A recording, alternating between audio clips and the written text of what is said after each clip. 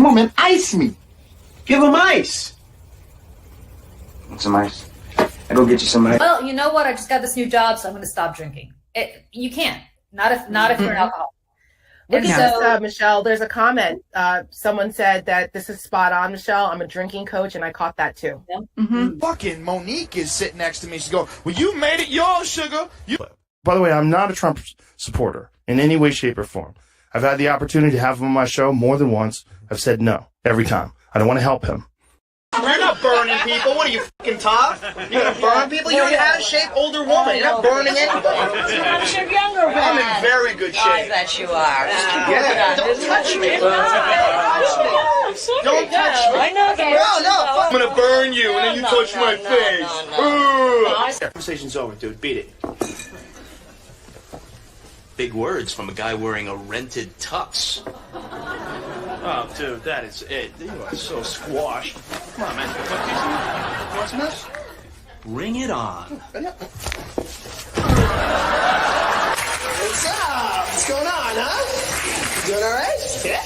Well, life's going pretty cool right now, but I gotta stop dating bimbos. It's like the biggest problem I have in my life right now. If someone steals a riff from a song, that shit's in the news constantly. Yeah. Motherfuckers steal shit and make it on HBO. They steal shit, they put it on television. What are you saying? Listen, I know you guys saying that you're acting like a little bitch. No, you're not saying that. Yes. You're agreeing with me, motherfucker. They're not agreeing with you. They don't even know what the fuck I... I'm gonna do the Spice Channel version.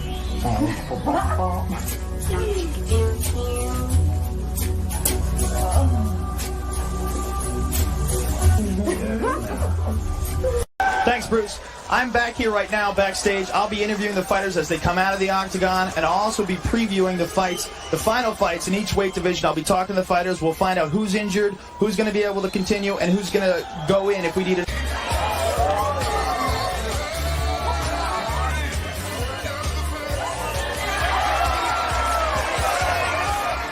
Today on the Game Man Show, we talk about bottoms. The guys who are always on the bottom in bed.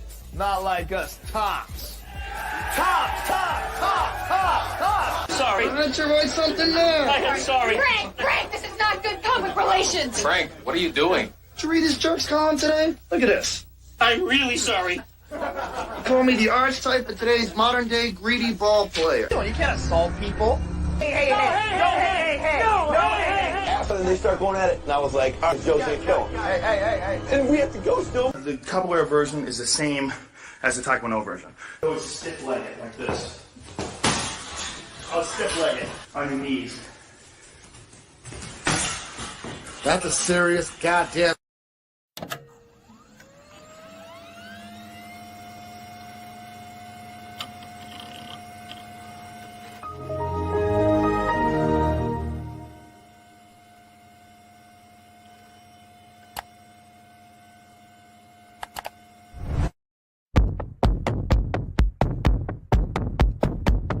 I could sit here and read live commercials and just make tons of money for the company. I could tell you the same thing over and over again. I can't be tagged as the guy who's a dick. They must be so jealous of me. I'm so successful, and they're just kind of not. You know what I mean? I feel the jealousy. That's why I don't leave my house.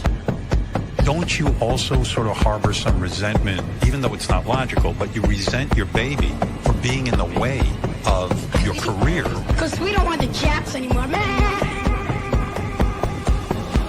Because I want respect. Some people say our show was the first reality show. I don't think there's one thing I've ever said on the radio that would have been found indecent or obscene. The secret to my show is honesty, reality. That I will say the truth.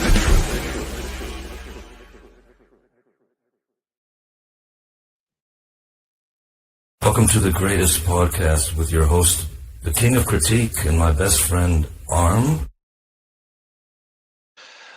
Just as I thought it was going all right, I found I was wrong when I thought I was right. It's always the same, it's just a shame, that's all. I could say day, and you'd say night. Tell me it's black when I know that it's white. It's always the same, it's just a shame, that all. I could leave, but I won't go, though my heart might tell me so. I can't feel a thing from my head down to my toes. But why does it always seem to me? She's looking at you, you looking at me. It's always the same, it's just a shame, that's all. That's all. Anyway. Bon, do you know the significance of that song? No, I've never heard There's of my it. Shuley laugh track. When I've never Johnny heard Depp it. I've was entering the never heard trial, of when he it in my whole life. that's Phil John. Collins' Genesis. She seems to have an invisible. Well, what was? Oh, Just do it again. I wasn't Paul paying McCartney's any biggest attention. hate. You weren't listening. You just DM'd me in the private chat. I can't wait to hear you sing. I go Oh, but do I it, didn't know and you're what you were jerking off gonna to yourself sing. looking for Prince drops. No, I was just leaning back with my eyes crossed because it's 7:43 a.m. Just as I thought it was going all right, I found I was wrong when I thought it was right. It's always the same, it's just a shame, that's all. And I could say day, and you'd say night. Tell me it's black when I know that it's white. It's All right, always the same, it's just I a never want to hear it shame. again. So, yeah, I think it's an awful song too, but don't tell Johnny Depp that, because that's what he chose to walk into Fairfax courtroom every day in the morning, blasting out of his Lincoln Navigator with security.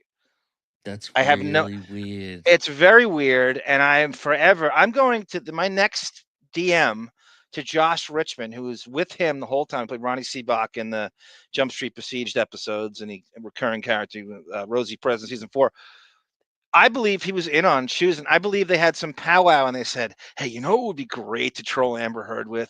You know that Genesis song, That's All? I really feel like it's about you, man. It's so fucking us. It's so close to what we're doing here. So he decides to, I have no idea. I mean, if he played Susu Studio and all the corny Phil Collins stuff, would that be cooler than that? Why is that song It's directly from Monty Python. I think he could have played Invisible Touch would have been better because that's about drug addiction, but he frames it in a way that it's about a chick that's out of his league or something. That would have been ironic sort of thing. His biggest mistake in life. That's the biggest mistake he's ever made, ladies and gentlemen. You take his worst movie that Depp's ever made. Doesn't come close to Amber Heard. Thank you. Oh, I John, might Mordecai. I might give a run for its money. You know, you realize too that him being in a pussy fog occupied over a decade of his life, just gone with bad decisions, and just he looks at his 50s. It's all about her. Right? There's just no other, just mired and, supposedly canceled from Hollywood. What that even means, he canceled himself with having one bomb after the next. And it's all about money. Mordecai was something to do with Lord of the Rings. No. I mean, the name might be derived from it. It's a knockoff of, it's an Austin Powers knockoff. Like one of these like Brit comedies. And it was, if you watch it, it's clearly inspired by like Austin Powers. Mordecai. Do the roll call. Do the roll call. Look at these people. The roll call. It's the David Villataro. I believe you as well, buddy. It's called Damn Round 3. Why damn? What is that? What are you, Sophie B. Hawkins?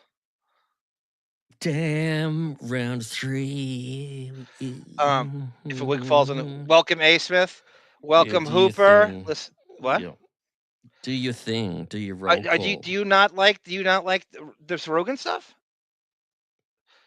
I don't know. Well, weren't you begging me to do this? couple months I ago. never And now you're not begged in. you. I gotta vet you better. You got a little goldfish brain yourself there. You gotta lock down on this stuff. I never. You're asking to do this, right? If it's I not didn't that, do. I didn't beg. I said it you could didn't be a beg, good but idea. you said it was a good. I'm I always completely say it I'm could. completely locked in. Oh, I I'm can't completely believe we're locked in. arguing at 7:47 a.m. Oh, You're too cool for don't this one blame too, me. huh? Don't Oh, I blame think you're me too cool for for this it. now. I think you become too cool for the No, I topic told after a you. while. I've I told do you so believe many that. times I'm bad in the mornings. So I've just. Okay, I'm well, reel it bad. in. Like And David, go everything's. fuck yourself. Take the name off and Yeah. call yourself Jose again. Yeah. He confused David last week. David thought you were replying to him, and David said, "Well, thank you." I And know. then you went, Villataro, and he went, He just David went is like he not went going to and be he here went like today. when he We might have realized you were talking Casey. to. We might have Casey. So We well, might he's so have. flaky. I know. You'll be saying that for the next 3 months. I I know. can't believe he turned up the other week. I'm just gonna say I it couldn't every show believe from my now. goddamn eyes when I saw him. I was like, he's not going to stay longer than 2 minutes, but he stayed for about 20. I'll All take right. anything I can get. I go in knowing he's flaky. I just know. I just run the risk of just give him an invite and see what happens. Hooper, welcome, cool. sir. I'm not gonna listen until Sarah posts another pic of herself and a side profile. I thought Bon would have. Oh, good Lord. If that happened, I would be like, I would be so happy right now if that was the case. Welcome, Melvin. Oh, by the way, I disagree with you. We agree on so much on TV. I disagree with you about the Jon Hamm show. I don't love the title. The title should be called Hedge Clipper. I think it's excellent. I plowed through 2 episodes. No, It's very American. It's very American, and that's why you don't like it. Fuck with me this early in the morning. You must be kidding. You like that show? The Jon Hamm show is such a better idea for the title. It's not corny. No, it's not. The hue, like you think it's like he does a little narration, and when it's funny, it's only done in short doses and it's subtle. It's way more serious than it's funny. I really think it's good. The criminal activity is like 2 minutes an episode. You know that. Don't deny that. It's building. No, it's building more. I like the way he sizes up I can't believe his friends' you houses. watched that over my highest recommendation, which was Mobland, an English show. I have to do the British thing. I really have to psych myself up to deal with. But it's got Tom Hardy, who was McBain. We went through this last. You're still time. saying McBain. I know I'm not. That's the last time I'm going to say it. Tom How Hardy could was you in a not movie wanna with. watch this. Tom Hardy was in another mob movie with James Gandolfini. Did anybody see that? Is that good? I never watched that. I was going to, and I never did. I forget the name of it. It came out like just before Gandolfini died. Buying 16 pounds. Look at 16 pounds of ground turkey. Look at Ace, man. 16 pounds of ground turkey. I believe that ground turkey's got to lose about 10 pounds, A. Smith. Sorry, Vanderpump. So I will give it for you. I will certainly give it a shot. I'm not huge on Brit shows. I really am not.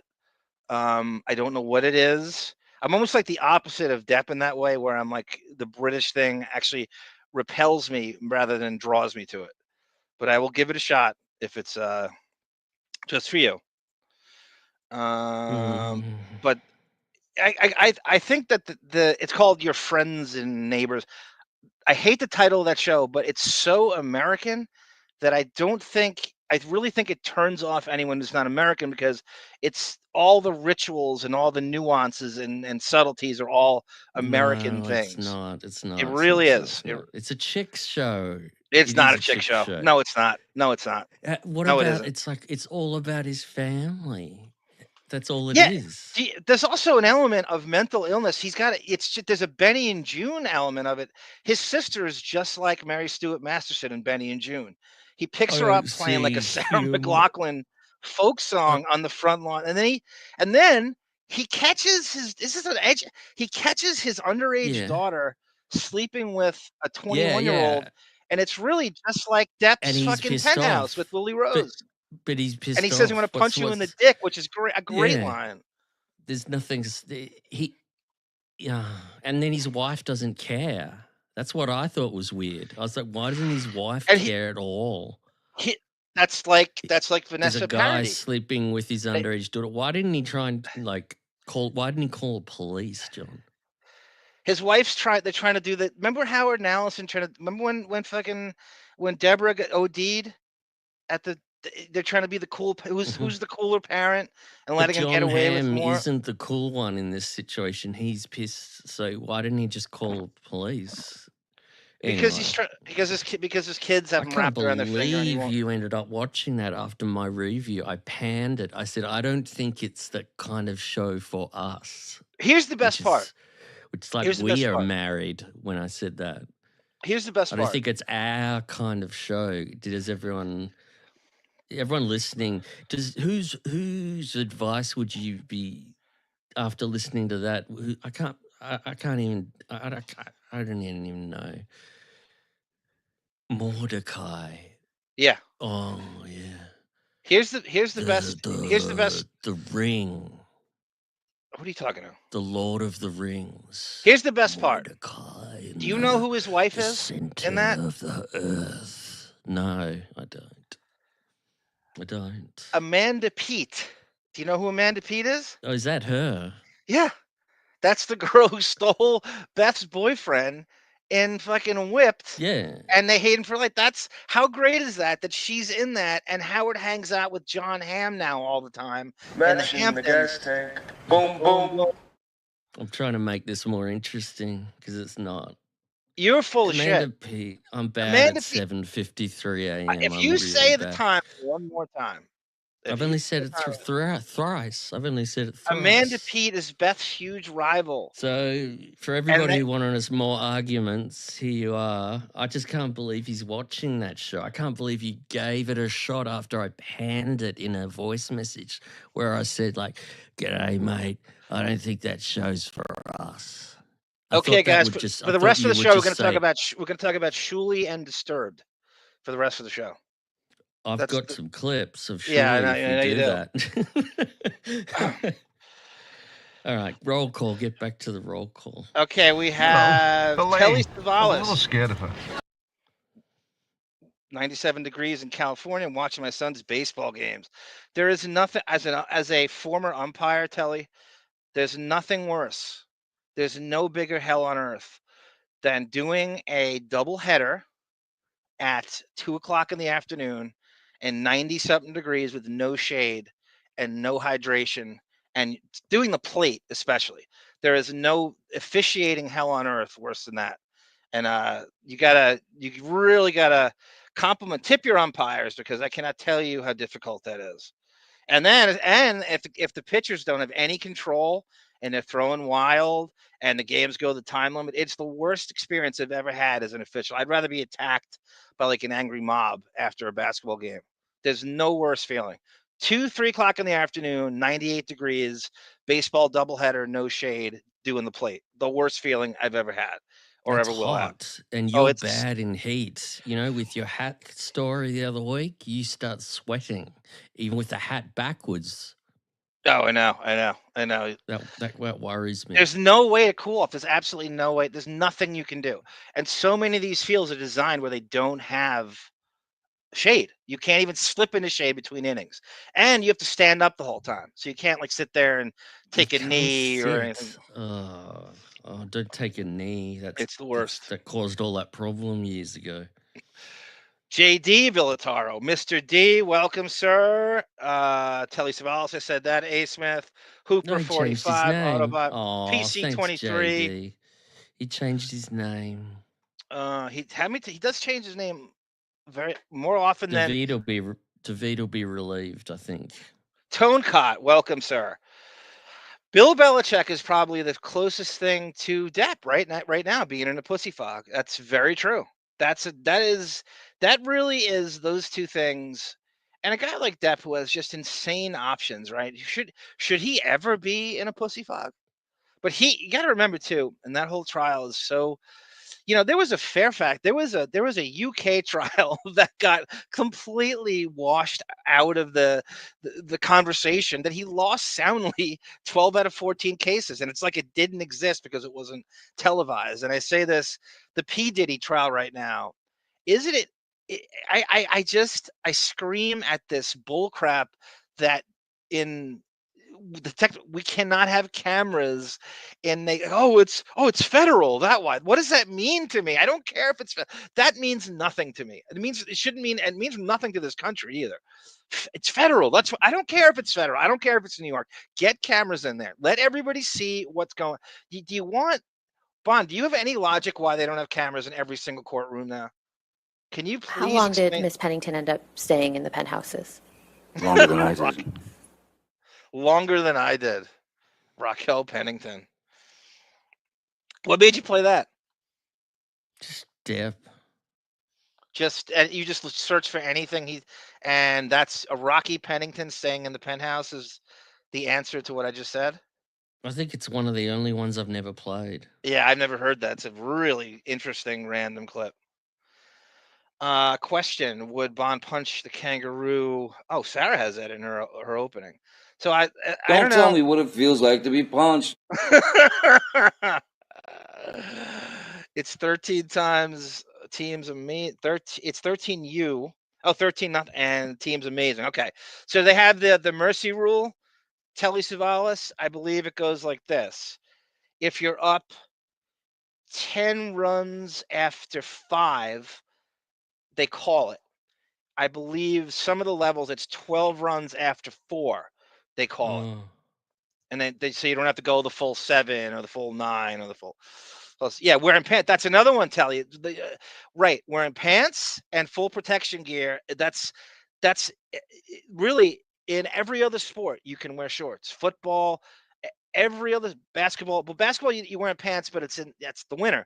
But summer league and all the other outside leagues, it's all you can wear shorts. And every other, whether it's lacrosse or soccer, they're all wearing shorts. Only baseball must you wear pants, as if anybody gives a shit. It's really some stuff we have to get rid of here. I've been naring because I'm so lazy. I says arm as an ump, anything close is a strike. Most people would agree with you on that, Telly. And then the other team, like they all just look, keep this thing moving. Anything close, call a strike. And as soon as you do that, the team that thinks they have a disadvantage goes crazy. It works up until a certain point. I umpired 3 little league games as Housey football. My old little league in my 30s. I wanted to kill myself. Also, the parents. I know the worst thing is you're volunteering. It sounds like Housey doing it. You're doing them a favor for the kids, and they are making it miserable for everybody by yelling at you. It is the worst experience, especially if you're not getting paid.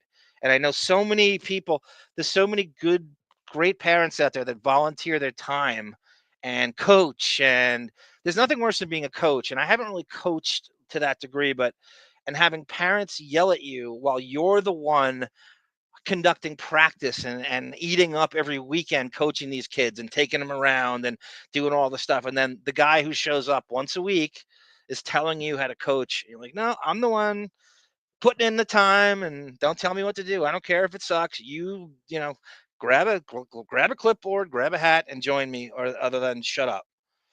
And that's how I would feel if I were coaching and I had parents who didn't step up doing it. Okay. I want to make an announcement for a future show. Now, before Bon Jovial becomes too cool for this show, I'm going to announce it now. So it's documented, because he'll become too cool for this show by maybe midway through it, or if we do 2.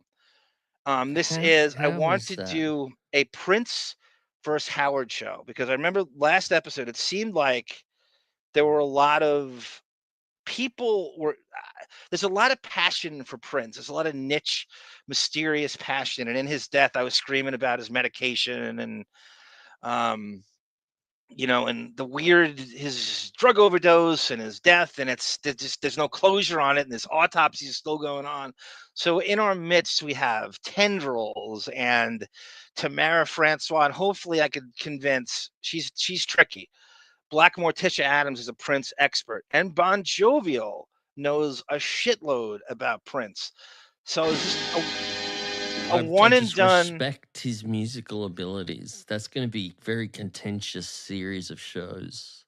I mean, my stance on Prince is that he's overrated. My stance on Prince is that when I was in high school, it was not cool. It would be like having it would be about as cool as having a Paula Abdul shirt, walking around high school in a Prince shirt. I mean, honestly, like, I'm not taking anything away from his musical prowess, but you would never admit to listening to Prince in my high school. But now it's become this kind of retro hindsight cool thing. I agree and with that. believe me, it wasn't for like the it's like Generation a hipster X thing now. Yeah, now it's become him. Now, Brendan, how dare he, right? Here's Brendan. Prince was a genius, but on medication, on medication, on medication. Now, Brendan is the guy that would mock you mercilessly. If you had a Prince, you know how mocked you, he would be right at the front lines of shitting on you if you had anything to do with Prince. That is the last guy I would think's calling him a genius. Well, you know what? There's a Sinead O'Connor connection with Brendan and Prince, so maybe that's why. And I'm not taking anything away from his musical prowess. I'm just saying from a purely, and he just, it's a topic that it seems like people want to talk about. We have a lot of people. And with Howard, it was a guy who could never get on the show. He's obsessed with, he and Ralph talk about imitating his personal style all the time. He had that, remember the concert in the Hamptons where he turned the lights out and he spent an hour shitting on Prince? Howard got invited to exclusive. So there's a bunch of stuff like that. There's a lot of stuff over the years that I can go to. And Depp, I can weave Depp into this. Do you know that Prince stole Sherilyn Fenn from Depp in 1987, 88? Oh, no way. I swear to God. That's from Black Morticia Adams. She was one of the greatest things of the 80s. I swear to God. If you watch Platoon, it says Sherilyn on his helmet, no pun intended. She's the most beautiful woman. Oh my God. Speaking of beautiful women, let's welcome in Chubby Pickle. Welcome, sir. How y'all guys doing? Good, good. How does he sound to you, Bon? Sounds like Chubby. Welcome. Say that again, Chubby. How's y'all guys doing? How y'all guys doing? Is it too low or? Yeah, I'll attenuate him, as the professionals say. Hey, attenuate this. Oh, Chub Star. Let's have a look at this Chub Star. Look at you. You're back from Australia land. How's that jet lag? 21 hours, dude. Yeah, it must. And the truck, as if the truck could complain, the truck had to go by ship, didn't it? My truck is not back yet. Oh no. Wow. That's really bad. You must be scared because that truck's probably worth $200,000 at the least, isn't it? Be truck honest. and trailer, $275,000. Chubby, you might be black. You might be black, but your truck drives like it's Asian. The fact that it's that's gold. That's classic arm there. Chubby, you must be bummed out about this. Oh, look, he wrote the Aussie New Yorker. Look at that. So what's going on with the truck? Tariffs, man. They're not shipping nothing in, dude. My truck is actually sitting on a boat in the water. Terrorists, right, as in Hydra and the Red Skull. You know what I'm talking about. Yeah. Tariffs. Oh, I thought you said terrorists. No. Thank God. So you're in reverse. You're getting screwed by Trump, and you live in America. Actually, everybody's getting screwed by Trump, isn't it? I don't know. And he's kind of in a swing state too, Georgia. Now. Mm-hmm. Yep. So I got a rental. Oh, sorry, Arm. Go ahead. No, it's your show. No, fuck me. You go. You're the host. No. You do whatever you want. If you want to play. No, what I was gonna say was we got some. Last week, when I asked you guys to come on, I wanted to tell y'all that that I was going through issues with the truck and I was getting phone calls left and right, so I couldn't come on passed last out, week. right? No, last week I couldn't. I was getting phone calls from customs and my people I was talking to, what I was with in Australia. They was like, "Oh, don't worry, it's gonna get there," but I never got a definitive answer. So I was dealing with that You all were week on last the week. phone during the show. That's what you're Yes, sir. saying. Yes, sir. Good Yes, sir. Lord. Chubby, can you hold that thought right now? I fan's just want to still ask. working. Tendrils, would you care to sit in and do the show at the Prince show with us while I have you here? You usually hear the whole show, but I just want to make sure. Are you okay with coming on? You could block the camera and everything, so you could, that's fine. We all do it. It gives us freedom to go to the bed. So you don't have to, even if it was a quarter of a show, half a show, would you like to come on? Are you comfortable with that? Is there anything we could do to make it comfortable? Exactly. He's got a big decision to make. Now. She worked with us. Oh, it's abroad, isn't it? Yeah, I forgot that. Yeah. I'm a Prince freak. Oh, so she says, oh, good. So Tendrils has tentatively agreed. So Tendrils, give us your waiting long. Give us your email. Email it to armthedeppening@gmail.com or the deppening at gmail. armthedeppening@gmail.com or 17th Squabble Lane @gmail.com. And we will send you a link, and how that works is you click on it and you end up here, and we'll set it up. It's not going to be for probably 2 weeks, I think. But it's probably a one and done type of show. What kind of accent will Tendrils have, John? Because she's from California. Oh, that California accent. So it'd be like 90210. Yeah, she's gonna sound exactly like Kelly or Brenda. Tori Spelling. That's who she sounds like. I don't know if we'll enjoy that. No, I'm kidding. We will enjoy that. Where did Chubby go? Why did Chubby go? Are you playing with the No, screen I did setting? not touch that. I did not touch him. There he is. He's noodling with something. Hey, Arm, I'm glad. Oh, this is my shifter. My Rally gear girl, shifter I knew for it. The truck. What I was gonna say was, I'm glad you gave that email, because before I left, I sent an email letting you guys know I was leaving. I was gonna be on the show for a while, and boy, Dr. Sarah really ripped me a new one, bro.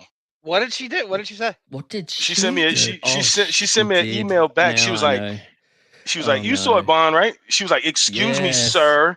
Please do not email me at work. I'm like, wait a minute. Wow, sorry, right? The problem with that was the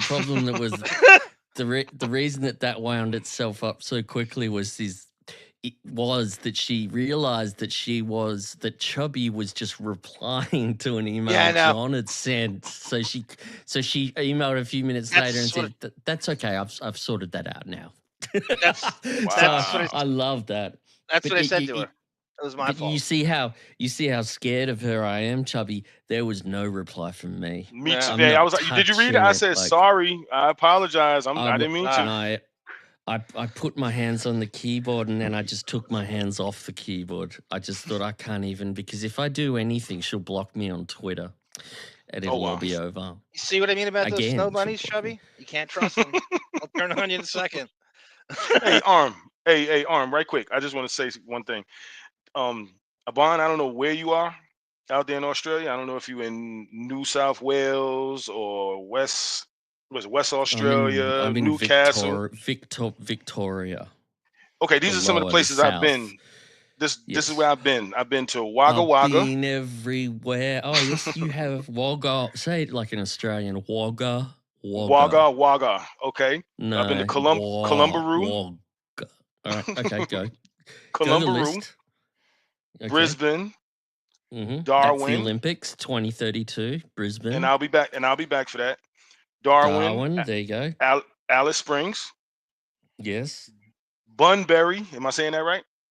I've never heard of it. Okay. Adelaide Springs. No, Alice Springs and Adelaide. Wasn't that the Drummond's housekeeper? Adelaide, yes, sir. That's right. Oh, it was very Yeah. good. Wow, you went to a lot of places there, Chopstar. Yeah, man. Yeah, and man. a lot of good Worked out weather pretty though. good. You probably enjoyed the weather. It was probably just warm all around. I hit a couple of rules. This is Oh, what a great guy no. Chubby is. Could you imagine going to Australia with your truck and getting ghosted by Bon Jovial from Atlanta, and he ghosts you? He's on the other side of Australia though. He's on. Nobody understands that in America, Bon. We all think everything's 2 minutes from each other. No, he's like in Seattle from where you are, John. That's how far away he was. Oh, Tuesday I'm going to 25 Davis Avenue, Port Washington, New York. Arm. Oh wow! You know what that is? Okay. Yes, of You know course what I that do. is? I worked there with Anton for a summer. Home of Publishers Clearinghouse. That is about as close to New York City as you can be while being in Nassau County. Like Howard's old house in Old Westbury is very close to that. Yeah, man. That's Monday North morning. Nassau County, very affluent area of Nassau County, Long Island. Yep, I got to be That's there. It's a nice town. It's a really nice town. Oh yeah. Okay. It's a Well, I'll be there Monday non-Jewish, morning. Wow. And you're driving to from meet Georgia to Port Washington. Yeah, I got a rental. Since I don't have my truck, I got a rental, and I got to keep these wheels turning. So, got to do what I got to do. From Atlanta to Port Washington is where Chubby Pickle drives. He can't wait to have his I love first. that the only thing Chubby has left from his truck is that shifter. Show them all the shifter again you're playing. That's all he's got from a truck that's worth nearly $300,000. That's it. My shifter. So when are you expecting this beautiful truck? Next going to week. be a month. Next week, Okay. hopefully. And how much was I correct when I said that it cost $20K to take that to Australia on the ship? Yeah, $20K to take it, $35 to bring it back with the tariffs. Oh my God! And they pay for Yeah, that. Channel 7 pays for that, don't they? The 7 network, look, yeah. And we just call it Channel 7 here. You're right. You know, it is the 7 network. I thought a couple times I was going to be called the N-word out there, the hard R. Oh, but guess what I was no called? way. Guess what I was called one more would. than anything? Don't tell me. A prick. I don't even want to. Prick. What? That's the major word out there. Prick. Prick. Oh, yeah, prick. everyone's. Is that a euphemism for the N-word, Bon? No, it's just like, No. is it? I don't know. Yeah. Answer that, No, Ron. Is it? no. It's just like douchebag or something like that. But why were they calling you that? Because of the truck. That and I don't. You guys drive on the other side of the road than we are. So the first couple of days, it took me a long time to get into the rhythm of how you guys rock. Oh, Totally. it'd be hard. And so people Yeah, man. yelling, "Merge, Oh you yeah, prick!" on the radio. Get out of here, you American merge. prick. Hey, you're on the wrong side of the road, you stupid prick cunt. Wow. So what about everything? Give us your review of Australia. Just Jen. I will be back for the Olympics. I've been drinking LL where's Beans my lemon lime bitters. Since I've been back, I've been totally sober. I haven't drank anything. I'm drinking orange juice right now, so I'm off the bottle. Sorry, drinking coach, but I'm off the bottle for the moment. That's what Australia does to you. I can't believe this. You're sober. Why? You've been drinking every time you've been on this show. Yeah. I know I fell asleep one time. I apologize. Sorry, fellas. That. Sorry. I'm surprised I haven't made clips of that yet. Vandenberg rum. Yeah, why is that? Why does that have a leg up on the rest of the rums? So smooth. Okay, it's smooth. So smooth. How's the hangover? How's the hangover? No, zero. Okay, I wonder Zero. why. Yeah, I don't know. I guess it was the lime bitters. I don't know. It could be. Man, it could be. Awesome, man. Awesome. Hooper, thank you. Hooper, how you doing? Wait a minute. There we go. Chubby. Still counting Port down. Washington. Look how far we've Port gone. Washington. Hooper reminds me. It totally slipped my mind. Is Beth's North Shore Animal League launch? That's the first. That's the time she address. That's the address. That's you're the going address. to I'm the taking North dog Shore food Animal up there. Yeah, that's why I thought when I read the address, I thought you might have known that's where I was going. I didn't. Well, I mean, you'd think it's the only place in the whole damn town. You didn't. That you're going to Beth's North Shore Animal League, so you have to name drop like a motherfucker and get back to us.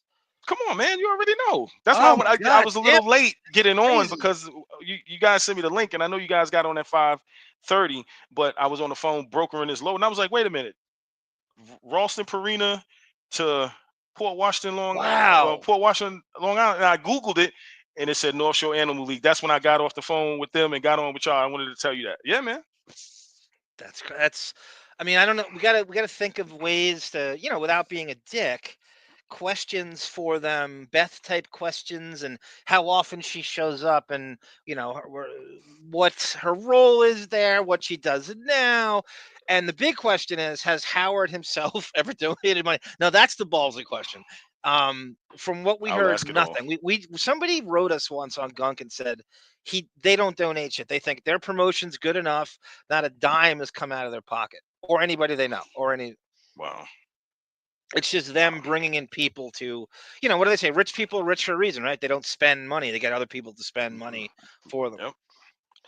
Yes, sir. Housey says, I'd absolutely love to go to Australia someday. So we're good for that Prince show. As long as we have, Tendrils and Bon Jovi. I believe Tamara Francois really feels like I'm going, her agent is such a pain in the ass. So I'm going back and forth negotiate. He is Buchwald-esque pain in the ass. Wow. So she should be good though. I'll work my magic and my, I don't know. All the offers she gets from week to week, podcast wise. So we got to compete mightily with them. Wow, busy woman. Go ahead. Oh, Tonekot's right. It's no mastic, but it's very affluent. He's right. It's no mastic, surely. I can't believe how much you know about Long Island, but you're from the Bronx. I think we lose sight of that a lot of times. We definitely lose sight of. Did I ask you a question about the Bronx? Now, I apologize if I did this. Is there a walking bridge on 145th Street that you can walk to Manhattan and vice versa back to the Bronx that leads to sort of Fordham or Yankee Stadium? Is there like a walking bridge that goes over? They built one. That's recently. Yeah. It hasn't been there. Okay. So the last 10 years? Maybe. Yeah, but I would think less than that. But I know exactly. I'm thinking of the area, and I'm like, is it a walking? Is it far? Or yeah, it is a walking bridge that was built over there recently. Yeah, I want to say it's 145th Street in Manhattan, and then you walk across it, and it goes into the Bronx, and I guess it's by the Fordham area or close to Yankee Stadium. It'll be closer to Fordham area. Okay, but Fordham's not that. How far away is Fordham University from Yankee Stadium? Oh, not far. Not even 5 miles. Okay. Yeah, it's not far at all. And people don't. There's a Little Italy in the Bronx that's actually better than the Little Italy in Manhattan. It's Arthur Avenue and all that shit. That's actually more vast. Yeah. Really, I mean, the Mulberry Street in Manhattan that's it. There's no other Little Italy but that. That's it. Just a couple blocks. That's it. It's highly overrated. It used to be good. Now it's all been Ching Chong, as Bon Jovial said before we went on, which is crazy. It's so gentrified as Chinatown is taking over all of Mulberry Street. Wow. Are you into this, Chubby? Are you into this Rogan show? Man, he has a OJ Simpson head, man. I love this stuff, man. He has a big pumpkin head. Do you notice that, Joe Rogan? I did notice that. I forgot about that. In fact, this is good, man. This is good. Good clips too. Mary Jean says, yeah, dropping loads. Mary Jean says, I'm from the Bronx and I graduated from Fordham. Mary Jean, what my friend Brad Howland was a baseball Hall of Famer, really good friend of mine. He's in a text chain I'm on right now, and he's from my hometown of Sable, and he leads Fordham in all these baseball categories. Are you younger than that, or like what year did you? Because that's I don't think people realize how many like big names have come out of Fordham, like broadcasters, like really huge broadcasters have come out of Fordham. It's a really, and I just saw it costs $65,000 a year now to go to Fordham. I don't know why I looked that up, but I looked it up 2 weeks ago. Rich people always need tax return. Thank you, Mary Jean. Okay. So this is, I want to give you a little context since we went into Joe Rogan's personal life and some salacious shit about him. Oh, hold on, John. I've got something that I have to inform you about, which is going to upset you. Are you ready? Yeah. You have competition. Somebody is stealing your act, and I found it this week. Watch this. Another episode. My name is Barty Araz. I'm your host. I'm the Stop Drinking Coach, and I'm super excited to be digging into another episode with you today. And in today's episode, I really want to dig in and explore and help you understand what the term or concept one day at a time really means. Now, if you've been trying to... Can you believe that? Well, he didn't. He's telling you to stop. I'm not telling. I know, that's what I'm getting to. And he's also mocking you. Okay. Because this is him. This is his podcast, the Stop Drinking. He's trying to stop people from drinking.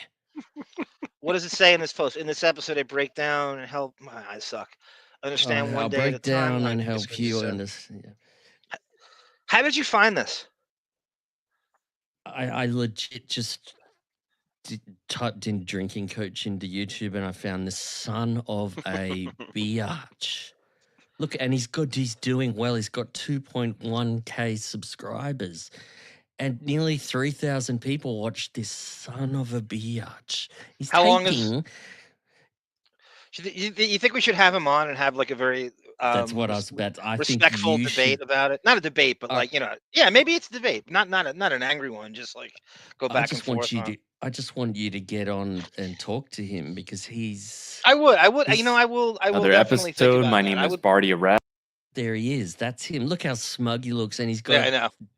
Sort of decent kitchen. I guess it's all a bit... Chubby, what do you think of that kitchen? You know kitchens, I'm sure. You've got a nice kitchen. That doesn't look... Look at Johnny. Yeah. Don't worry about that question. Look at Johnny Myers. Is it possible to have take it 2 days at a time? That's a great line. That's really funny. That's like really that. Funny. That's t-shirt worthy. So Johnny, right, I just Johnny, need to show that. Johnny Meyer was had a bit of a, I don't know how to put this. He was immortalized on. He was on our show. I want to say it was 2 years ago. And it was like a Friday night, I remember. And so what they do now on our podcast is they kind of do this thing instead. So they show like a profile of whoever you bring up that's even quasi famous. Sometimes they do it where they put like a collage of all the names you've brought up if you name drop. And sometimes we've name dropped like 70 people and it shows every celebrity you bring up. He was actually shown in the profile on the bottom, like in between like Nicholson and Christopher Nolan or something on his own show. Because he was showing us that he had, all the little roles he had. And he actually comes up on which it's not, I think it searches IMDb, but mostly, and then pulls it up. But it was really interesting that he was able to crack. That's the power of Johnny Meyer. He was able to do that. Oh, really? Brendan, it's too early for that sort of shit. Why not fire it up right now? How dare you? Go ahead.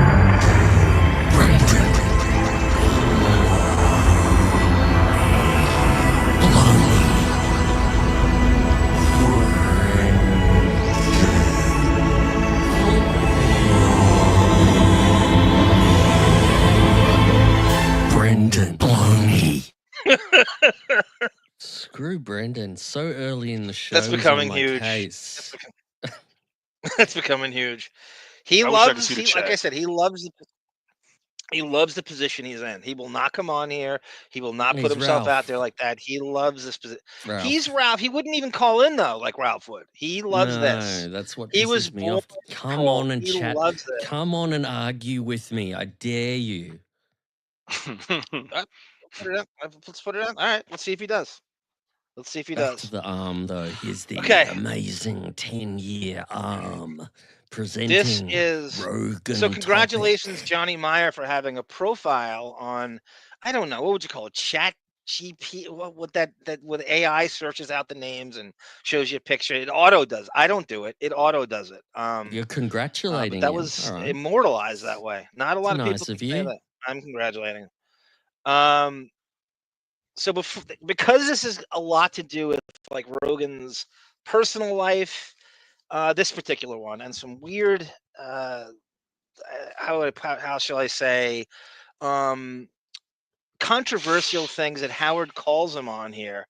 I wanted to tap into his actual personal life in modern day, I think, which confuses a lot of people. I think if you don't know, so this article here in Newsweek says, who are Joe Rogan's kids? Meet the podcast host, 3 daughters, just like Howard. He has 3 daughters. Joe Rogan is known for his multifaceted career as a comedian and podcast host, among other gigs.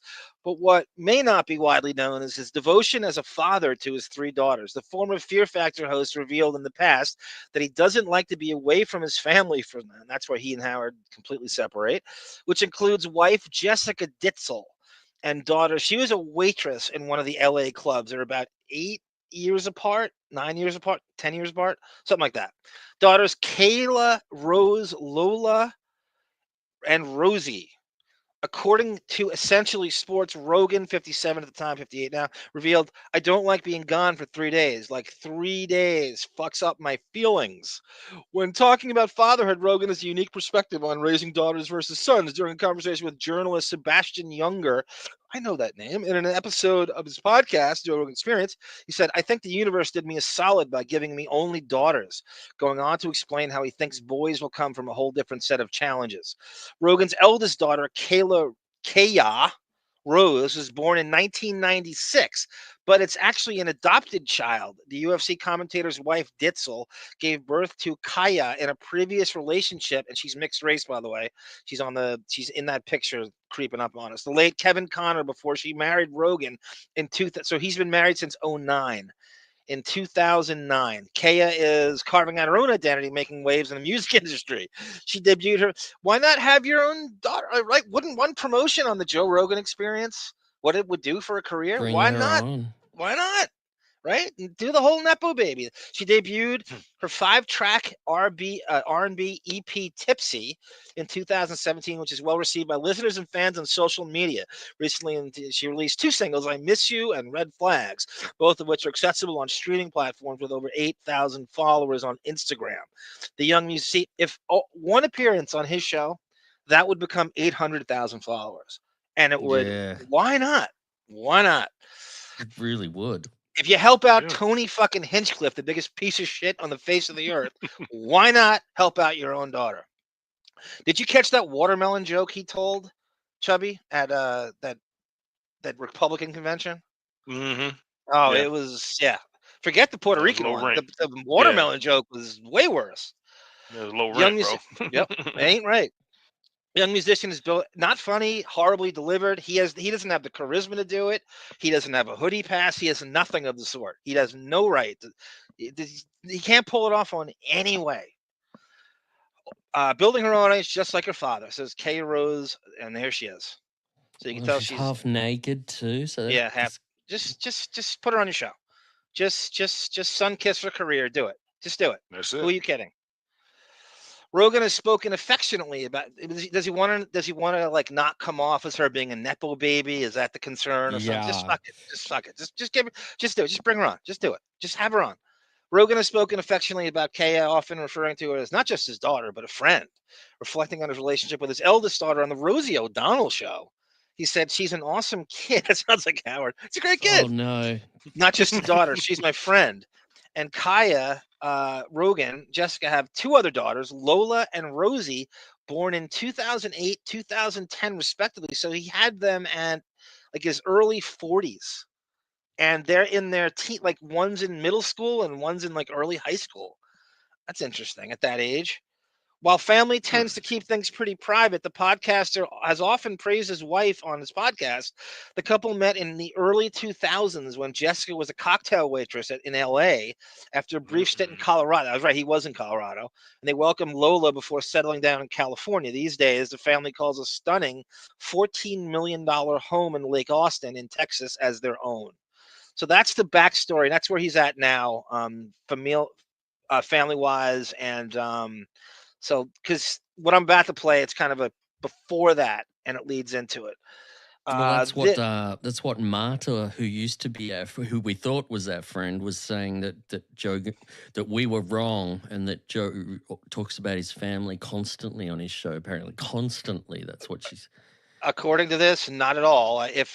I've listened to enough of his show to know he will occasionally slip it in, and it's very, very crafty the way he does it. It's not expansive. It's never more than like 30 seconds, and it's really tough to gauge. He's really slippery, family-wise, and I don't think he's. Here we go, Joe Rogan. So this is. Let me start with here.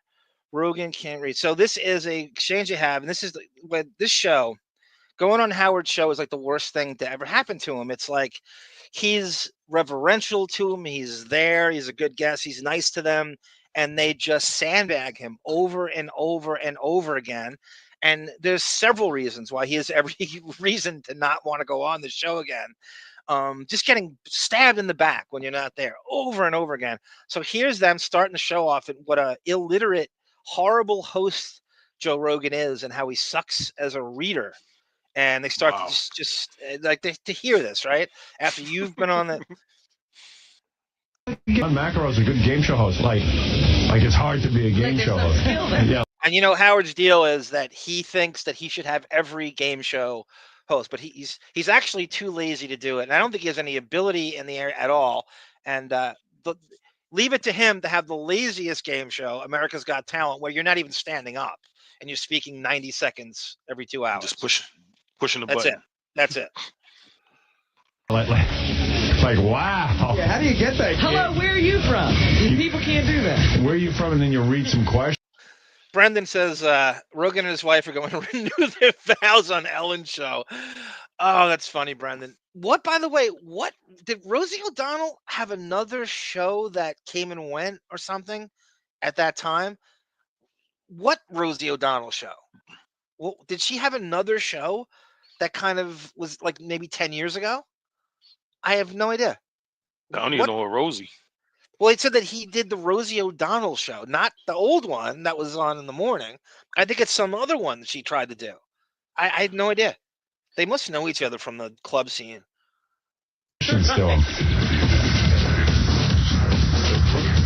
Because I was once talking to some guy that they wanted me to host a game show, and I was like meeting with the dude, and I didn't have any time to do it. But he goes, "Well, do you think you could be a game show host?" And I go, "Well, gee, right after I get out of elementary school, I'll let you know if I can learn to read. If I can ever master." Oh, thank you, Mary Jean. She had a podcast. That's right. It's not still on, right? Like very short lived. Like it was just one-on-one. It was on Sirius, wasn't it? It was on Sirius. Yeah, Howard went over there. That's right.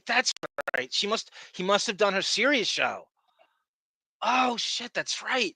It just kind of unceremoniously went away.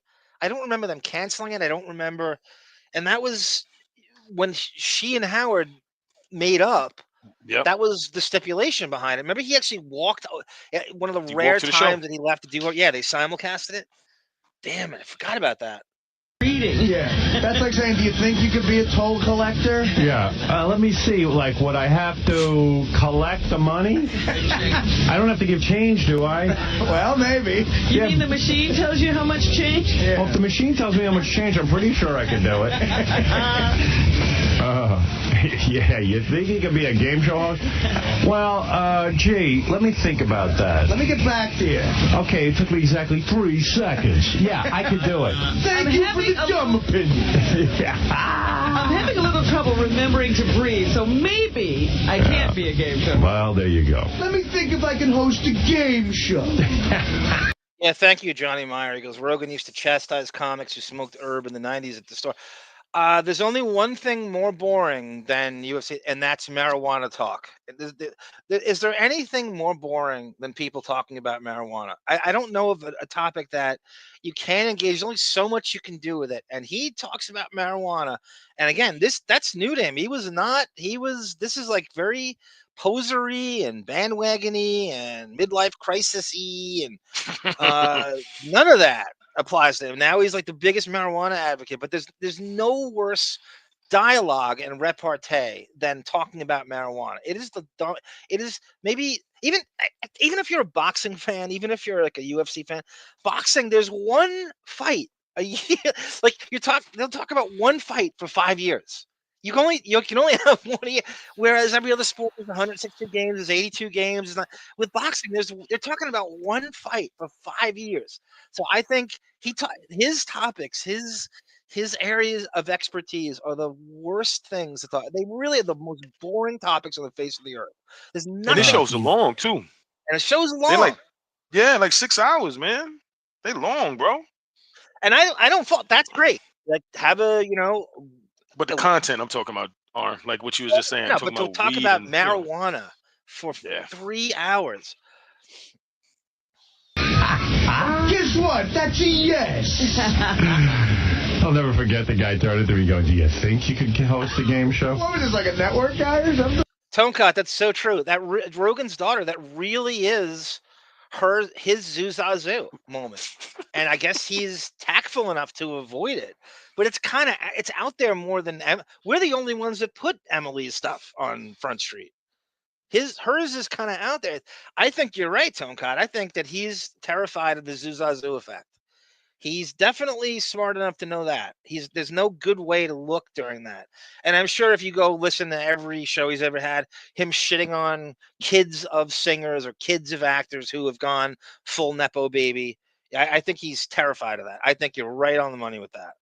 No, he was a guy from a production company who had some wacky idea for some retarded game. I've never seen it on TV. He pitched it to me. Never made it anywhere. I think he thought if I got involved, it would somehow, get on the schedule or syndication or something. Get off the ground. Somebody would pay attention. Yeah.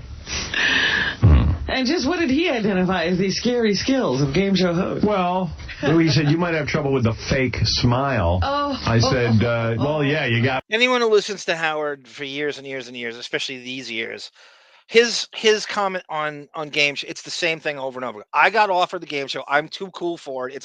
What's a cool game show? Please tell me, please tell me, Plughead, what you consider cool. America's Got Talent, when it's actually rigged, it's proven to, they cast it, it's completely fake. That is the corny. Is there anything cornier than they would do these interstitials where Howard would bop along to the pop music of the time? They would play like Sia, and he would walk in slow motion to like a fucking Pope mobile with the rest of the panelists. What is there anything worse than him acting too cool for school for a fucking game show? What is a cool game show, Plughead? I'll be there. Yeah, maybe I can host a game show. Well, wouldn't that be what's unique about you doing it? Like he wants you to be Wink Martindale? Yeah. I said, well, what about me not smiling? Yeah. Oh, I see. You're a genius. Wow, what a risk taker this Stern is. I see. They all have short hair. You have long hair. You're breaking new ground. Well, you're ugly. That's a different kind of thing. Bill Cullen wasn't that attractive. And he had polio. Yeah, he had polio. Gene Rayburn wasn't Bob Redford either. Right. Yeah. So he said, yeah. Comedy 101, if you have a joke and you're using Robert Redford, you say Bob Redford instead. And it's funnier if you turn the Robert into Bob. Yes. He sounds jealous, don't he? He does sound jealous. He's jealous of everything. He sounds so jealous. Man, but he won't take sounds it. so jealous. Because the only thing easier than that, Chubby, is his show. The only thing easier than a game show is the Howard Stern show. There's nothing. There's no pressure. You're not, even back then, you are not, you get anything you want. You don't have a format to adhere to. You don't have to hit the post. You don't have to play news. You don't have to do weather. The only thing easier is this show. Come in and read a script. I dare you to drop it and do the game show. You have to act like you care about the contestants' meaningless lives. I'm like, I could do that. And I'm pretty sure I can handle that. Yeah, I thought it was funny. How disappointing would it have been if I tuned in and you were caring about contestants' meaningless lives? Yeah, I mean, it would have been like... It's so funny, too. While all these game shows come out, the more successful it is, the more apt he will be to accuse them of ripping him off, if it's even moderately successful. But that's the go-to, too. If I don't take it, oh, you ripped me off. Then take it. Then take it. Then take it. Show us. Right. So tell me all about being a housewife in Ohio. Well, Howard? I love it. My husband's a great man. Yeah. And I have 3 people. That's a tough one. Right. All right, here we go. This is what you have to do. I'm going to ask you questions. You answer them, okay? All right, let's play. For points. Right. So how long have you been knitting? The guy who hosts the game show has to explain the game, and there's no way you can follow it. There's no reason why he needs to do it. It's just play the game, and I'll figure it out that way. What a pain in the ass. Oh, man, because they're like, yes, and then you get 30 seconds, and if your heart rate goes over a certain amount, and then if your heart rate goes down, you're then allowed to answer the question, but the buzzer... Before the commercial, you know? Well, Joe at the... To do that every commercial break. He has to tell you. Play the game. You know, when I'm watching Fear Factor, Joe Rogan has to do that every commercial break. He has to tell you what the stunt is that they're into, you know, if you didn't see the stunt before the commercial, you know? Well, Joe at the... Explaining all the time. At the top of the show, Joe has to explain, you know, that I forget what his explanation is at the front, but I know he reads it. Oh, yeah, and he's staring, got a death stare. He's got a death stare, and it just doesn't work for him. Like he's and also, like, you know what? Memorize how to play the game. This is a major gig. At the beginning of the show, it's a disclaimer, you know, like the thing, children don't do this at home, everybody. These stunts have been well thought out. Yeah. Well, that's a big part of that, yeah. I don't even think it's the disclaimer. It's he does some sort of... well, he almost looks like a guy from a lineup. Because he's sitting there and nobody's around him. I gotta tape that so I can play it on the air. It's really bad. Well, he's trying to be dramatic, right? Yeah. He's trying to be all scary. Right. Well, he is the game show host that doesn't smile. No. That's all right. It's fine with me. Oh, somebody said he's the worst game show host ever. Joe Rogan. But it's not really a game show. I like Joe. No, he's great on it. I'm a big Joe fan, so what do I know? He's just not good at that, you know, reading. Staring into the I mean, camera. what the hell do critics of a game show want the guy to do? You know what they want? They all want him to be slick like Alex Trebek. Yeah. You know, Alex Trebek's like, you know, so great. You know, Alex. So now we have him called, he's illiterate, he can't read, he's a plagiarist, he's a rapeist. This is what comes out of the show. This is what you get when you come on this show. The worst things in Joe's life have been administered to him from this show. Now he's an illiterate dunce in the worst game show on the face, and he has to listen. Now he's very much in rotation on the show, and he has to, if he's a regular everyday listener, he has to hear this shit. Could you imagine just kind of tuning in and your friends sandbag you you think you're friends every day like that? Man, that's deep, and I bet you Robin knew too many intricacies. Well, I don't want to mess up the word. I was trying to sound like David for a minute. I'm sorry. She knows too much about that show. She's watching. One of them two is watching, man. She watches everything. And they throw him under the bus like that. Yeah, he's watching it because he thinks he should have it. It's Schadenfreude. I mean, he's always in Schadenfreude mode. And by the way, because he thinks he should have these. He's rooting for him to. Nothing would make Howard happier than that show bombing and failing and going away. Because he thinks he should have it. Or he thinks, now that we know, he thinks they're ripping him off at the same time. So cut to a couple weeks or a month later, he has Joe Rogan on the show. But sort of, he doesn't walk it back. He acts like he didn't say it. Rogan doesn't call him on it. It's a completely 180 from what you just heard. Yeah, just to mention that Jim Carrey's movie's still bombing, and so is... it's horrible. You saw it? Speaking of I can't imagine it being good. I wouldn't go to see it. It's got bad reviews, but it's doing horribly is what I meant. On TV tonight is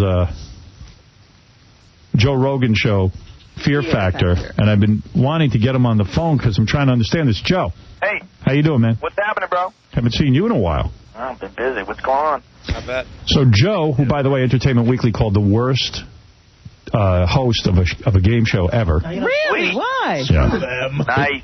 I don't know why. I think he's... It's not Howard saying it to Joe. It's Entertainment Weekly saying it to Joe now. And he needs to start it off by saying it. Right at the start of what he Right says, he just completely Artie's throws him under kicking it the back bus. too. I can't... Go, Chubby. Yeah, and I said Artie's doing the callback too. He's like, oh, no, really? He's not the worst. Yeah, right. Artie's in a tough spot here, guys. As you know, Artie's friends with all these people. So every time Howard shits on one of his friends, even if it's like a loose tertiary friend of friend, he's got to kind of go along and roll with the poison, as they say, while shitting on his friend. He has to sort of be on the fence. I think I don't know Opie and Anthony that well, but what I heard is Jim Norton would do this, where he would duck out of conversations if they were shitting on a friend of his. So he wasn't, and it's really kind of a weasel mood that he thinks that he's going to climb the ladder in show business. If he joins in, he's not going to get, so it's Artie knows the risk going in, you know, and he I'm sure if one of the great conversations, if we could ever speak to Artie again, would be that when they bring up when Howard shits on one of your friends, how do you handle that? You know, what's going on? The the confliction in your mind. Do you want to leave the room? Do you want to, you got a job to do, but you know, do you have to apologize to your friends after a show? It's an interesting thing, especially with Artie, who's a very nice guy. Brendan, A lot of John pressure. isn't apologizing for Why is that an Artie? Oh, Brendan, what are you talking? Why is that an Artie apologist? How is that John isn't doing that. John's just describing I'm what describing happens. what. God damn, you're such a fucking overly cynical little fucking ginger Blake Griffin motherfucker. Oh, stop, Brendan. Good at it. I don't know. They just don't like me. Did that bum you out? Nah. Who cares? They go, Master of Ceremonies Joe Rogan cements his position as television's worst game show host. Sweet. Also, too, Bon, right? You're bringing it up right in the beginning. What do you want to get from that? You want him to be annoyed. You want him to feel like shit. What do you get out of that? It's a other than put down. making Joe feel like shit. It's to maybe it's to say, look, I'm in control of this interview. I'm in control of this interview is one angle. Another angle is, oh, look, you're beneath me. I could do your job in my sleep if I wanted to. It's saying, both though as well. It's like stay in line with this. What we're about to talk about. I'm going to control it. Yeah, I agree with you. Yeah. This now it's like if you the physical part of Fear Factor. Howard couldn't handle the fact that he'd have to pivot or bend his back or move or walk around. Rogan, you know what I mean? Like he can't. He has such trouble with things out there in physicality where he has to show. So just the fact that he'd have to be out there physically and talk to real people and shake hands, like that's too much for him. Just the physical part of it. And shit's happening. I don't know why. I mean, I think he's very... Well, it's a distinction. It's nice. I think he's... That Jim Carrey's movie still... No, it's just, it's like when you watch Survivor and they're doing a challenge, you know, they've got to keep... Well, it's a distinction. Go ahead, sorry. Never mind. No, go ahead, finish your thought. No, it's like it's couldn't the simplest of physical tasks Howard can't do. If it's pivoting, but it's also calling down, something that's happening live. Right. Howard couldn't do that either. He'd be running out of words to say. You've got to keep it going. Look what's happening, and you've got to, yeah. It's nice. I think nice. Whenever idiots don't like me, I'm happy. I mean, I think you do a good job. Huh? I mean, you do a good job. Well, thank you, sir. That means a lot more coming from you than Entertainment Weekly. All right. Howard's such a fucking weasel. And then he does the double agent thing where he's like, oh, no, you do a good job. It's Entertainment Weekly saying it. And then Rogan's like, oh, thanks, Howard. Thanks for the compliment. And you can just hear him lying through it. Like any idiot can. Joe can't quite tell on the phone. He's trying to be reverential to him, but you can see already why he doesn't do the show. Side with him. It just takes less energy than trying to push back because, he'll just bitch about you for weeks if you just... If Joe said, thanks for throwing me under the bus right at the start of this conversation, you'd have Robin and Howard go, what? That's not what we were doing. And then they'd turn on you. Yep. Rip them apart. Yep. That means a lot more coming from you than Entertainment Weekly. All right. Your opinion I care about. Anyway. People are watching the show. He hasn't driven them away. Maybe more people would watch it if they took Joe off it. Maybe you never know. I might be holding it back. If they took me off it, maybe like 50 million people a week would watch. I think this is great, and you got to explain it to me. On Fear Factor tonight, because they always... you hear so Bon insulting. say... He's way too reverential. Maybe you shouldn't be the host. Yep. Yeah, he slid that in kind of slick, too. And Joe didn't catch that.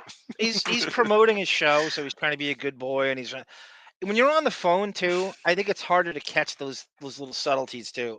You're sort of in a rush and you can't hear as well. It really is not great hearing when you're a caller, even as a guest, it's very hard to hear the subtleties of what the host is doing. So I think it's harder to call him out on that. So I'm going to skip the plagiarism. That's for another time. This is So cut to 2023. Okay. Joe Rogan comes on and he sits in studio, and this is some interesting stuff. Hey, So they're drilling him about Stuttering John through Howard, and they're kind of in the same mindset, are drilling Joe about his money situation. And there's all sorts of, so let's go, let's start here and then I'll cut this. hey, Joe Rogan's coming by, the host of Fear Factor. He's here today just to sit in and... Little context, this is September of 2002. misbehave with us. Hey, Joe. How you doing, man? There he is. Look at him. Looks good, healthy, having a lot of success with Fear Factor. I was looking at your itinerary of the places you're going today. Yeah. Like, all of a sudden, like, you're an in-demand guest. I know, isn't that ridiculous? Where's he going? What's his itinerary? Well, when I used to have Joe on, it would be like, So here, Howard's about to take credit for his career. Now, Rogan had been on news radio for the entire run of the show. He had a sitcom called Hardball on Fox. He'd been in tons of shit. He was now Howard's taking credit for it, and Rogan's going along with it. I was doing him a favor, you know? Yeah, I mean, it was like... this was the itinerary. Absolutely. I was like, nobody puts Joe on. I just thought his comedy albums were funny. I didn't know he'd get to be some big deal, but... What are you doing, like Regis and Kelly Lee? And... Yeah, Regis and Kelly and Carson Daly Show, and Total Request Live. And oh, my. Yeah. Crazy. You know what? The other day I was looking at an ad for Caroline's, and I felt good that Joe's list of credits was only that he was a guest on the Howard Stern. That's all you need. Look, you know what? It wasn't for you. Most people don't know I'm a comedian. Yeah, they think you're just some goofy host. Exactly. Exactly. I should play your bits. Because Joe is funny guy. Yeah. If it's not for you, most people don't know I'm a comedian. Now that's a great commentary on what you've done. I mean, it's very like self-deprecating, I guess, for him to say, or modest. But Jesus Christ, I mean, you couldn't gas Howard up more than that, like telling him that. And so I'm gonna see. And actually, on Fear Factor, they don't even give him that much to do. A little more this season, I think they let me stretch They're out. They're going to let a little bit of your personality out? Well, what it is that we do 3 days, and it's like 8-9 hours a day, and most of the stuff I say, just there's no way they could air it. It's almost like Robin was being sarcastic. You're going to let a little of your personality out, like you even have one? It's kind of the way I read that. On TV. And they just let me go, and they chop it up, and then I hope, like, maybe I said something funny and it'll get on the air, but usually it's just, all right, here is the rules. You know? Fear Factor's good. They got one coming up. I think it's tonight is the Celebrity Fear Factor. Yeah. Is it? Yeah. I saw it. The last one. The most shot. So Howard goes into fat shame mode here on his female guests. Shocking thing is Gina-Lee Nolin getting fat. What did you think of that? Were you freaked? She's a very nice lady. What happened? I mean, how do you handle that when the hot babe comes out and she's not? Yeah. She's a very nice lady. Very beautiful. I've had Gina-Lee Nolin. Structure. I've had Gina-Lee Nolin on this show when she was hot. I mean, Baywatch all those years and everything else, and Playboy and all that. She smoked him. Had to be a size 2. I mean, perfect. Ridiculous. What happened? Because when she came out, was she in an accident? What happened? What happened? Very nice lady. But her whole job is to be hot. What? Did you guys? She retired. Did you guys book her with the assumption you were going to have? She was going to be the hot chick. I really don't know. I don't have any part in that. I don't know. Why are you being who else is on the show? She's really nice. Why are you being so weird about it? No, I'm not being weird about it. Man. What, are you going out with her or something? No. Just trying to be nice. Is she married? She's a very nice lady. I think she's divorced now. No, she married some ball player, a football player. Oh, really? Yeah, but she probably divorced her. He's like, wait a second, I married Gina-Lee Nolin. That ain't shape. Maybe he likes that. Yeah, it turns out that car salesman had Gina-Lee Nolin. I didn't marry Gina-Lee Swollen. Oh. And seriously, at some point in the show, she has to get into a bathing suit, which is my favorite part. And is that the... You guys don't show... I know that she must have requested that you edit some stuff out because you never... Now, what's Joe supposed to do with this? Guys, what would you do if you were Rogan? You're like, yeah, she's a fat slob. I can't believe we had her on. What am I supposed... What is he supposed to do with this? I think he's playing it cool. The way he's doing it now is the way he I has would to have do handled that. Yeah. There's being quote unquote honest, and then there's just shitting on someone for the sake of shitting on someone, just to appeal to Howard Schadenfreude fat shaming side, which is what we're doing here. What is he supposed to do here? There's no They want a good way to reaction. look. Yeah. They want him to go with what they saying. Right. You know what I mean? He has nothing to gain by playing their game here. Nothing to gain. Never see her lower half. You only see her thick arms and upper body. What goes on? Is that a task? Well, she knows she could lose the weight. You got to remember too, we're doing a cumulative thing of like this stuff. This is kind of compounding where every time he goes on, it's another shitty thing he has to be. So now he's Right. got to fat shame. It does nothing good. It's nothing but horrible sandbagging from every time he goes on, and it's a cumulative effect, right? As to why he won't go. He says, "Well, I'll just go on Opie and Anthony's show where I'll never be sandbagged like this. I'll be appreciated, and I'm kind of one of them." And I mean, this is probably helping her. Right, it's not like Is she pregnant? No. I don't know. If that's the worst thing, if you make that mistake, are you pregnant? What went on there? I don't know. You'd have to talk to the editors. I really don't know. I don't know why they decided to shoot it that way or what. I didn't see it yet. I haven't seen it yet. You remember when he had on Erica Durant and chased her out of the studio and the naked parties, which she was forced to tell? There's a fake story the show gave her to tell, and then she wouldn't, and Howard wanted to beat it to death, and then she just ran out and said, "This is what that reminds." He will not get off this. He will not. It's not even interesting. No, it's it's not. not. If she Really. gained 10 pounds, he's still on it. And when has What, Howard Bob? ever been hot? Get the fuck out of here. He's never been hot. No, I know. You know what I mean? Not even But now you handsome. have Let me put it Artie, that too. way. Did you see her in person in the bathing suit? I did see her in person in the bathing suit. And was there a big discussion like, oh my God? Not with me. I don't think they discuss stuff like that with me. They hide that stuff. Do you think Gina-Lee said to them, do not show me in a bathing suit? Because they really... And also, T, there's always a ulterior motive with Howard. Where did she jilt the show? Did she not come on? Well, there's got to be something happening here where he's going extra hard at her, almost like a Rachel Hunter kind of thing, where maybe she canceled the booking or something. Something else is going on. John, Yeah, he's picking too much. Sorry, John. Yep. No, he's not. You're fine. Howard's the ultimate consummate asshole. I guess he made him rich, but Jesus Christ, it's devoid of any empathy and uber petty. And he really is. I mean, that's a sociopath's first order of business, Johnny, is to be devoid of all empathy, right? If you had to distill it down to one thing, all sociopaths lack all empathy. He really does. I don't think he's ever had it. How could you have empathy if you don't relate to anybody, if you ever, about anything? Really kept her covered up. I don't know, Did she do anything like say, "How do I look, Joe"? No, there was none of that. No, there was none of that. I think she's aware that she gained some weight. Okay. She gained weight. I'm just saying it's... Well, who else is on? Actually, like, she's not aware of what she's getting. Like, every woman doesn't know exactly to the fucking micropound what they are all the time. Right. It's amazing how much they harp on it. They just can't let Well, it that's go. what I'm saying. He can't drop it. He got it in his head that. Really weird.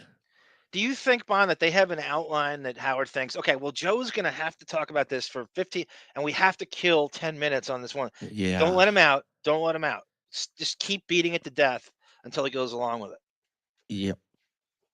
On the show with her. Natasha Henstridge. Oh, well, there's the hot chick. She's pretty smoking. She's pretty good. Yeah. Believe me, she could lose 10. Oh. Whoa, you think? Yeah. Great. She's about as Hollywood thin as a guest. She could lose 10, he said. Hey, how come you never asked Robin? Why don't she lose 10? Even that, I know. Baloney tits. Get Robin's outta going here. along with it too. Robin's piling on. That's the like she's so fucking fine. Get out of here. She's aware that she gained some weight. Okay. She gained weight. I'm just saying it's... Well, who else is on the show with her? Natasha Henstridge. Oh, well, there's the hot chick. She's pretty smoking. She's pretty good. Yeah. Believe me, she could lose 10. Oh. Whoa, you think?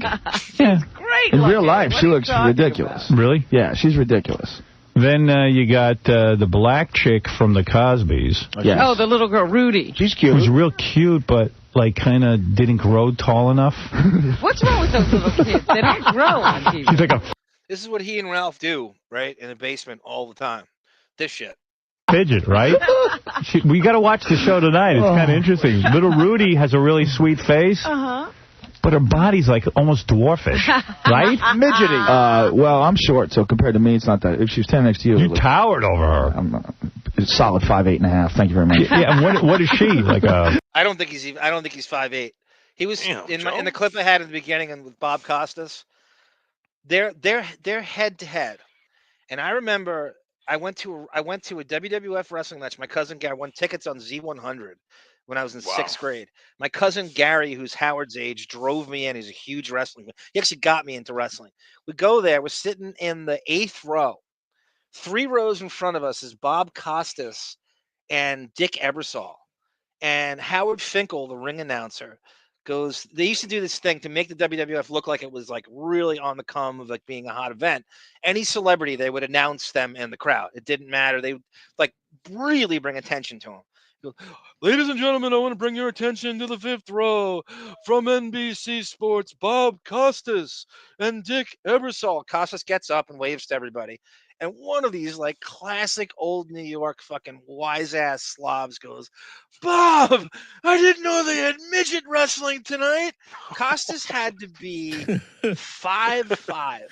And like I think I might have been as tall as him at that time in 6th grade.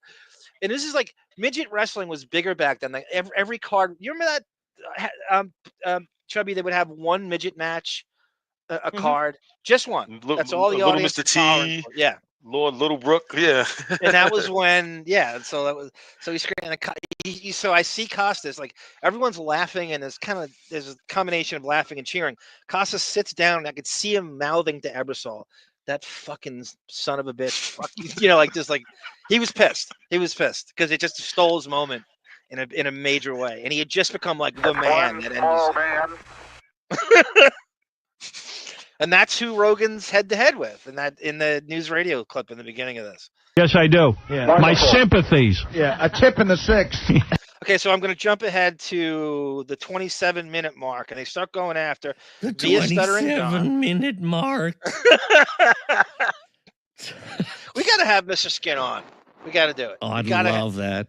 His name's Jim McBride. That's his real name. I guess so many I went to strip club with you in Vegas, and I got to tell you something. You yell at the girls. Okay, so now he goes back again to Rogan shitting on women, hating women. He goes, this is now the 4th time, and it's going to come up again when he has Canadian comedian Bonnie McFarlane on. So he brings up the Vegas thing. That did happen. I do believe that definitely happened. But Howard is obsessed with it, so he circles back to that again. This is what Rogan walks into every time he does this show. You're like, you filthy whores. Angry. No, I was in Tampa a couple weeks ago.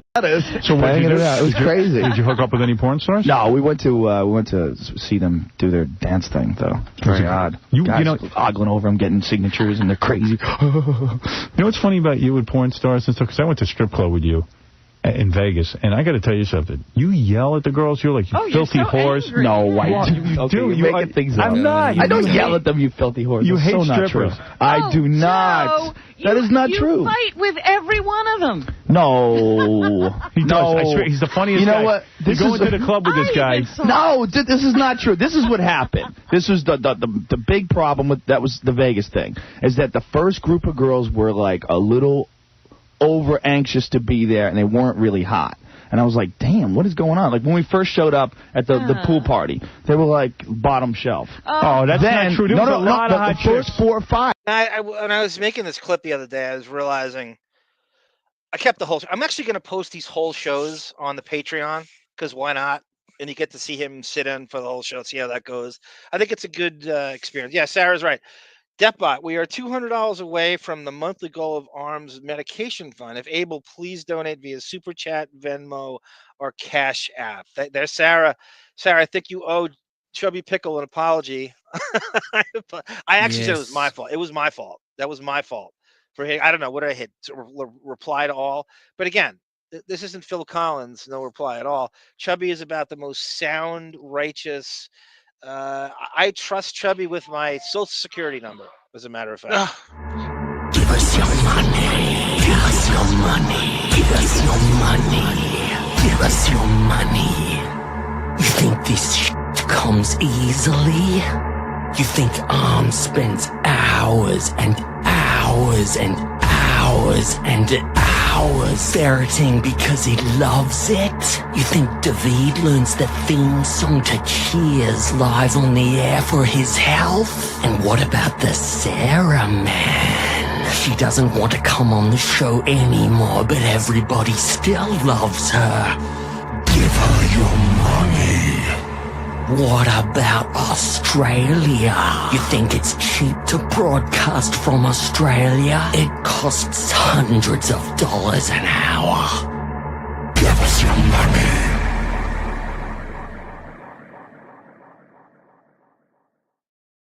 Lost in how good that is sometimes. How long did that take you to make that, Bon?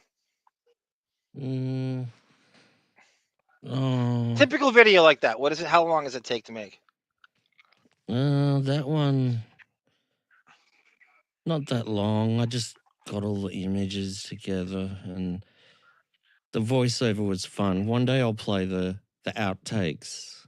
Okay. Because I fucked up all the time. I'm going. That'd be cool. You think this shit, and then I go, and then I go, and actually, I had something in the background and it fell over, and you can hear something fall over in the background. And when I'm talking, I'm going, give us your money. And then you hear this shunk. This thing falls in the kitchen. And I turned to the kitchen and I went, and then I'm continuing. It's just garbage, mate. How about Chubby? That's you get a a lot great of call. mates in Australia? Tonecut, that's a great call. Dick Ebersol was actually Lorne Michaels that very year. In fact, he was the executive. He was the showrunner on SNL. Exactly when I went to that, I didn't even realize that. Is that what? I don't know if you connected it, but I'm certainly connecting it right now. And if you said his name, what would that have gotten applause? I wonder. Like if you say Dick Ebersol, does the crowd think you ruined Saturday Night Live at that time? Eddie Murphy was, I think, still there. I want to say he was still there the year I was there. I feel like he was. That's a great call by you, Tonecott. I have this observation about this too. This is what Howard's taking offense to. The girls that Rogan's talking about, Howard's making it's a commentary. It's a reflection on the Stern show, how skanky, quote unquote, they are. So Joe's saying this is like, what are you? This I thought you were somebody. I thought you were a pimp. These girls are, God. This girl's an Austin 4. What is she doing here? I thought she had hot chicks here. So Howard's taking it as an insult on him because he doesn't want you to know that he set that up. That they had this, the general manager of the Las Vegas affiliate, they set that up. So it's a reflection on how lowbrow and trashy the Stern show is. So he's actually lashing out at Rogan here in his own way. Listen, okay, all right. The first group, and that's what I was talking about. And I got labeled from that. Everything after that was top of the food chain. When I went into the strip club, the actual strip club with you, I heard you muttering under your breath. You're like, look at these filthy whores, these filthy. No, I don't say it like that. I said, oh, look at all the whores. It's not a negative thing. I say it. I don't was sitting next to you during the broadcast, and some of the girls from one of those clubs was helping us with the show, and you were still muttering it under your breath even while we were on the air. But and then you got into fights. Listen, but when I mutter. I will say this for them. At least they are saying it to his face. They'll say it, he's not there. But this is the only thing they'll say to his face. But if you heard what Robin just said, she just co-signed what you said. Yeah. Yeah. They set it up like these are supposed to be some quality girls, but they got the girls with the stretch marks and the bullet holes and stab wounds. He's absolutely right. And let's hear that again. Yes, Johnny. Lorne, he was there, but I think it was Al Franken and Tom Davis who were responsible for that shitty 85-86 season with Anthony Michael Hall and Robert Downey Jr. and fucking Randy Quaid. He was there, but he wasn't fully the shot caller until the next year.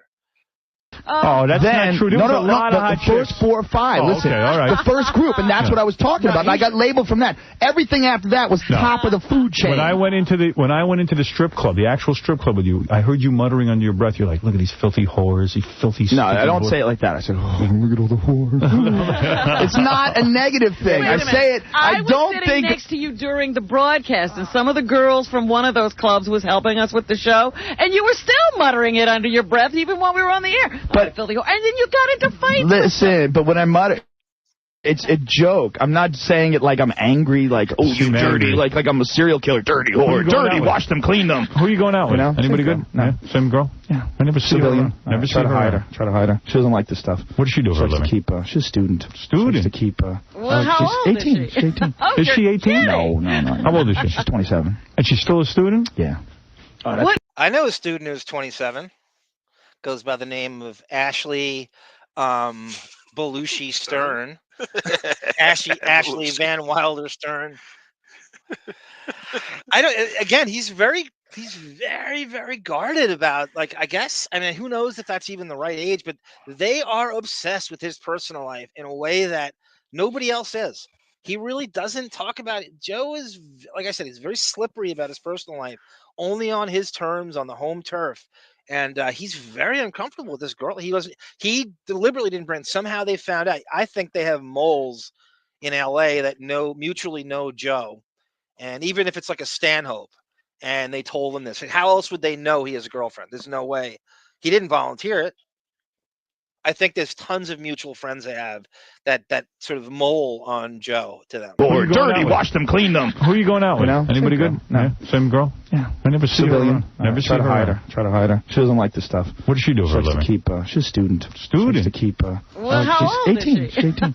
Yeah, and Telly Savalas is right. There's nothing worse than Howard acting sanctimonious towards the treatment of women. There's nothing more hypocritical. There's nothing worse than that. To have to hear that we were really hearing this with our own ears. And like Rogan couldn't easily just turn it around on him. Like, and he's just sort of choosing not to.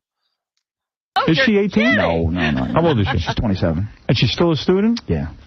Oh, that's perfect. She's very smart. Going to? I'm no comments. She doesn't want no nonsense. Okay, but what is she studying? She's a history major. And she's 27? Yeah. You sent her back to school? You got to learn. Someone's got to learn. Are you paying? I'm not learning. What is she planning to do? I don't know. There's no talking about her though. Are you paying for? There's no talking about her. That's not to be discussed.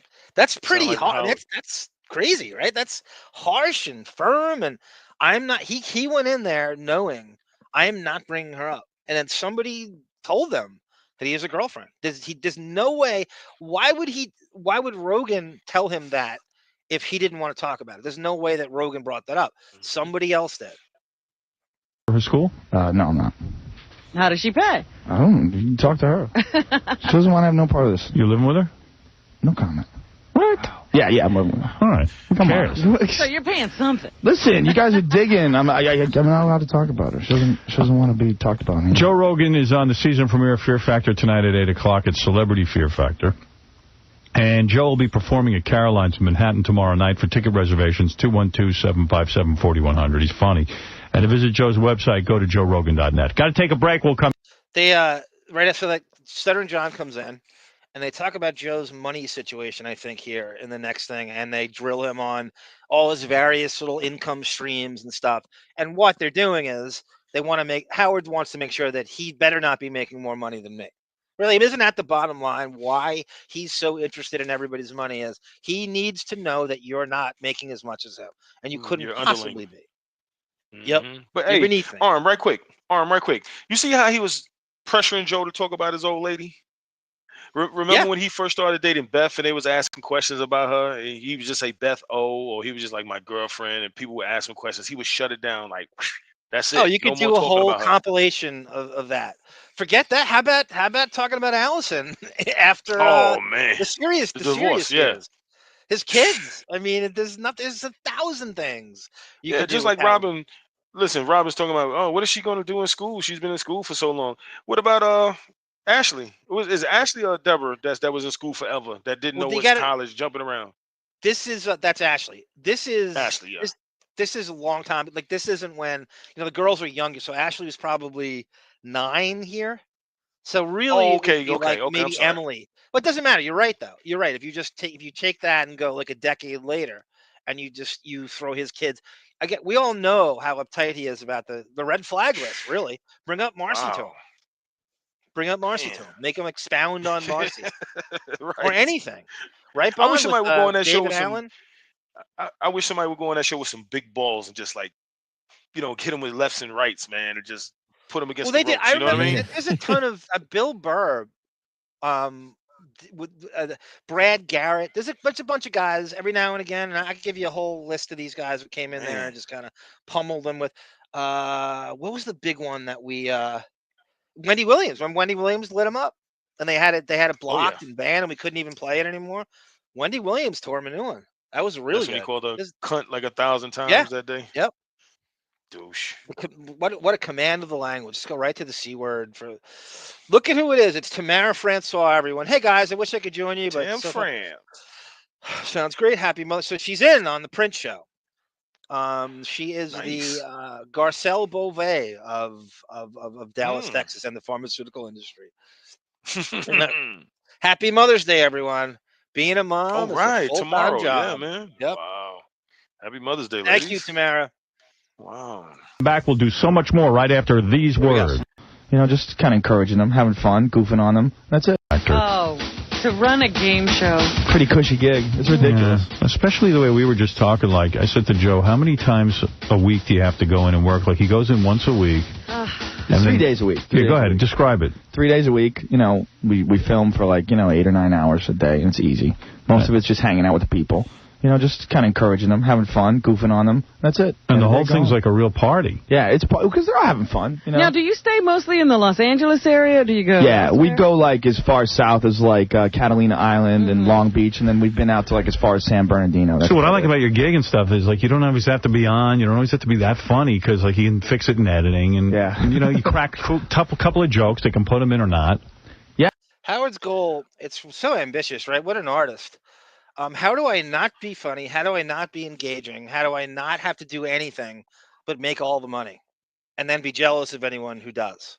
What an artist. What a fierce guy. He really is committed to entertaining you. That really is his goal. Whether it's that or going to Sirius. How do I not do radio?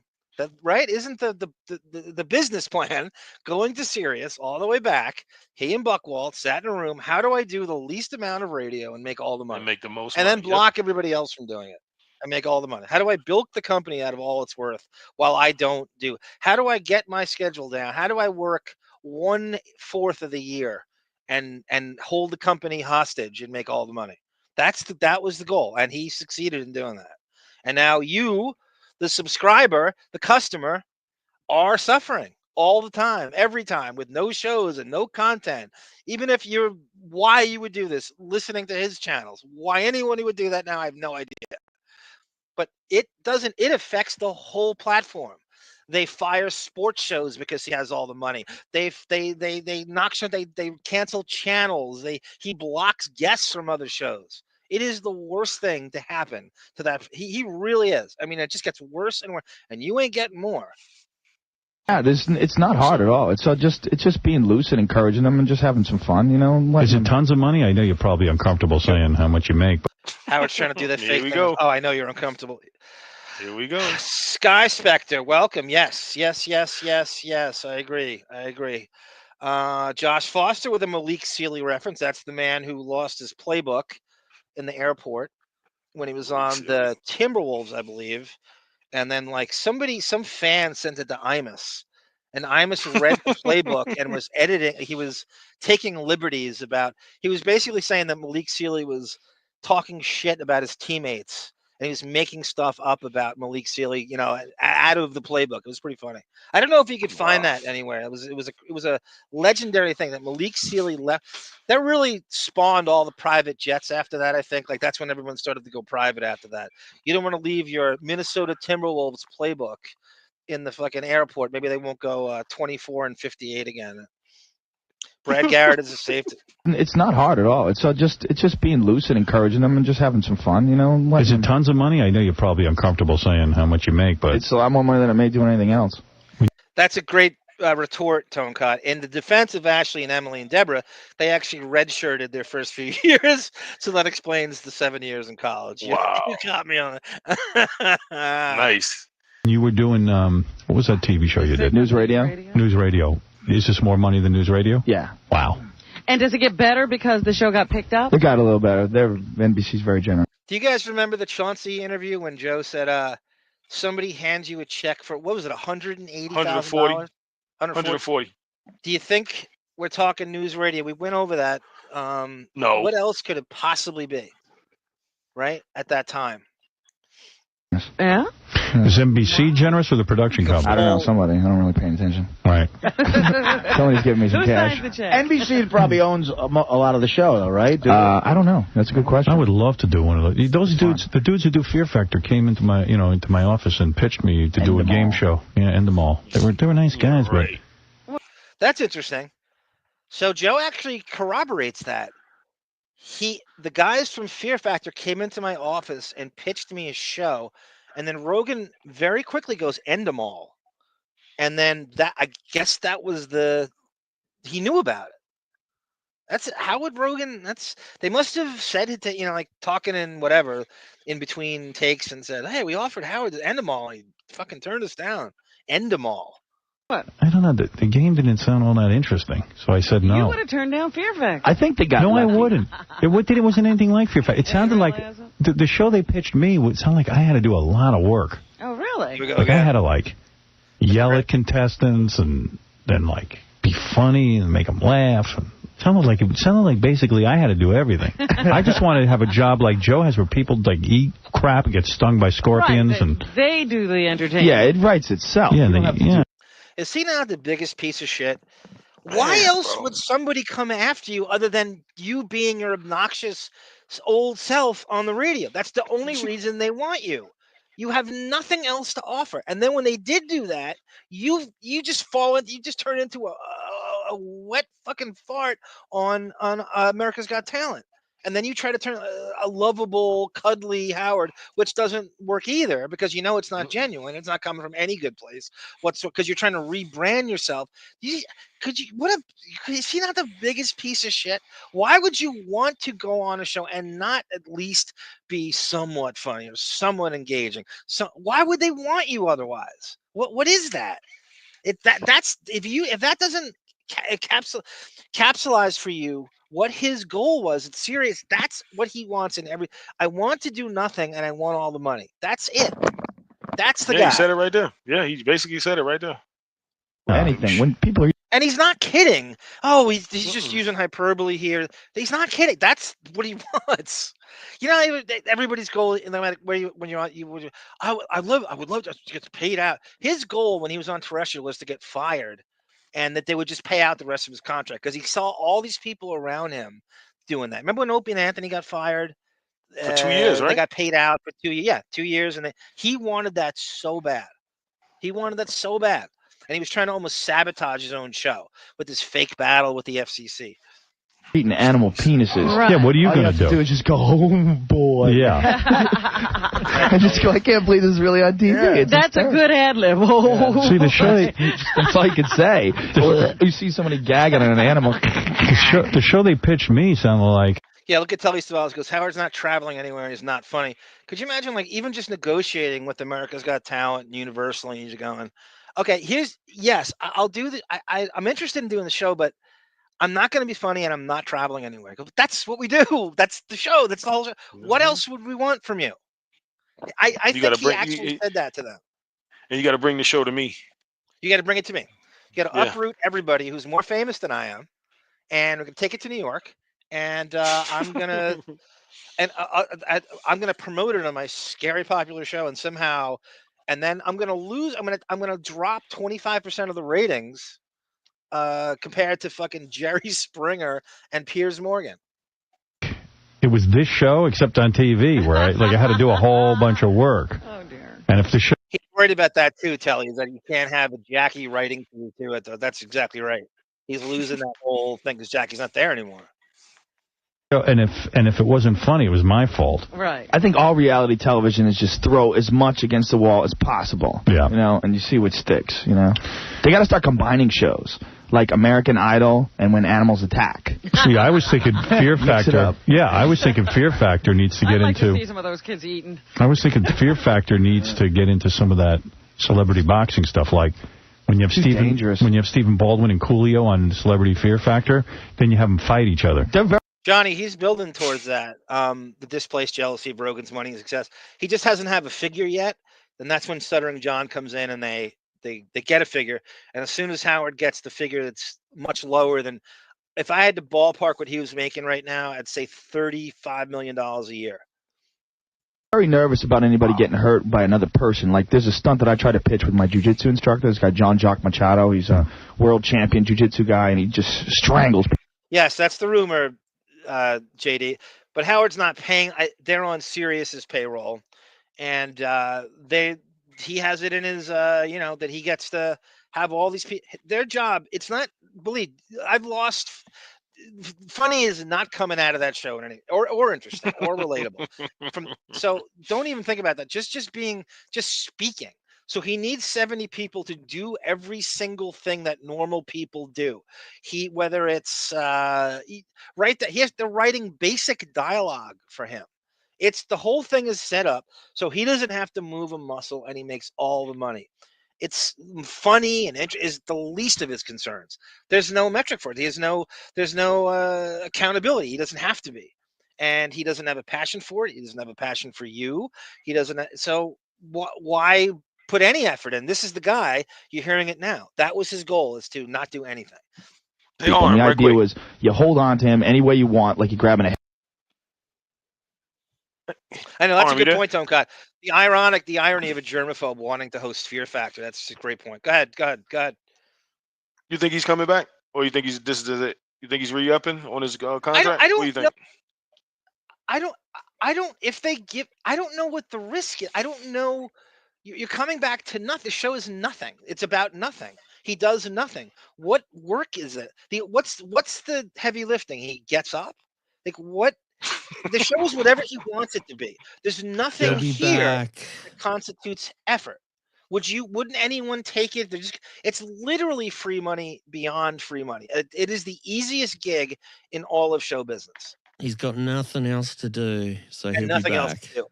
Wouldn't you say that his quote unquote fake therapist is telling him, Howard, come on, you got to do something. Just have some kind of little purpose. Saying it. Or Beth would be saying it. I mean, just out of just that she gets to, it's just a diversion from their fabulous life. I mean, it's 1/4 the year.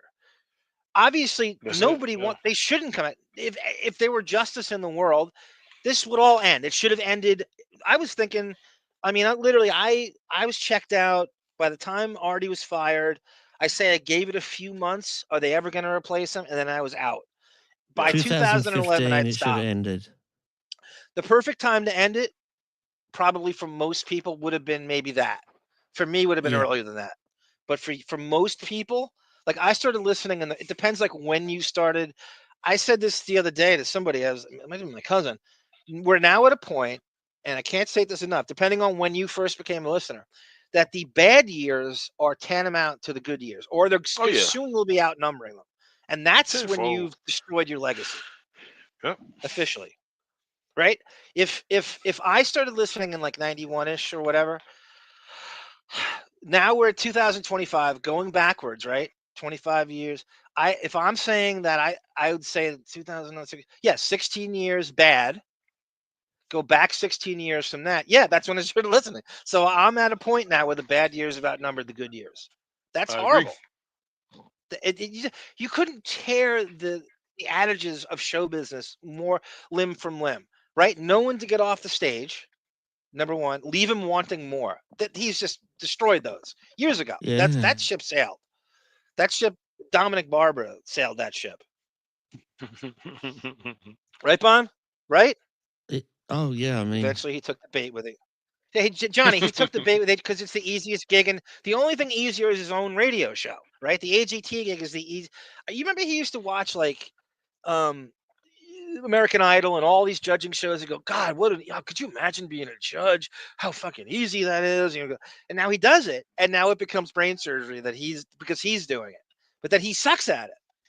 I mean, the only easier gig in all of showbiz is just being a judge on those shows. Is his show is the easiest. His actual radio show is the easiest. Bill Maher said it. Bill Maher works 1 day a week, less than half a year, said your show is the easiest show in show business. Headlock or whatever, and I count you down. And then when I say go, he has as much, he tries to submit you as quick as possible, choke you out, get you an arm bar, whatever. Right. That's another good point, Howie. That's like telling Rogan, like, oh, you do nothing. I want a job like you where you do nothing and get money. And that's very passive aggressive. That's very true. They're very nervous about that. I thought there was going to be more touchy-feely stuff on Fear Factor. Well, touchy-feely? Like the contestants touching each other? No, they're not really supposed to have any contact with each other. Well, like if someone's eating something, that's like a specific rule. Like you're not allowed to touch them. You can taunt them. You can make throw-up noises in their face, but you cannot touch them. You're not allowed to touch them. But they're just worried about people getting hurt by another person, you know? Like, I guess if you get hurt by a bull, it's okay. Right, if the car hurts you, it's all right. I don't get it. I don't get it. They do their job, luckily. The safety people are fantastic, and no one's been seriously hurt, but it scares the hell out of me. So this year they get a little more creepy because they actually leave the stingers and the scorpions? Well, we did one that was just crazy. We put these people in a pit, and we poured 3,000 scorpions on them. Those big, gigantic ones, the emperor scorpions. Yeah. They got jacked. They all got jacked. Really? For real, they got stung? Yeah, they did not like it. And when you get stung, it's like a bee sting. Howard knows he can't be funny in the zone, says G Canada. For years, Jackie's whispering in his knees, writing him notes. And then Artie carried the comedy. Yeah, I mean, that really is like he left to, when you strip the show of anybody relatable or a comedian, left to these two. No, I mean, you know how there's two senior citizens in an assisted living facility having the shittiest conversation, which is the show now, repeating the same stories. But yeah, I mean, you're devoid of, I'm like, okay, like 3 months after Artie was fired, I'm like, okay, he's not replacing him. He thinks that somehow this is going to concert on his own. And I knew immediately, I'm like, okay, I'm out. And I stopped regularly listening probably somewhere in like, I want to say March or April of 2010. Except you lose your equilibrium. They were like, whoa, whoa. They got up and they're like, we're dizzy and everything. That's funny. Yeah, they got jacked. Big red welts on their legs with a scorpion stung them. Oh. You know, my favorite one was the one where they were crawling around in the dark. You know, Ellen, you don't know comedy when you think Ellen dancing is the greatest part of her show, and that's funny. So him and Ellen. Jesus, him and fucking Ellen. Dark in that cave. He was... That's gotta hurt. He didn't even get to 15 minutes. He got like 6. Narcle Seacrest is so busy with work. I can't even handle all my work. What? What, Bon? I got a present. I got a present for G Canada. Just bear with me. Here we go.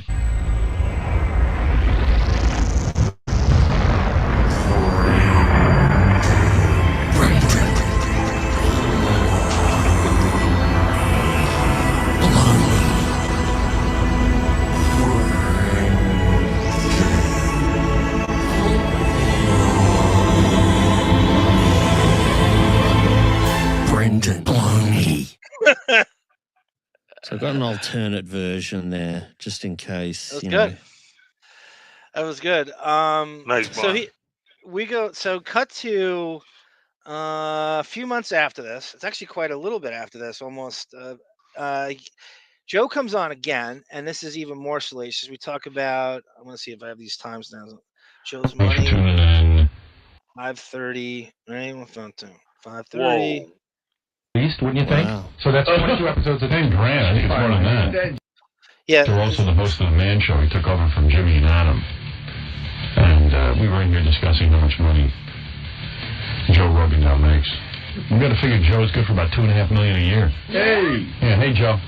Yeah, see, he comes in all covered up. You can't see the bod. Hey, Joe, you know, my girlfriend was looking over your pictures on the cover of, what is it, Men's Fitness? Yes. Is that what it's called, Men's Fitness? Yeah. And I got to admit, I was blown away. This dude makes KC look small. Really? But you never, you know, she even said that when I see him in person, he doesn't look like he's in that good a shape.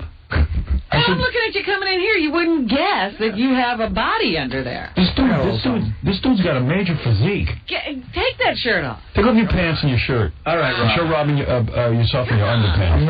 I'm nervous. Yeah, that's the actual cover that they're talking about when this happened. Come on, it's Fear Factor. And you know what else? He shaves the whole body. I don't. Really? I shave for the picture. I don't know. Dude, you shave your whole body. Dude. You don't. I didn't realize it. Dude, here.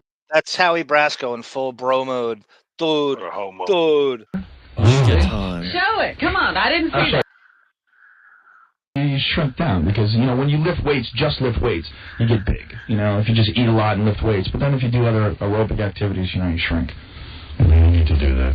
What? Just eat a lot and lift weights. See, I've been doing that, but I haven't been lifting the weights. You've been just doing the eating a lot. Yeah, that's a key part. You got that one part down. Right. Oh, I tell you what, Joe knows what he's doing. Yeah, look at him. Hey, we figured you're making a lot of money now, too. I'm doing all right. Because Stuttering John had the whole thing figured out, what you make. And well, we were saying Fear Factor, right? NBC network show, highly... Now listen to this. As soon as you brought the money up, here's Gary, here's John. They are obsessed with figuring out what. But it's really for Howard, right? I mean, does Gary think he makes more than Joe? Is that what he's going? John especially wants to know. And John is as you find out here, John has every comedian's what he thinks, the rotation of sort of Jackie chair comedians. He has every one of their salaries kind of on a spreadsheet in the back. Like he's sitting back there making sure. It's really crazy. It really is. And I remember this vaguely. It's gotta be. And it's been renewed how many times now? So it's got to be 10 grand an episode at least, wouldn't you think? So that's 22 episodes. 10 grand. I think it's more than that. Jeez. Yeah, Come what are on, you man. doing Okay, there? so with The world of network television. double that's $4 million a year. What's his name? That load who does Survivor. What's his name? Jeff Probst. Jeff Probst is making. He's That's Guess how much Rogan makes on Fear Factor? 15 grand an episode.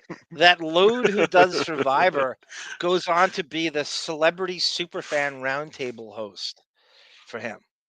Isn't it amazing how many people bend to him that you should come around and like, oh, Howard, oh yes, I'll work for free. Sure.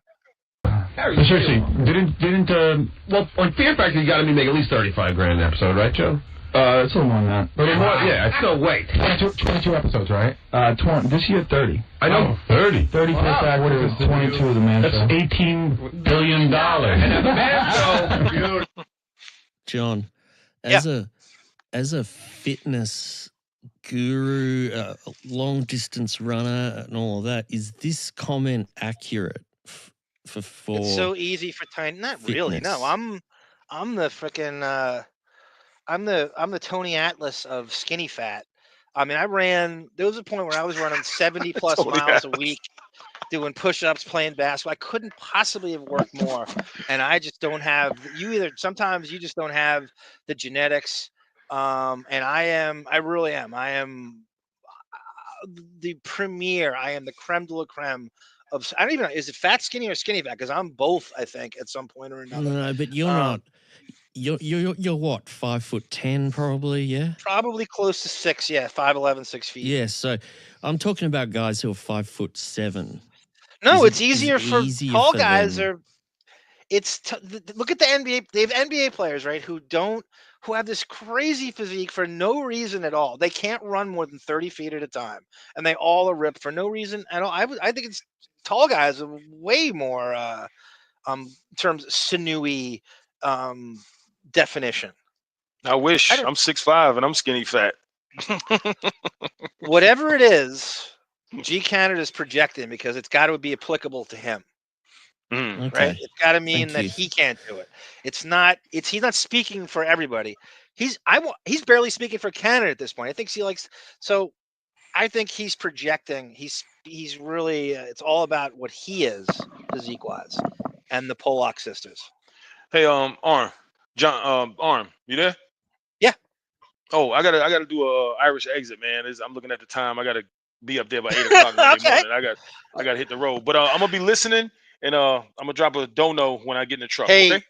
Hey, Chubby, thank you for joining us at all. Anytime, you bro. Death. I don't use this term. I you. love you to death. You are everything right about this community. You were everything right about the Bronx. You were everything right about Karl Malone and truck driving and 18-wheelers. You were everything right about Georgia. You were everything right. I mean, honestly, you are the best of us. Thank you for coming on. And hey, man, my pleasure. Thank you, guys. Anytime, bro. What do you say, Bon? Lake of Salam. Was it crazy how much people say "g'day, mate" in Australia for you? Like, I got used to that, don't you? Yeah, I got used to that like the third day, man. They wake you up out the trailer and they say it to you if they were driving by and they wanted to pull up and talk to you, they go, "G'day, mate. How you going?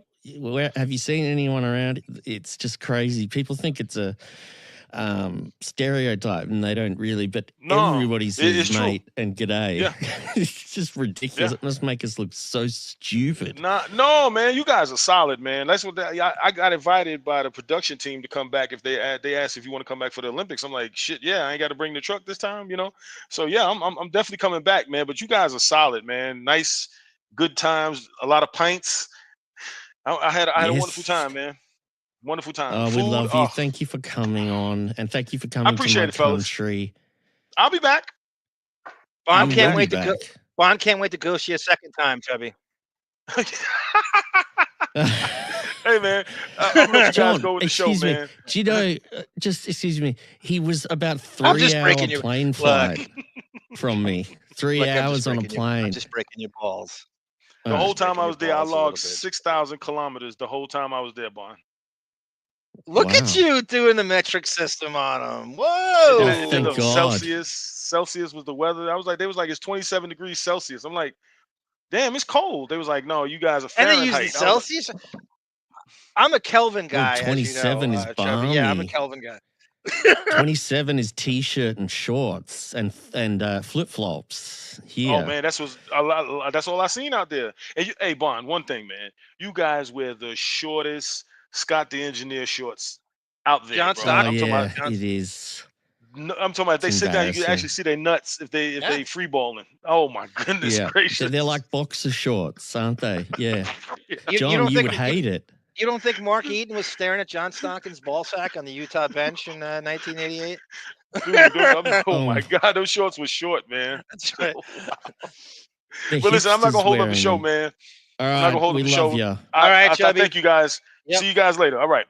All right. Ladies and gentlemen, Love that's you, Chubby. Chubby Pickle. We love him. We appreciate everything he does. And Missing in action. let's- Speaking of Artie, Yeah, missing MIA. in action. Welcome, sir. Welcome to the Lotus Notes family. People always say, how could he allow Artie to be a junkie for so long? He needed Artie to carry those channels. Yes, yes, yes. Only rid of him because he used him and turned him into a liability. Yes, when he became accountable, that they knew exactly. We go over this 1,000 times of exactly what he was doing. He needed his derelictions. He needed to fat shame him for all the. And Artie knew that. Like Artie is talented and he is funny and he's on his own. He doesn't need that shtick to be, but that's all Howard. You talk about spitting him out, and then when it came time to be accountable for it, he couldn't moonwalk away from that fast enough. Everything he said, spot on. I think about that, and we say it all the time. Like he's not meeting his Sirius bonus if it is not for Artie being on that show and the move to Sirius. Could you imagine this version of the show moving from terrestrial to Sirius? How many people would sign up post Artie? I'm going Speaking 1/3. Speaking of Artie, John, have a look at this. This is what I ferreted out the other day. So remember a few weeks ago. Remember a few weeks ago we had this classic arm creation. And by the way, before I forget, great job on the Carolla Shorty. That was excellent. That's an interesting choice by you too. Out of all the things you chose from the show, the one non-Rogan thing. And by the way, I want to thank Fine Chug. He reminds me of. Did you know that Bubba had to go? Bond, that while he was at Sirius, he double dipped and went back to terrestrial because they wouldn't pay him enough. Not just the salary I brought up. Bubba had to go back. He reminds me of this. Bubba had to go back to terrestrial, do a morning show, and then do an afternoon show on Howard's channels at the same time because they weren't paying him enough. Isn't that crazy? Yeah. Go ahead. I know you get back to your. Okay. Just this quick little, at the end here, how you do this line to Artie. And I miss you, like the Expos missed Tim Raines. So that was a joke that 12:37. Right, so that's a joke that they had. Now, fast forward a few days later when you interview him on Gunk, this is what you do at the end of this interview. Can I leave you a song, Artie? Can I leave? Oh, Jesus.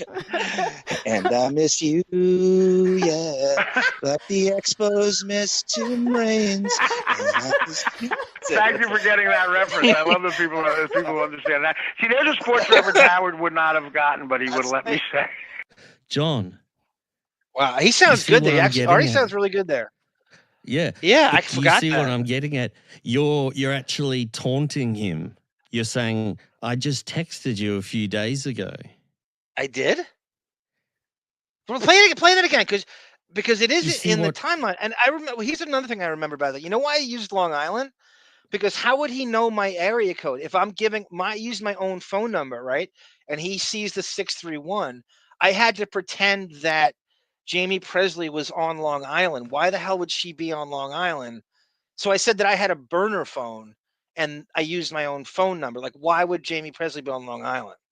because Yeah, that's so the number he's reading. Go ahead. I'm sorry. I'm just saying that you were texting him as Jamie a few days before that Gunk interview, right?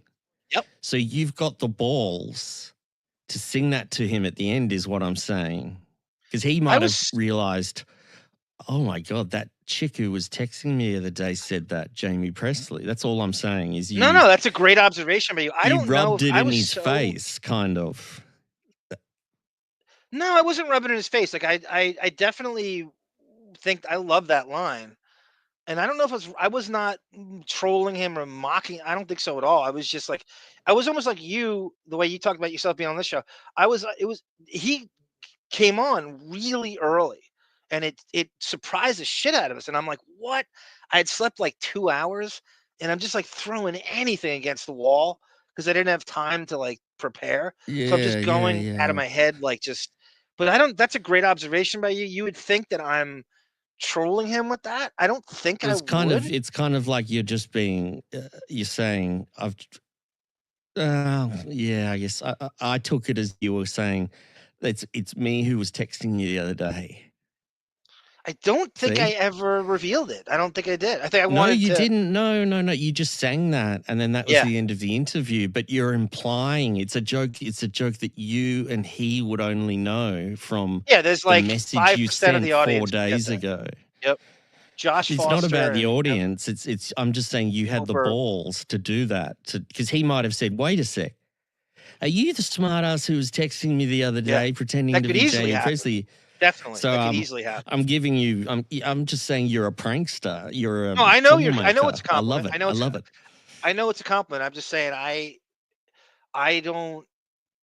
I think when you sang that to him, you knew that you were referencing it from the other day when you were texting. Yeah, him. I just You're kind of baiting him. I think will he realize it was me? He sounds good. He sounds good. Well, he was high. Lucid and with it, and he I was guess definitely so. high. I guess he's so manic depressive. Because he said some things in that interview. He said he kept saying, "I've heard so much great stuff about Radio Gunk and all this stuff," and I was like, "Well, it's not really a show that you'd hear great stuff about. Like you'd hear about them being complete assholes. You know what I mean? Like infamous." For being nasty. Well. Yep. Yeah. But he said a lot of things like that. And when Monique was trying to say, will you come on again and all this stuff, and he's going, absolutely. So I'm sure he was high as a kite. It's like one of the last full appearances he's ever done. I mean, I used to call his DirecTV show all the time, so he knew me a little bit from that. If I ever said my actual name, I was like a real regular caller on that. I tried to call in a couple times a week, so he knew me kind of from that. Oh, he remembered you from that show. Yeah, I think so. Like, he was like, "Oh, you're the guy." Yeah, because you kept saying Radio Gunk every 20 seconds when you called in. No, that was that was different. That was that Jersey radio show is different. That was when I called in, and that was that week or whatever. Yeah, and his assistant then got on the Radio Gunk website after that. And so that's how he was booked. That's how we got him to do the show. I just appreciate how lucky you were and the show was to get him. That was never going to happen. At that time in the morning, it was like 7 in the morning, I think. It wasn't live. It was pre-taped. It was pre-taped. Yeah, I couldn't believe it when Monique posted, "I'll be playing interview with Artie." I couldn't believe it. That was like almost like getting Howard to come on, you know? It was like that could never happen. So it was a great time for Radio Gunk, like one of the best times apart from the Pelican Brief leaking. That and the Pelican Brief were two major moments of just... Definitely. And people were nasty to you. I turned off comments on that Artie video because people kept saying you interrupted, and I listened to it again just for the record, and you only interrupted about 3 times, and you asked really good questions when you got actually through the being yelled at for interrupting. You were trying to ask him stuff that wasn't always asked. So totally. You know what? When you get a guy like to you, get a guy who's you don't just ask him about what do you think of Howard. Hollywood. That's the kind of questions he gets all the time. You were trying to mix it up a bit, and you were talking about him going to Sirius and how important that was. And he said that's one of the best compliments I've ever been given. Yeah, that's never been said before. I mean, I've been thinking that for a long time. I'd always wanted to, and I really dwelled on it. I remember thinking that he never would have signed his bonus if you didn't go. Because I just remember like Sky Spectre is living proof of it. She goes, I went there for Artie. Sky Spectre, would you like to participate like if we did like a panel show, talk about like I don't know, when you got into the show, we'll just do a bunch of topics and that'll be one of them. Like what made you, like, I can't believe you lasted this long. She's going, I'm going to bow out gracefully. And just, why would you wait that long, Sky? Are you locked into some weird, like, serious lifetime subscription? Why? How could you wait now? Like, why now? Why wouldn't you quit 5 years ago, 8 years ago? I'd like to have people on, like some new people, right? And do like a panel about the past and the future and everything. And wouldn't that be fun? Oh yeah, she especially said yes. The broads, because I love American women's accents. So if we can get every time you've got a broad on, I'm just listening to their voice, going, "This is so fascinating." We're gonna have nothing but Australian women on. It'd be great if I could get an Australian broad on for you to talk to. I'm sure you'd be fascinated. But the reason I played that clip was it's just fascinating that you threw that in, singing that to him straight after messing with him as fake Jamie Presley. Yeah, that's a great observation. It's a testament to you and 10 years. That's what I'm getting at. 10 years of the arm. When we had him on, I remember thinking, I'm going to throw as much shit against the wall because this is never going to happen again. Just get out. You know what I mean? Just rat-a-tat-tat.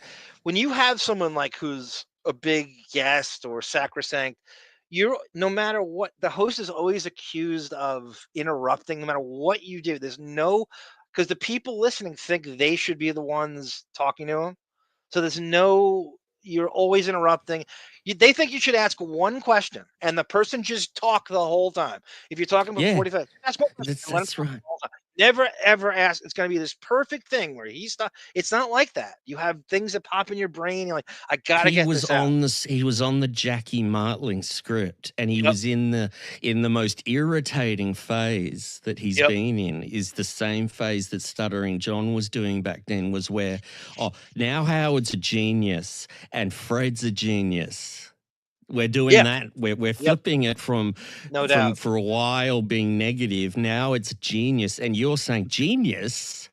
What are you talking about? I'm saying genius when I hear you on this board with your drops and stuff. That could you like Fred being regaled as a genius must drive you crazy.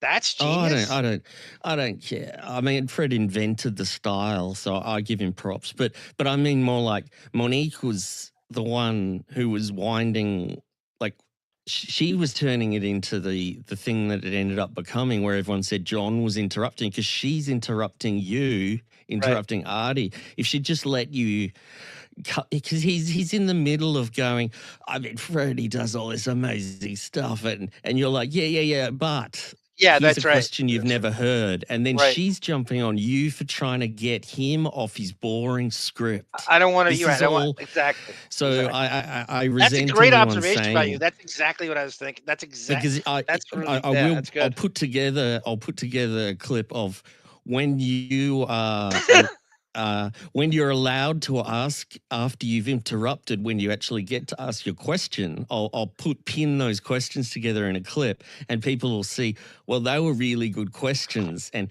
Artie was in the middle of talking about Howard being a genius and what Howard has achieved, and nobody wants to fucking hear that.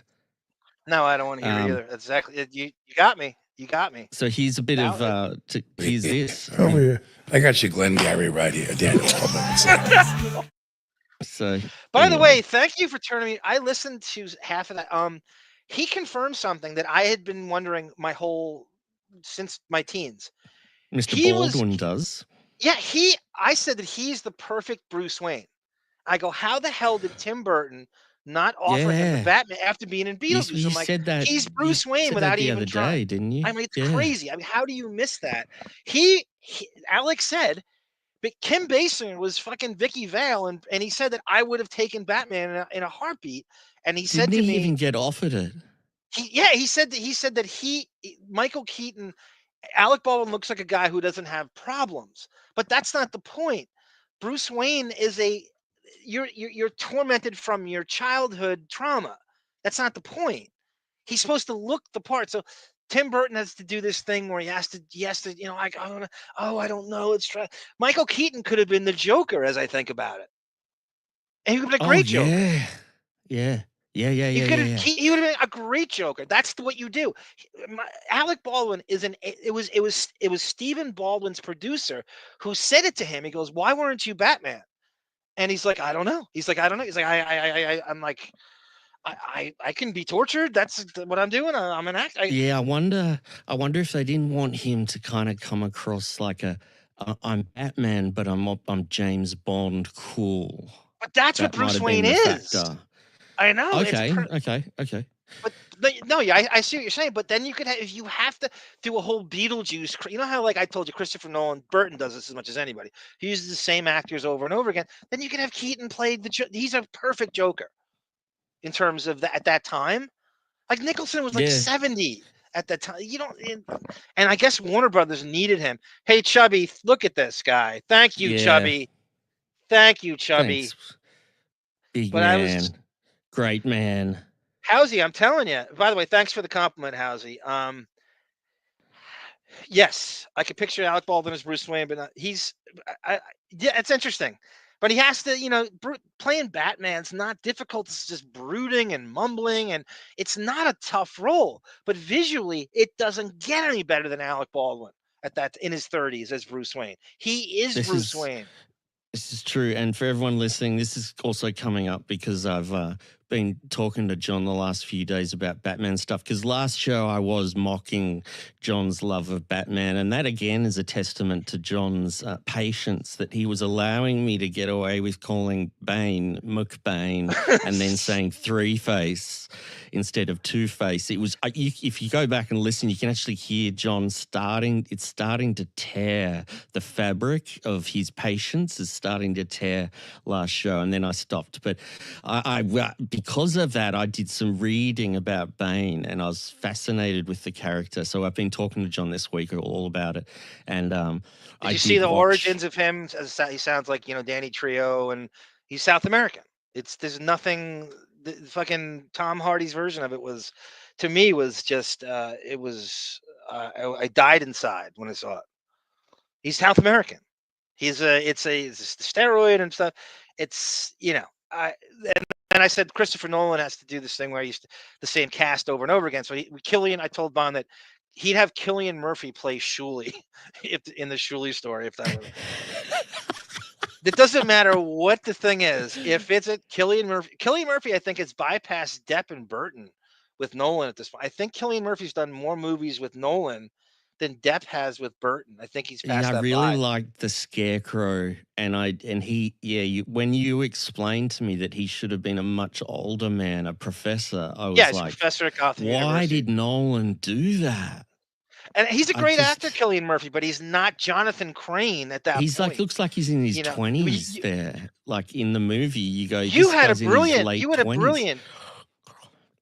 You said Oldman. That's exactly right. Oldman should have been Scarecrow. That's exactly what he he's supposed to be an older professor, and I was like, well, Gary Oldman with long hair, someone like that would have been great. But that's a huge weird factor. No, that's perfect. I don't know why Nolan didn't follow that. And I've been reading about all the different eras of Batman, the writing over like decades past. They have names for them. There's a lot of iterations of it. And it's all fascinating, but they've changed the story. And I read about Bane breaking Batman's back, and I'd forgotten that was in the last the Dark Knight movie, and I watched that again last night, and that was actually a very good movie. I thought the third one. When I first saw it, like when it came out, I thought it was awful, but now I watched it, and Bane was pretty vicious.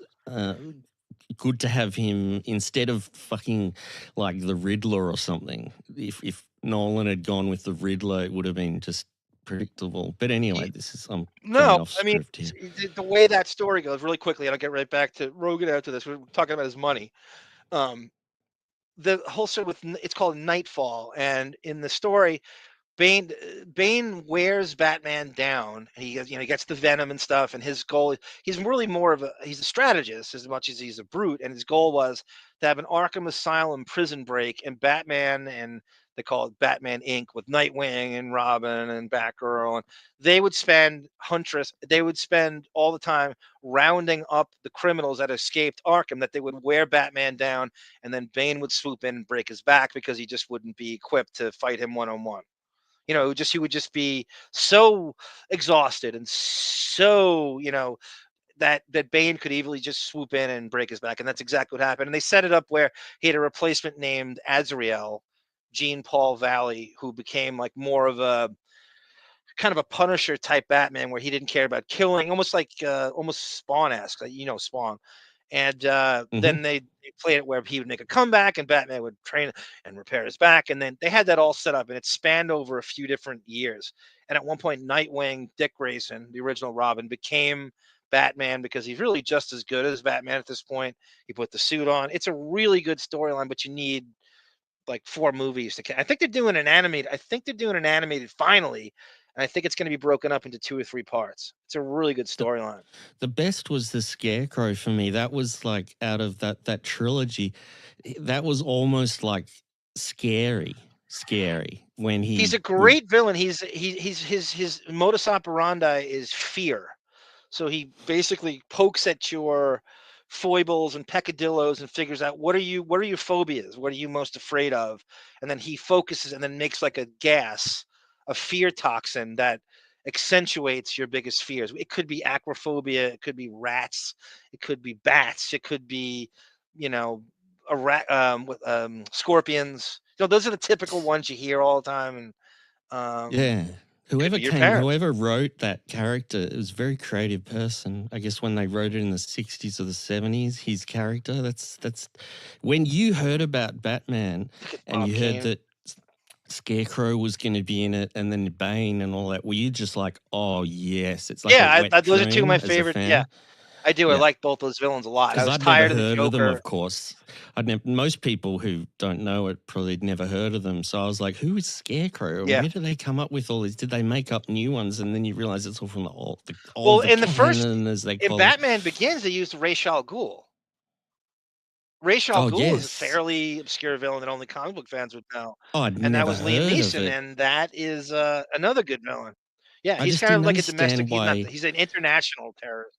I didn't understand why Bane wouldn't just unalive Batman. Instead, he wanted to break his back. Is that because he wanted him to live and suffer? Yeah, I mean, it's more that he gets to see like that he can't protect Gotham, and so they do it in comics all the time. Like, well, why doesn't he just kill him? You have no book. What if everybody just died? You'd have no books anyway. Everything would you'd have no universe. That was the problem with Batman, is because when Batman is exiled, Bruce Wayne becomes a recluse, and I'm just like, wouldn't many people put 2 and 2 together and go, that's Batman? Well, that was the critique of the one of the big, like a lot of the I guess stalwart comic fans would say Batman, he doesn't give up. There's no way Bruce Wayne would hide. He would never do it. He doesn't have it in him. There was not a chance in hell he doesn't quit. Even if he's broken his back, he's going to be coming back. He's never going to submit to that. And so that was like a misrepresentation of it. And let me say this before I forget. Let me say this. Yeah. In the 3rd movie, Dark Knight Rises, they stole the finale. They stole the plot point of Good Will Hunting.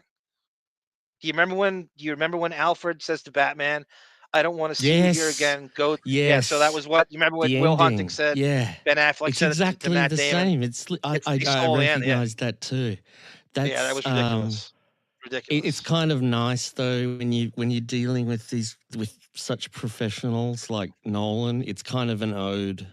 In a way, I don't think of it as ripping off because Nolan's so gifted. I don't recall him saying it was an homage at all. So as far as I know, it's plagiarism as we speak. No. That's a major lift. That's no doubt about it.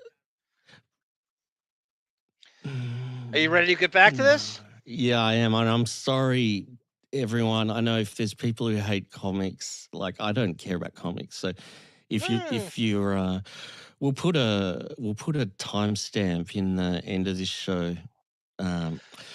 John, put it in to say like fast forward if you don't like comics through this part. I might actually leave a comment. I'll leave a comment at whatever time we go, because some people can't stand it. They can't. It's like they have allergic reactions. What's Tendrils saying? I put the chapters in for that reason, that you could skip through something you may not. Some people don't know they're there. It takes me a long time to do that. Oh, they do. I've done them before. It takes me a long time.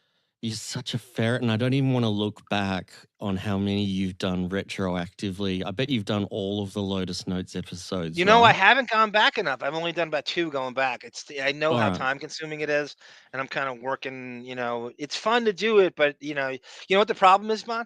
You can't listen to like when you work like in New York, you listen to music or listen to something else. I can't because I have to listen to that. So I have to sit there for 4 hours, and I can't have anything else on. But you do have the advantage of the visual. You can leave up you know that if you're playing this video that you can just go from 1 hour to 1 hour, and if that video is still on the screen, we're still on it. But you don't do that actually.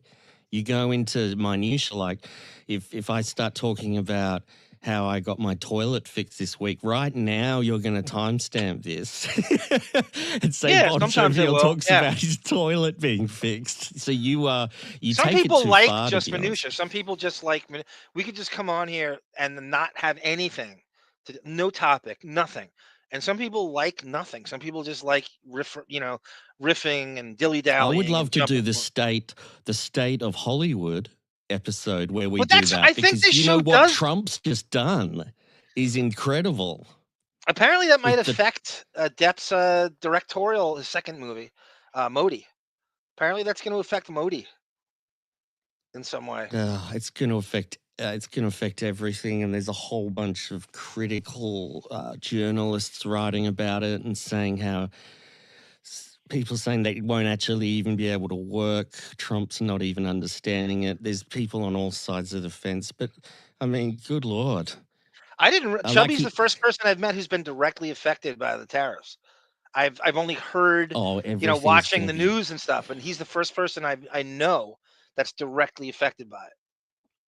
I'm sure there's more to come. I'm just saying he's the first one I've met. Oh, I've got a clip of our news, which when you continue on here, I'll just get that clip ready where our news talks about our movie industry, which a lot of your movies are made here. Yeah. Like The Matrix and all of that. They come here because we give a huge tax break. That's right. And it's putting us in a lot of jeopardy. Thumbs up everyone in the chat for John's timestamps every episode. It's just ferreting 101 what he does in that. It's just an exhausting review of the episode in the description of each show. We appreciate it. 10 years of ARM. And please give us your effing money right now. And back to Rogan, Johnny. Tendrils is also a conspiracy show where Monique dropped off and Arm and Dennis went on for nearly 2 hours. It was awesome. Oh, I remember that. I forget what God damn it. I've been meaning to talk about that for a long time. I'm just drinking some water. I remember that. I'm going to talk about that. Thank you, Tendrils. One last time, Tendrils, please give us your email address to arm at the Deppening, not at the arm the Deppening with a Deppening arm, try and both, or the Deppening. I think I'm a fairly intelligent person. I can't read email addresses. I don't know what it is. I'm like the Deppening at gmail.com or arm. You're doing your best. You can't be the best at everything.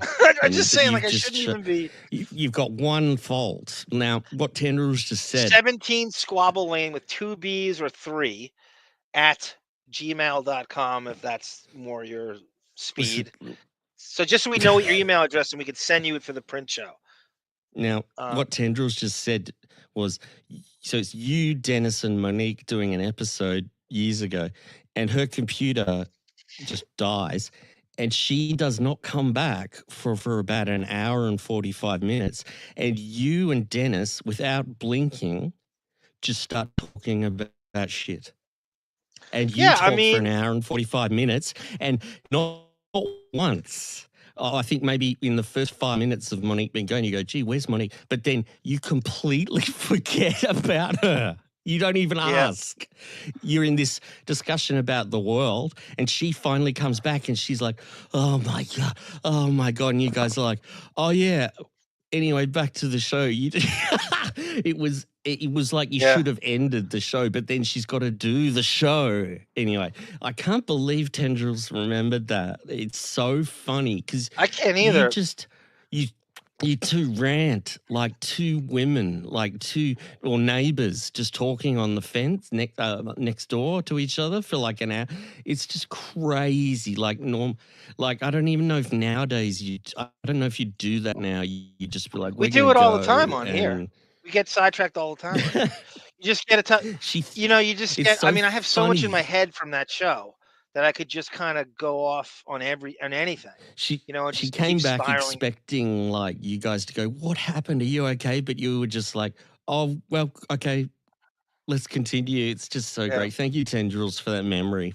Thank you, Tendrils. I remember that too. I actually do remember that. It's more than you and Dennis. I don't want to say how much it is. What, Bon? No, I was going to say it's more than you and Dennis are just two of the biggest mouths on earth. That's what it is. So she goes, Tone Guy goes, so Cillian Murphy will go from nuclear physicist developed the A-bomb to a hack comedian who weighed on hyperbaric poop. I'm telling you, he would cast more plausible when he played Oppenheimer because they got age right now. He's aged. Oppenheimer's age was, now he's looking now he looks the age, right? Told me that John told me that he's supposed to be a professor, a scarecrow. I was like, the guy is in his 20s. Are people professors in their mid-20s? Is that possible? No, he's a college. I don't think so. He's a tenured college professor. Not just he's a tenured Professor Crane. Thank you, Sky Spectre. Okay, we're back to Bon. Are you cutting out or is that me? I don't know. Bon, you hear me? I'm not. You sound fine. So you must. I think it's you. I think you're kind of. Let me bring you back. But I don't have to bring you back because you can bring yourself back. Okay. Thank you, Johnny Meyer, your favorite uncredited glorified extra. I don't think you're glorified at all, Johnny. I think you are the best talent in all of Hollywood, and you always will be. Some people would think that Johnny's gig is better than being like someone who's you just drop in and out of stuff.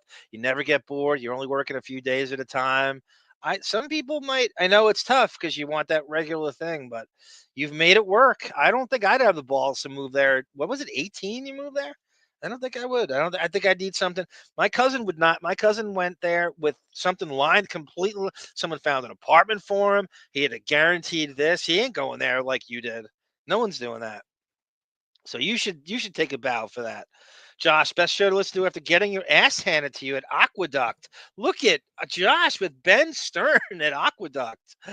Oh my God, who plays the horses? This Josh, there's nothing he won't do. There's no sport he won't follow. That's crazy. Thank you, Josh. How much And thank you for the Jamal Tinsley reference before. But that means you must be getting at least $1 million for the Man Show. You get more than Stanhope, right? I don't know how much Doug gets. We never talked about it. Yeah, he gets more. So Joe's got a network. You get over $1 million for the Man Show, right?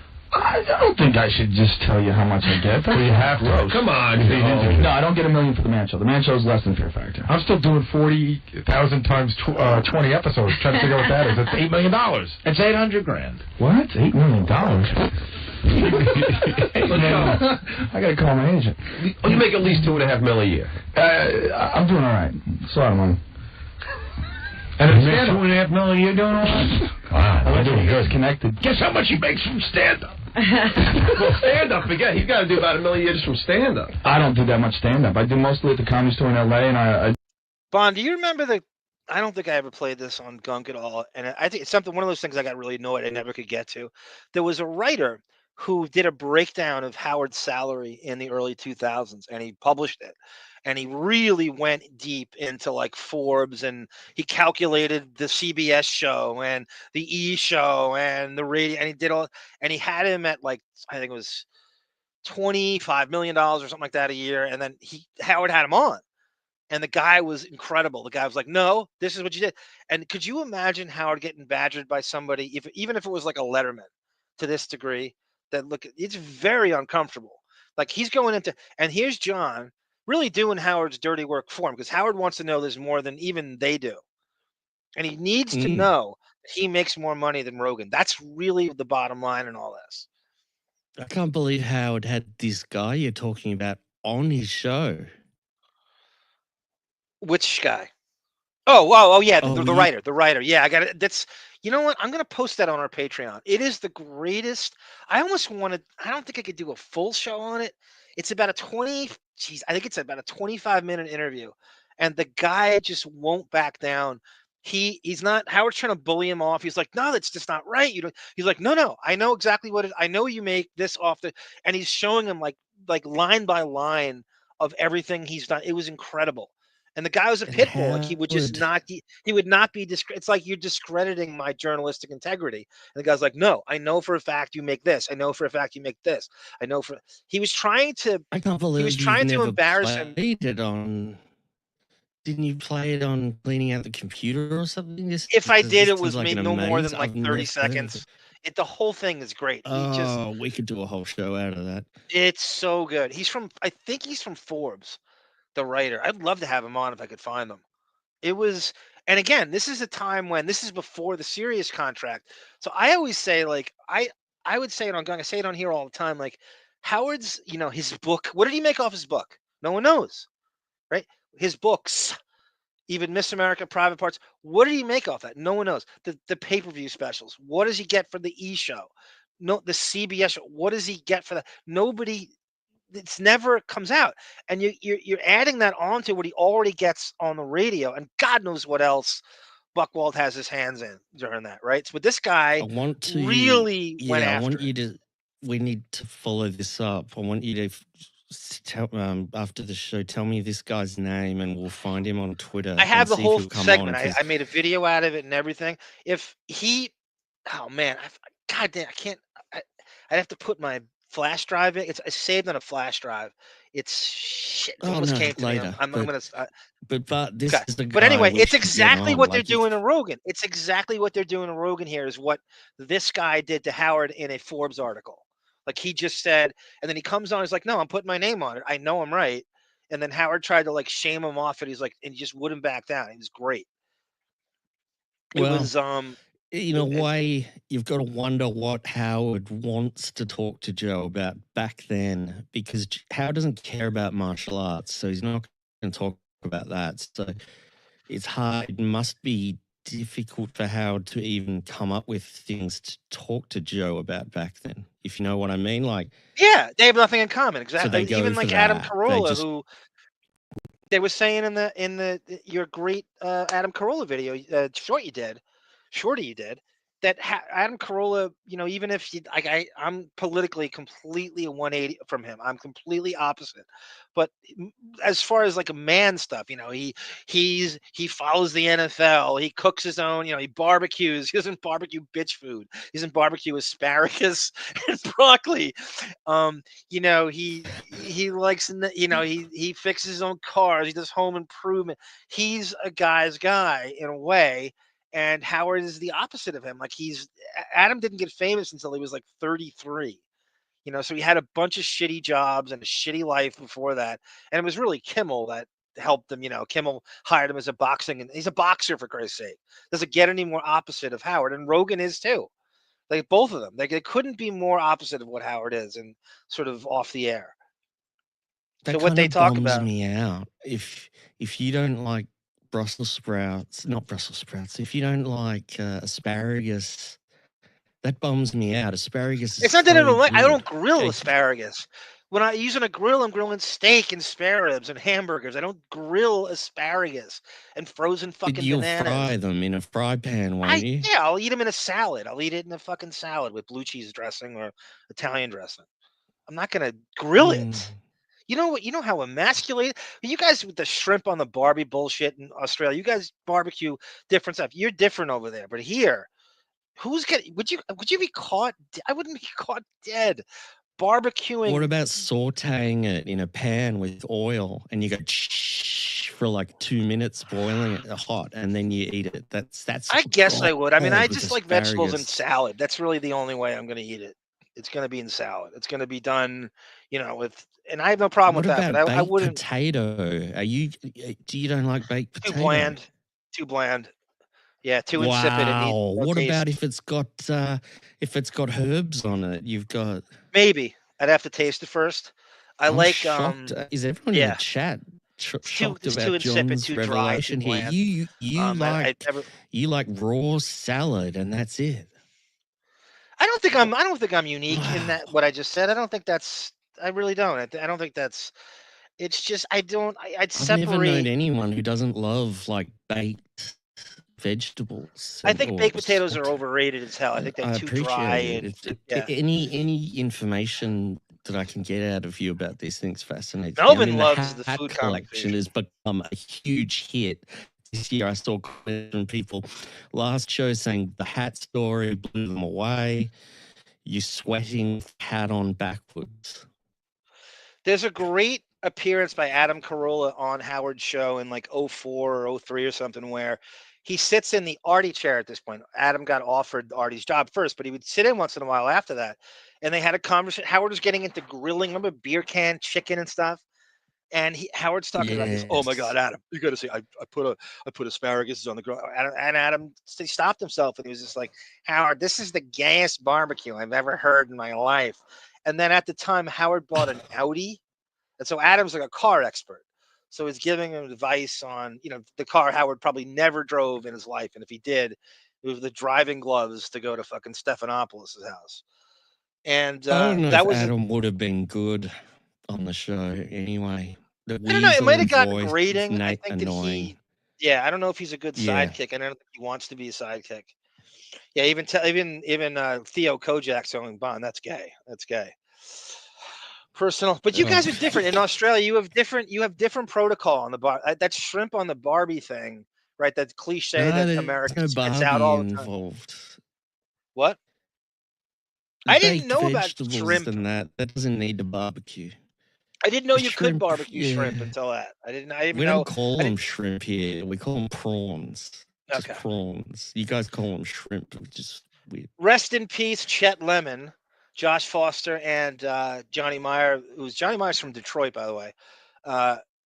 Chet Lemon was one of my favorite players, believe it or not. I love every black player, and he played for the Detroit Tigers as an outfielder. He was a great base stealer. Good. Was he 2020 for a few seasons? I don't know how old was the guy. About 71. He was 20. He was 2020. He wasn't 30-30. I bet he was 20-20 a few seasons. And What about good power, mashed good potato? speed.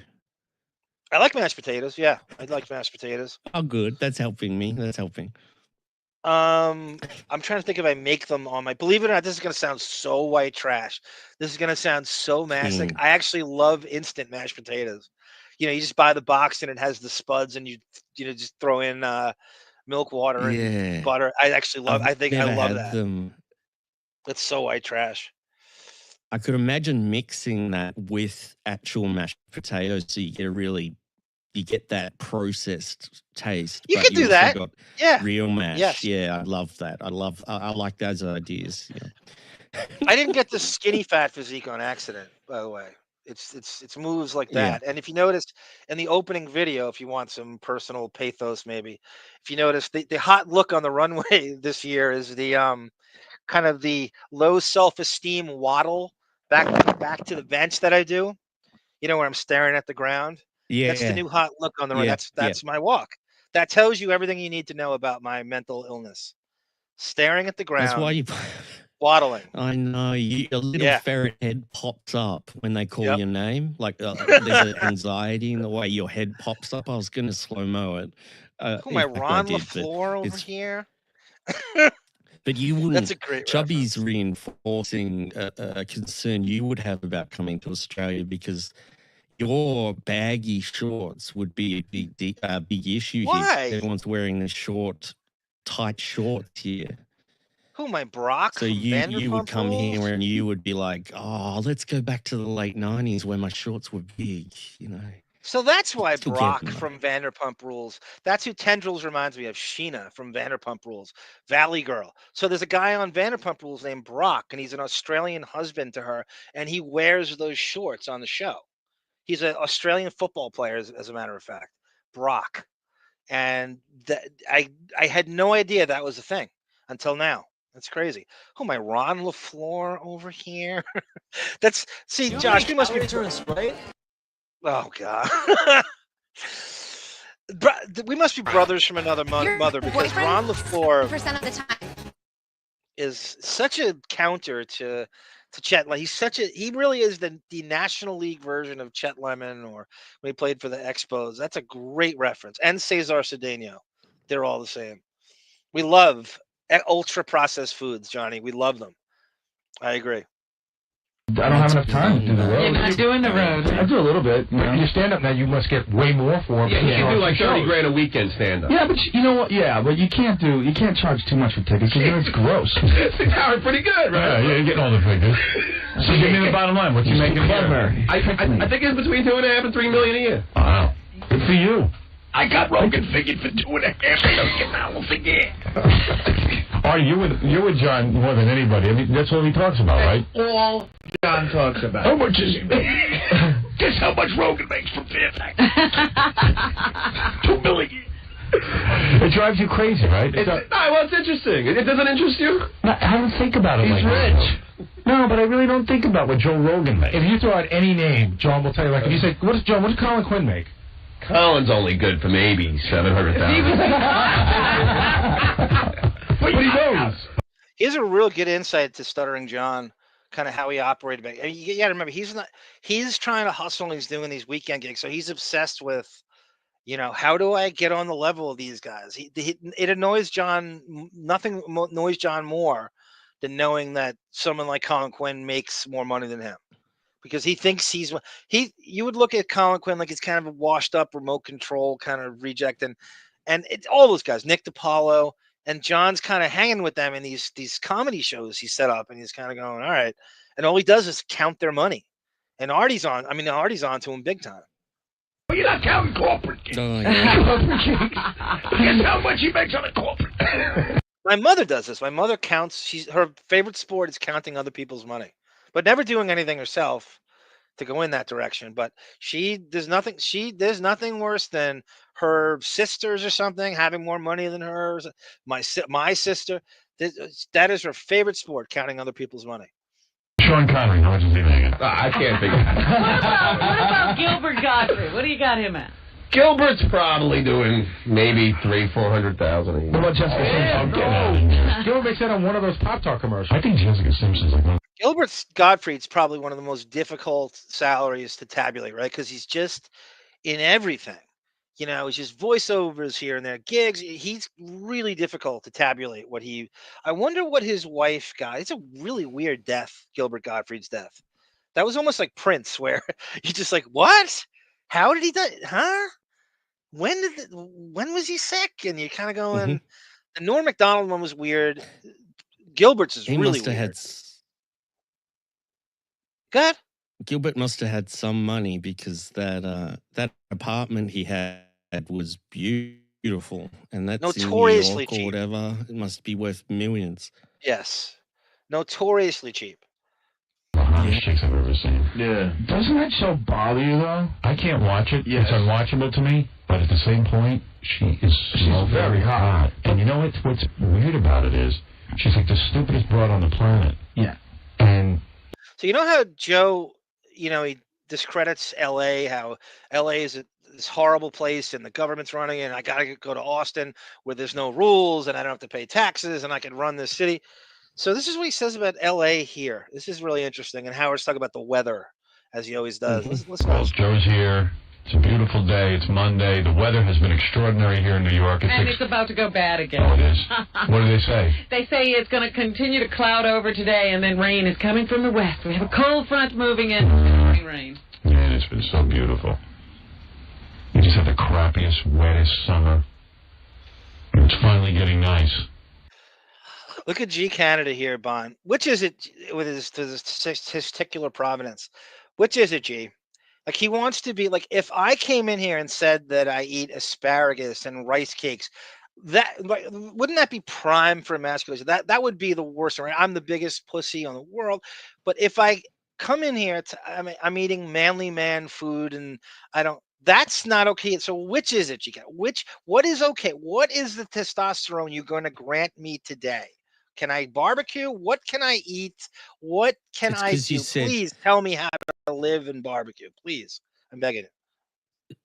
It's because you said the thing about the fake mashed potatoes. I think you set him up by saying that. I guess it's just so easy to do. It's so, and I don't think that's how he can attack you. And he'll Yeah, never forget that you said it. You have fake. That's what he's looking for. So it's going to be hard few months. You're gonna have to work through it. I know. It's gonna be tough. Maybe make a statement next show I'm about traumatized now. disavowing. I got disavowing from Batman. I eat instant mashed potatoes. Instant pancakes. If you're poor, is there anything better than instant pancakes? Water and mix, and you have the better pancakes than you could buy at Denny's or I can't believe that is miracle in a box if there ever was. If you're poor, $2 for a box of fucking pancakes. It is amazing. It's amazing. It really is amazing. Especially for people who go camping and stuff. Yeah. You can't beat that. Like, wow, it's incredible. All you need is water. You don't need milk. You don't. It's stupid to do anything else. And Why your would you mashed not use potato that? stuff as well for camping. That's right. That's right. Well, they are foods, actually. People take them when they go hiking in case. Yeah. Anyway. PC23 says Gilbert made a lot of money. He didn't spend it. It's like old couple that dies living in it. That's right. Section of the show.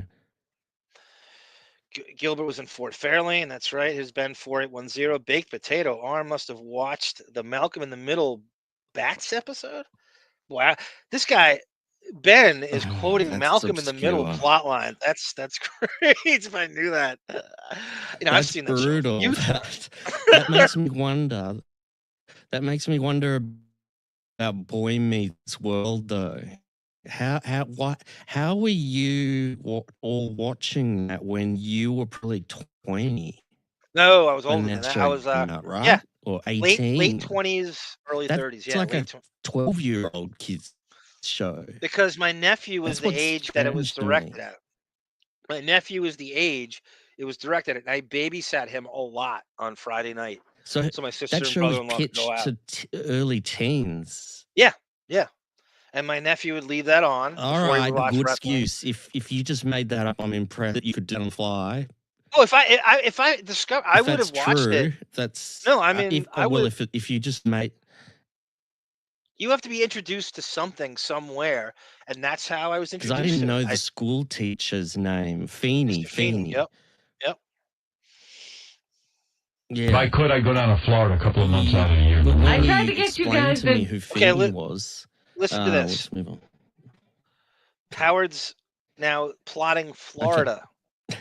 Now this is 20 years ago, so he's got Florida in his sights even here, right? This is. Pick a winter location. Yeah, we need one. California. Something. California's so nice. I know. It was nice. I would love to live in California. Why don't you just move the show to Cali? What is the deal, though? Whenever we go there, it's cold. Yeah. We always get the worst weather when we go to California. Hey, Rogan goes, why don't you move the show to California? Right? Why not? What's holding you to New York? What's holding him in New York is Allison and the kids. There's an ironclad. If he goes there, he can shirk more responsibilities. So he can't say that back to him. But Rogan asked a great question back to him. What are you doing here? If you're such a bitch, you're such a fucking emasculated, goblin, and you're obsessed with, it's so cold. That's a backward compliment when someone says they're cold all the time. Well, look at how skinny I am. I can't take it. It's so cold all the time. That's him. And so if that's the case, why don't you move? Because he can't, because Allison's lawyer, he's iron. He is locked in to New York because he would be shirking his custody if he did that. But he can't tell him that. Flies kids anyway. Summer's just hot. He could, but he won't. It's too lazy. It's too much. There's no way he'd put up that kind of effort. There's no way. He needs it to be as easy as possible. And really going there on Wednesday and hanging out with them for 3 hours, going to a diner and then getting driven. It's not like he drives. It's not like he's literally just getting on a velvet pillow, getting into a stretch limo and going to Old Westbury for 3 hours. That's it. Yeah. That's the easiest thing a like father magic can do. carpet ride. Right. He can throw money at any situation. Could you imagine not doing that and not having the money? California. Something. California's so nice. I know. It's nice. I would love to live in California. Why don't you just move to Chubby Cali? What is the deal, though? Whenever we go there, it's cold. Yeah. We always get the worst weather when we go to We pick California. the worst week. Yeah. It's great. Even in the summer, it's just hot. I love the cold weather. Hey, Scott, you're on the air. So Rogan is how great California is, and God, it's just its weather's perfect all the time. And what does he do? Like that whole thing with COVID and masks, and you're robbing his freedom, and he moves to fucking Texas. But that was the guy. He's just so slippery. He really is flip floppy, just in every single way. Tendrils all true. Thank you, Tendrils. Yeah, Chucky's my nephew. That's right. I can't believe you remember that, Tendrils. That's some memory on that broad. She remembers a lot of stuff. So hungry with these male chefs grilling meat, says Sky Spectre. I do consider myself to be a upper echelon cook as far as guys go. I do believe there's nothing I won't try. I don't believe that the woman should be the one cooking. I don't buy any of that shit. If I go to a restaurant and I think I can do it better than them, I'm not going to eat it. I'm going to try it at home. Or if I get an idea, whether it's bisque or Sicilian pizza or bagels, that was the big one last year. I'm going to try it. And now you can do anything with the YouTube videos and the chefs on YouTube now. You can do it's so easy to follow along. You just have to have the equipment. And I thought lo mein was a stretch, but I got that down now. So it's just, we are as guys, and I'm not trying to be if you don't know how to cook, you are mentally ill. You are, as Elliot often would say, a mental midget or whatever. You are, and I don't buy it. I think it's just laziness or just some kind of over machismo bullshit. You have no excuse to not know how to cook now, right, Bon? No excuse. Yep. I don't want to hear it.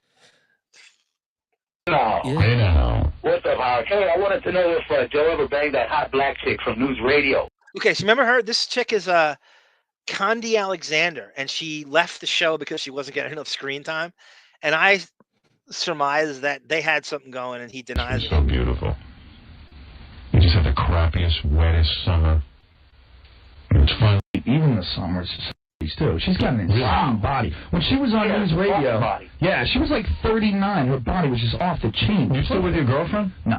Oh, you broke up? Really? No kidding. What happened? So the girl you just heard about, he dumped her already, and this is right after this. What happened? No, very recent. Just like yesterday? What happened? Just enough. Had a fight? You know, just time moves on. You know, enough already. She wanted to get married? She did, but that was beside the point. That was never going to happen. Of course not. It's a legal contract with the state that I don't really... Yeah, of course. She's the coolest girl in the world, but, you know... What do you mean? Was she pressuring you? No, not really. You want to bang on the chicks? Was that it? No comment.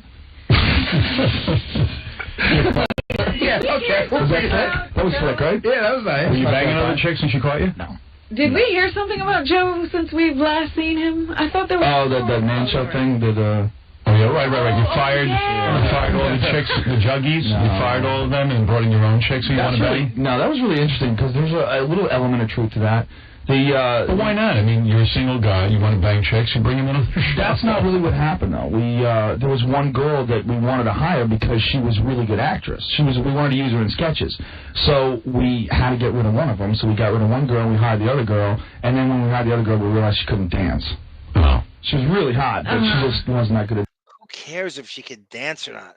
It's the most mindless activity on the face of the... Who gives a shit if she can dance or not? That is a weird... You know where he got that gossip from? I guarantee you Kimmel told him that, Howard, that.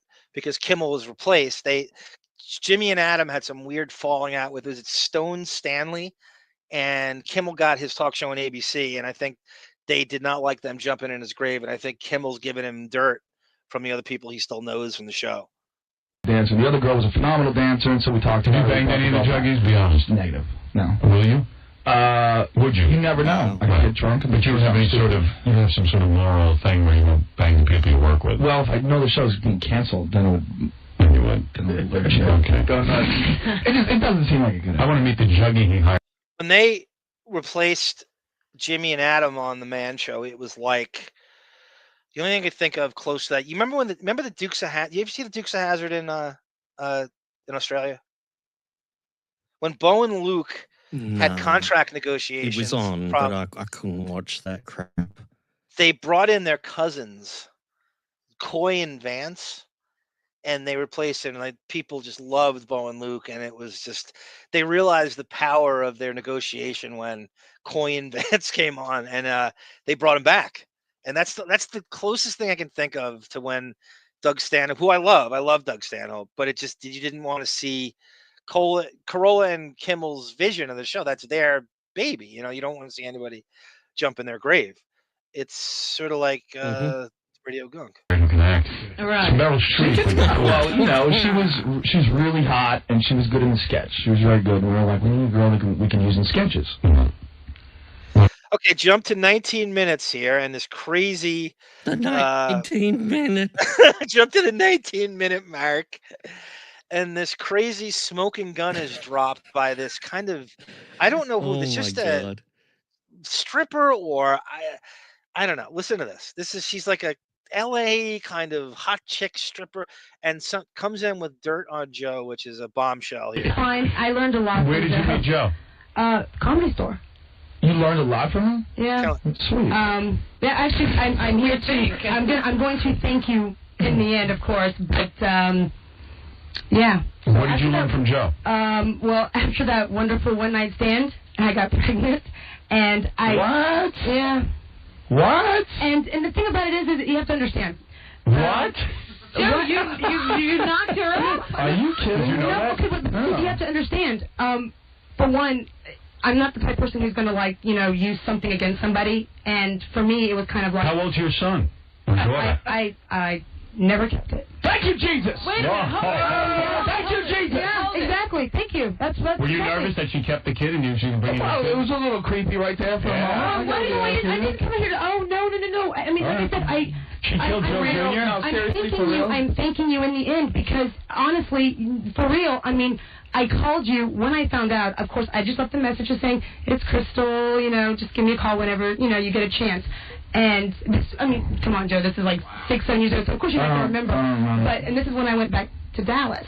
But in my mind, I thought, okay, if he doesn't call me back, that's my answer. I'm not, you know, I'm not going to... So if you didn't catch that, they bring in a girl who Rogan impregnated a while back. This is the first time he's somehow seeing her. You know, the show knows exactly what they're doing, and tells him, "Oh, I got an abortion because you wouldn't call me back. I figured, well, I'm just gonna abort it, and it's the easiest way for both of us. I have no hard feelings. She's trying to take the high road here. He knows this clearly happened, and he's getting sandbagged again every time he comes in. There's something now. Yeah. Should they have done it? Go ahead, Bon. I'm sorry. Well, he's got Howard and Robin pretending that they don't know. That they don't know. They're great at that. And PC's a Coin Vance lunchbox. They did not make a Coin Vance lunchbox. No way. Did they? God, Dick with a Big Bird is to do this. This is crazy. This is one of the worst things you could have happen to you, right? Just live that never comes out, and he comes on. He's also working for NBC, which is a network and a wholesome network, right? Did they want to hear that their host of Fear Factor is impregnating women and leaving them, and then celebrating? Thinking, and I'd just be sitting there thinking, does Howard know about this before he has show? to. Because if you don't he does, think Rogan? Fuck him. That's what I'd be thinking. Yeah, that's we know, but Joe's probably sitting there going, does Howard actually know about this before bringing me on? Because if he does, I'm never going to talk to him again. That's definitely. That's what he's gonna leave here, and he's gonna talk to his friends and his manager at NBC, and they're gonna give him a ton of shit. He's walking into a nest of vipers here, but he's also walking into that back at Fear Factor, because they're going to say that you're our host on a wholesome network. you're impregnating chicks and celebrating when you realize the kid's not yours, and is actually you couldn't be it. You couldn't say. Go ahead. I'm sorry. Yeah. Plus the earlier time the time he was on when they outed him for allegedly saying the strippers were whores. So that probably caused him issues after that. But And not now only that, this. but he continually brings it up every time he comes on. He didn't just say it once in Vegas. He's brought it up 3 times already, and he's going to bring it up again to Bonnie I sent you McFarlane. clips. I sent you clips of how talking about it probably 5 years ago. Yeah. He's still. I mean, even like stuff. even the serious, he still brought it up, and It's just it's about the worst unbelievable. thing. If you're Rogan, this is about the worst thing. Now, I think I showed you the plagiarism thing, right, where you're accused of stealing. Now, that's really in Rogan's world. He's the comedy police, so accusing him of plagiarism just shuts down his whole, comedy cop thing. It's the most hypocritical thing. That's really bad. This is as bad or worse, that you could do this to somebody and sandbag him like that on the show. I mean, right? I mean, does it get any worse than this? They know exactly what they're doing. We know how the show works. And you're right. I think Rogan had a Imagine if you knew someone, in real life like this, like you were friends with someone and then anytime you translate you the both civilian get hugely famous. And you go on a show and say, my friend impregnated someone. Yeah. It would be like, and you I have a remember brother. the time you called them whores. Yes. And then he has a network job and it's rocking and rolling, and he probably got a raise recently. He might even have a producer credit at this point. I bet he does. It's just it's Howard being reckless. Howard's so reckless. He doesn't seem to think anybody. He's being reckless, Bon, but why do you think?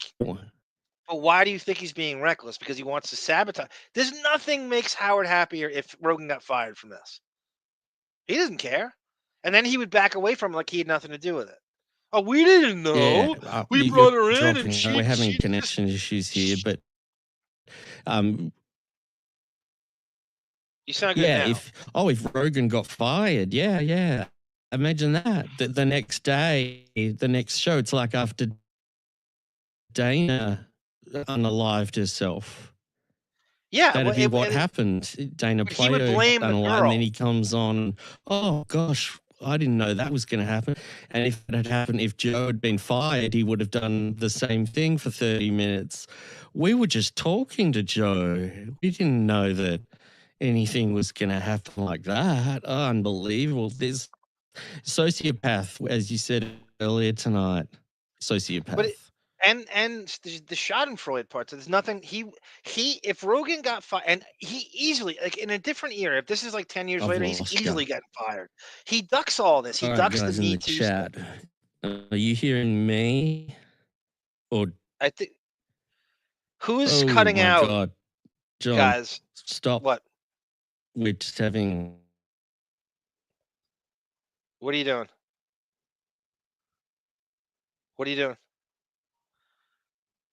Do you hear me?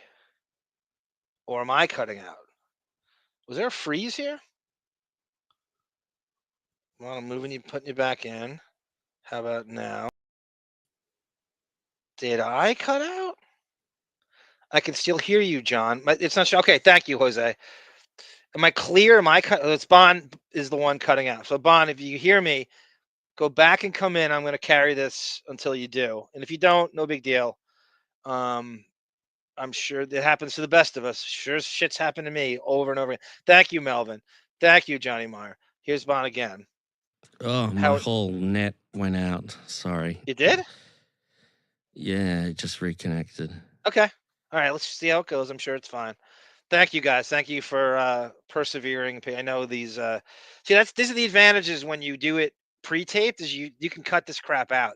On my Patreon shows, I think half the time, I would say more than half. I'm constantly going back and editing now, and I'll go back, and there'll be like a cutout like that from someone, like maybe it's David. All I was hearing was you just going, and I thought it was you, but they're saying it was moi, but it's okay now. So what Thank we you, were saying, Villataro. we were riffing on Howard just throwing Joe under the bus as a sociopath is what I said. I think that's only a sociopath could go this far with it. And he thinks he's a friend. He calls him a friend. I mean, Rogan has to know every time he does this, he's walking into a nest of vipers and another sandbag, more sandbaggery, right? But this is the biggest of all time. This is the biggest to bring of all someone, time. Yeah, it's so diabolical that it's something like out of Batman to bring someone on the, you know what I mean? to do that to someone. There's another one after this too. This is also pretty bad. But it's also Howard's goal is to get him fired, but to back away from it. Where you go, oh, it's the girl. She came in and I had no idea. I don't know. She came in and she said, you impregnated her, and then you just ran. You never called her again, and she had just had the baby aborted because she didn't think she was gonna. You know they'll blame her, and they set this up so much. He every time he does this show, it's another. Again, and if he's not, he's listening to them shit talk him. He's illiterate. He can't read. He's the worst host ever. He's a plagiarist. Every time he listens, he hates women. There's nothing. They never speak highly. What are the compliments they give him? He likes the show. Oh, Joe's a nice guy to us. What compliments are they actually giving him, other than he's a friend of the show? Yeah. It's so. Here we go. I have a child that that I honestly cannot. Wow, that's very cool. So you had an abortion. Yeah. I'm so nervous. Can I tell you something? My heart's skipping. Oh, I'm sorry. No. I'm thanking you though. Why are you nervous? You can instantly tell she's telling the truth too. Like initially, you go, you know how now, like, oh, these NBA groupies now they're trying to they blame. Oh, he's my father. You're like, no, I'm not.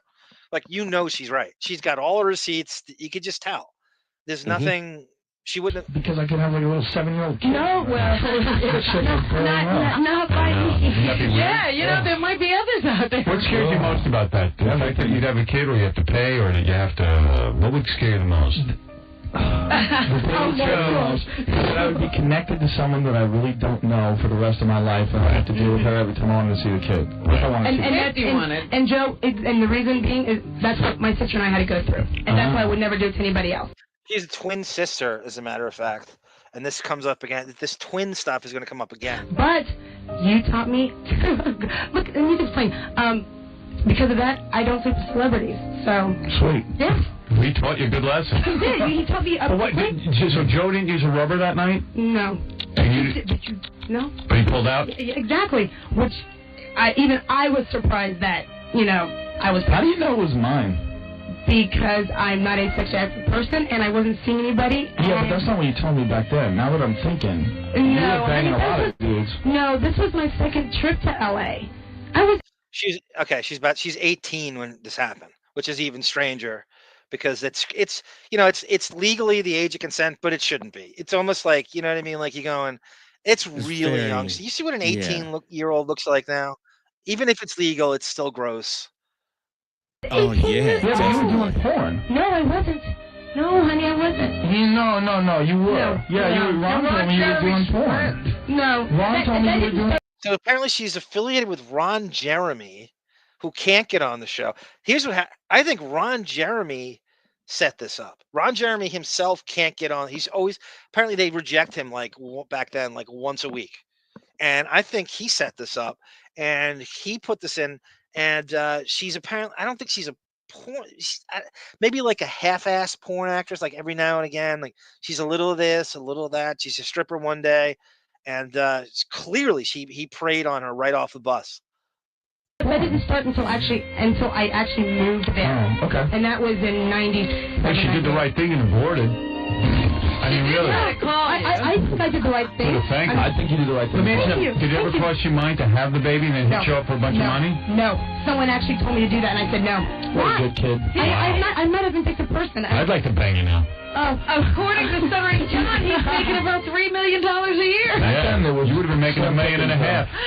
No, the thing about it is that I'm not, the type of person who's going to sit there and use something against somebody and against their will. You're nice cool. Girl. You're a nice girl. Well, thank you. Well, you're lucky, dude. Very lucky. Thank you. No, but like I said, I just have to thank you. I'm not bitter and I'm not angry about it. And I was thinking, oh my gosh, I hope. To answer your question, JD, David, Jose Villataro, it is his last appearance. Yeah, this is it. It is his last appearance. It very much this is. Would do it for anybody. I would walk out of there. It isn't over yet. Like it isn't over yet. Pale. It goes on. And so Rogan's time on the show is much shorter than people think. It really spans from only basically fall of 2000 to right now. It spans maybe 1, 2, 3, 3.5 years, which is just not a lot. I mean, and every time he comes on, it's a lot of this.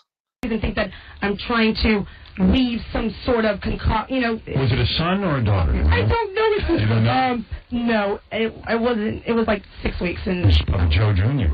Yeah, but let me. Rogan. How was it though? How was the one night? How was Joe in bed? It's pretty hot. Oh, thank you. I thought so too. And I thought, he really likes me. He has sex with me, and yeah. So. Is Artie here? In there and just sitting there saying nothing. He doesn't know what to do. Rogan's his friend. He doesn't know what to do. Yeah. It'd be awful for Artie. Yeah. Imagine you had a really decent friend and that this is happening and you're working on the show. I wouldn't say a word. I'd have my head in my hands if I was Artie. I'd just be going, this is a nightmare. Or you ask permission to walk out. I think he's too new to the show that Artie's just trying to please Howard any way he can. And I think, what do you say to him? Can I just leave during the segment? I don't want to. But again, Rogan's kind of stand up and walk out if it was he's me. sitting the whole show though, Bon. That's the problem. Rogan's on the whole show. No. This is the last time. It really is. Does he stay for the whole episode? He stays still, but I think he's seething. And thank you, Jason Irons, too, for what reminded me about. Thank you. I've never, you're a ferret, and of course this is ferreting. It's amazing that this never doesn't get bigger, talked about more. Like I never heard about this on Gunk ever. It drives me crazy. This doesn't get more traction. It's because you got to really search for it. You really gotta. And again, I guess there's all sorts of theories, but again, how many things have we hammered home here? It's like a half a dozen. He's getting every time he comes in there. These are the worst things of his life, getting a floodlight shined on him over and over again. He has never been involved until he had a huge racist thing that came up a few years ago. Someone put together a compilation of him just screaming the N-word over and over again. He had to apologize, which is weird for him in his Austin bubble, where he has that sort of gilded kind of cage, where he had to. It was so bad. I think it was Spotify that made him do it, so he had to apologize for it. But before all that, and before some of this is about as bad as it gets. And again, he's on network. This is on NBC. Hosting a show in primetime. It's the worst thing their network could possibly hear at this time. Show's on. You did like it. Yeah, that one time. But how was the sex? No, it was great. Was it good? I mean, he was my second person, honestly. You were my second person. Why are you rolling your eyes? No, because why is he rolling his eyes? Why doesn't he believe you? I don't know. Because of things that happened. Why didn't you believe her? Because of. Okay, wait, hold on, Joe. I know why you're rolling your eyes. In a trailer? Well, she's hanging out with Ron Jeremy. I had just met him, actually. Okay. Yeah. No, you hadn't just met him. You were taking pictures for magazines. No, I wasn't. Okay, all right. Well, you know what? Okay, I'm getting what he told me. So okay, no, go right. And this is all again. This is 7 years. Yeah. Me trying to remember. Joe just had his Fear Factor right on this show. There you go. I swear to God, I had a heart palpitation. Did you think a kid was going to come walking in here? I don't know. Who's your son, KC? Oh, you know what we should have done? We should have had a kid here. Oh, no. We should have brought in a little kid. So he was 29, 30. I'm doing the math right now. And she was 18 right off the bus. Is when that happened. Bad optics, as they say in the industry. That just looks terrible. If you're Rogan, you think this is never going to come up, right? In his mind, he has deleted this from his brain. It is gone. It is, that hard drive has been deleted. I don't think he's thought of this. You know what I mean? Like to drop this on him has to be crazy, just because he thought in his mind this is never going to come up again, and he didn't even think about the, what do they call it? Raw dogging part of it. That's true, and they were all doing it back then. Yeah, that's the scary didn't even occur to him. You're gonna, good Lord. Sweat my pants and blacked out. My God. My sister, she's just as good. That would have been so great. I wish I had known.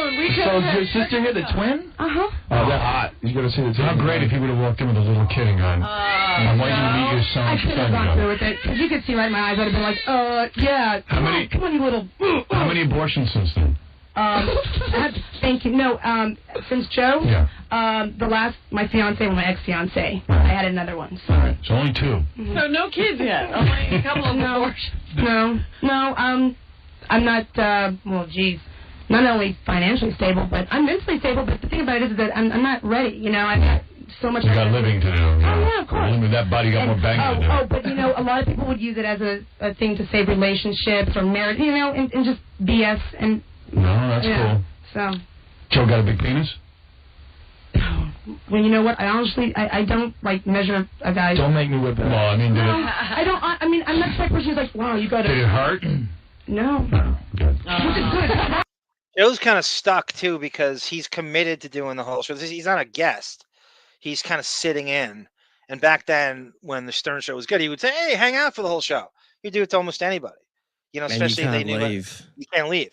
He's committed if you to leave, he's in real trouble. And he looks horrible. He looks worse if he leaves, right? Yeah. They'll crucify him. They'll come back from the break. Or Joe just left. And then Robin, what's the deal with that? And then it's going to become news. Johnny says, I think one day Rogan will be pressed, but he will, Johnny. I always think it's going to happen. Bon, you put together, right, stuff cobbled together like Howard mentions on his podcast, and you have that saved, right? Yeah. Okay, good. There's a few. It never goes too far. You would think even when Artie did the show, and again, it's always every time I like the guest, it's always really short, and it was an hour and a half. So you think if that had gone longer, maybe Artie would have. He will have Florentine on occasionally, but you really need. Johnny's right, like somebody who just doesn't give a shit and will just push back. I know a name will come to me soon. Maybe it's somebody that he has on regularly. That's kind of a loose cannon. Oh, they tiptoed around it with the Artie interview with Rogan. I've actually got clips of it, but I don't know if we'll play it now. But when Artie brings up Howard or Rogan, they just dance around. And this doesn't come up, right? You would think, if you're Artie, wouldn't you think like, oh, should I bring up the pregnancy thing when they sandbag? Like, wouldn't you be thinking that at least in the studio? Yeah, you talking to you'd have time to get. You certainly have time for it. The interview is 90% just talking about drugs and rehab. Yeah, it's I know. I hated monotonous. That. I was so bored. But that's what I'm saying. It's drug and talk and marijuana talk especially is the worst conversation. It is the boringest topic on the face of the earth. I really am. And the so couple sick of times that Howard's name's brought up, they both are just no way that they can. That they pedal away from it. Yeah, really weird. Ugh. So irritating. Like that's true, Johnny. Tim Dillon might actually do it. You're right. I would. Whitney Cummings, Tim. Yeah, that's true. He might. I don't know. I gotta. He definitely has it in him. When it hurts anyway. So I don't like it. Sorry, Joe. You didn't hurt her. What hurt more, me or the vacuum? When you went to get. Now he's making abortion jokes about his own abortion. It's crazy. I'm sure NBC loves that. He must have gotten eviscerated by the network executives when he got back to LA. Actually, my sister, see, she did make a joke about that. She was like, what did she? Oh gosh, it was something like he just flushed it down the toilet, and it was just we think very lightheartedly. So yes, I'm laughing honestly. I'm laughing. Did it hurt? Would you like Joe to have gone with you to the abortion clinic and pay for the abortion? No.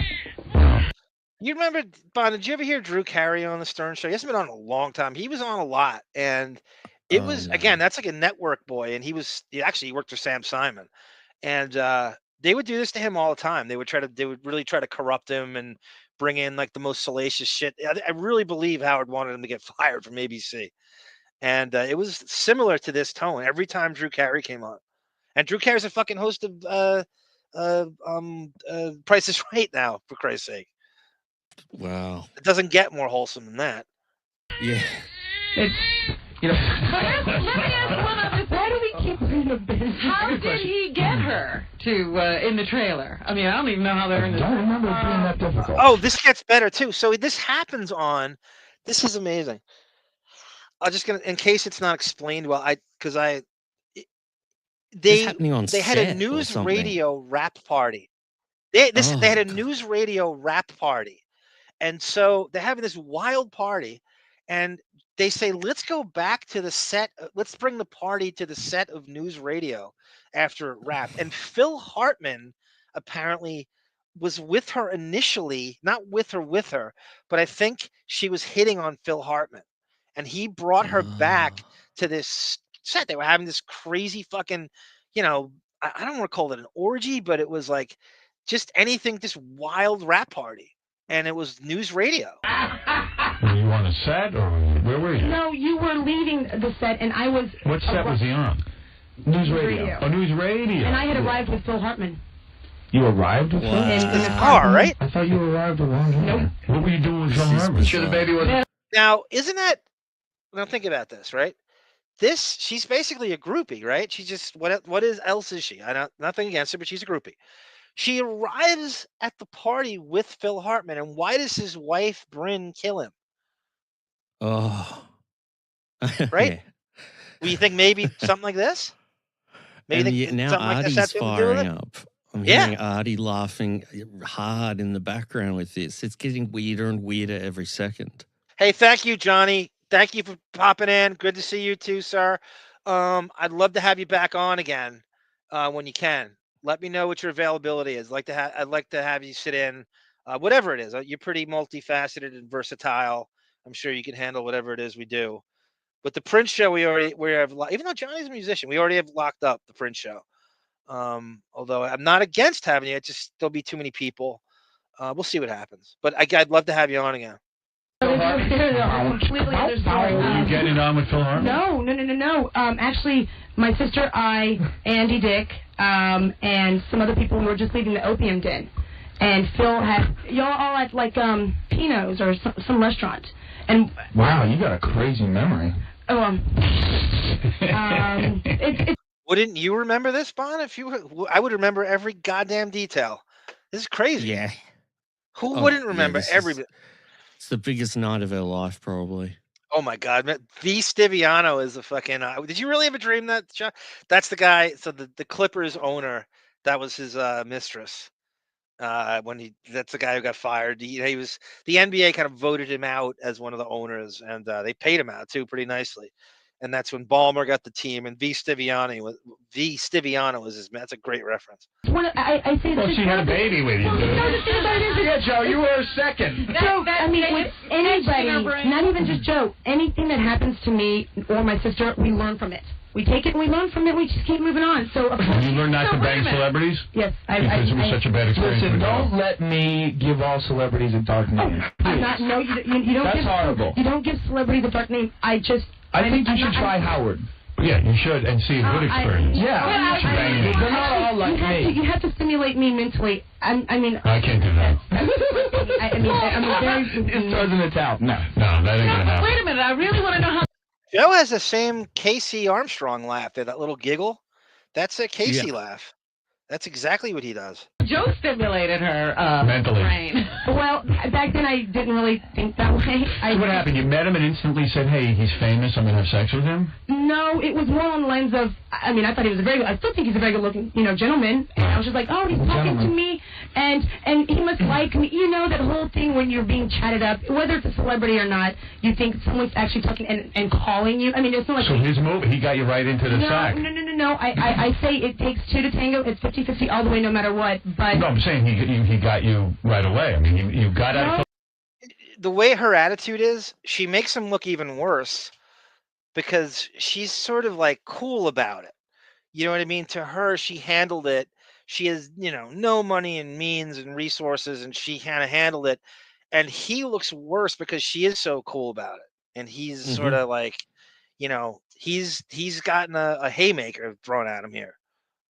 Well, yes, I got out. And you met Joe and you went to bed with him? Hanging out with Phil, and then I saw Joe walk out, and I was like, oh, I'm going to go say hi to Joe, because You didn't want Phil. If you want between Phil and Joe, you'd rather have Joe. Yeah. Right. And so if I had stuck with Phil, then none of this would have happened, but... Well, no, his wife would have killed you, too. You hear what you said? His wife would have killed you, too. That's crazy. You too. Yeah, right. What are you talking about? Yeah, you would have been. Listen, it would have been smooth sailing if I just stuck with Phil. I tried to talk you out of the boob job. Do you remember that? You were trying to tell me you were going to get a boob job back then. You were like 19. I was like, you're crazy. Why would you do that? You had a great body. I didn't. That's why I got him done. What do you mean you didn't? Let's see. You were flat? Well, I was like a 34B. And, how was that? Well, I gained a lot of weight when I went and had my first quote-unquote epiphany, got off, like the drugs. I never drank. I was doing like a lot of, coke and whatnot. Yeah, exactly. And I didn't want to stop eating because I loved food. Picture the NBC executives hearing this, and they listened. A lot of this show was huge back then, and they all listened all the time. This had to be, If he had a personal assistant, Joe, which he probably didn't, but if he had a personal assistant there waiting, when he walked out, they would have had a cell phone holding it out to him. You need to talk to these people now. Well, how could the E! Show not capture this? Yeah, right? That's what I was just about to ask. Yeah, they have cameras going the whole time. You would think if you spoke to Goodstein or fucking Ganji or Brian Phelan or DePace, or Richie Wilson, they have all of this footage. Their job was to record everything, even though a half hour made it to TV that night. They have this shit. Could you imagine that the way? Like maybe it did air. What? Do you think it actually aired? No, not that. There's no way they showed on E! Him screaming at his assistant. This is insane. We gotta do damage control. There's no way. Sorry, wait. Sorry, I just mean this interview. Did they show this interview? No, it's crazy. I've looked far and wide, and the only video footage I can find of Rogan is the fucking Vegas show. I can't get anything. I have all the Howard TV arc, I think, and he's just not on anything. They never isolated his appearances other than the Vegas show. I'm sure I must have missed something. It was on back then. It was so easy to, it was on every night, and you could easily. I've looked. Since we've been doing, I've been looking for weeks and weeks. I can't find shit on him in an isolated interview like this. They must have shown this on E! though back then. Yeah, imagine if somebody got in touch with you after this and said they've got it on VHS. Someone might. I've seen weirder things. Someone might. Oh, this but would be outstanding. I have no to see the recall look on Joe's face. Yep. Joe would want to be... A guy like Joe would be in the mood to fight right now. He'd be getting so inside, like I think it is. I think it is boiling inside of him. I think he is. I think he's... again, that's this is the only way he knows how to settle this kind of attack. Yeah. These kind of guys is to just start screaming. You wonder if Casey Armstrong's hovering in the background when he's the only guy that would have a shot against him in that fucking studio. Yeah. Clearly. Why didn't you drink? Guys get this whole rap and they're so horny. They're like, you gotta have. I bet you after Joe. I've never heard the end of one question we answered. I bet you after. I bet you after Joe finished right out of the trailer, right? Yeah, he dropped me back off where I was staying. He dropped me off. Thank you. Gentlemen. He didn't give me cabs there, but that's fine. That was nice. He drove you back. I got a question for Joe. Is that a weird move when you're on a show and all the people around to have a chick coming out of your trailer, or is that just how it should be? It depends on the show. In news radio, it was pretty common. Really? There was a lot of freakiness going on that set. Let me understand something. But now Rogan's kind of Rogan's weird. He can get brutally honest, and then he gets completely closed up. He's either or. It's, you know what I mean? Like Yeah. and there he tells them what happened. Now, you think NBC wants that on the show, that it was this brothel on news radio while shooting that? You think they want that out there? He's all vague now, Yep. really weak, and I don't blame him one bit. I don't either. But it's again, that's no one's telling him that. I mean, he's getting an 18-year-old right off the bus. Some might say he deserves what he gets, but these are his friends. So from somebody That's else, the but not thing. from your friends. That's the main factor. And it's no coincidence that he goes to Opie and Anthony after this and never looks back.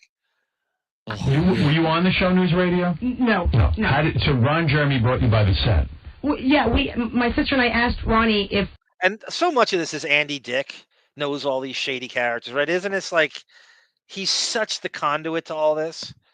He knew anybody. He's just the worst. I want to say up front, I apologize to the chat. It's kind of like delayed, so if I'm not writing something and I'm not seeing it, I apologize. I always try to get to it, but it's not happening. It is not processing right now, so I'm still playing this. Go see a taping. And before then, we had met Joe at the Comedy Store. Okay. What? Imagine if just you imagine, and everyone listening imagine if someone you hooked up with just called you 5-6 years later and told you this. You would be like shocked and you'd just be like going, oh God, are you kidding me?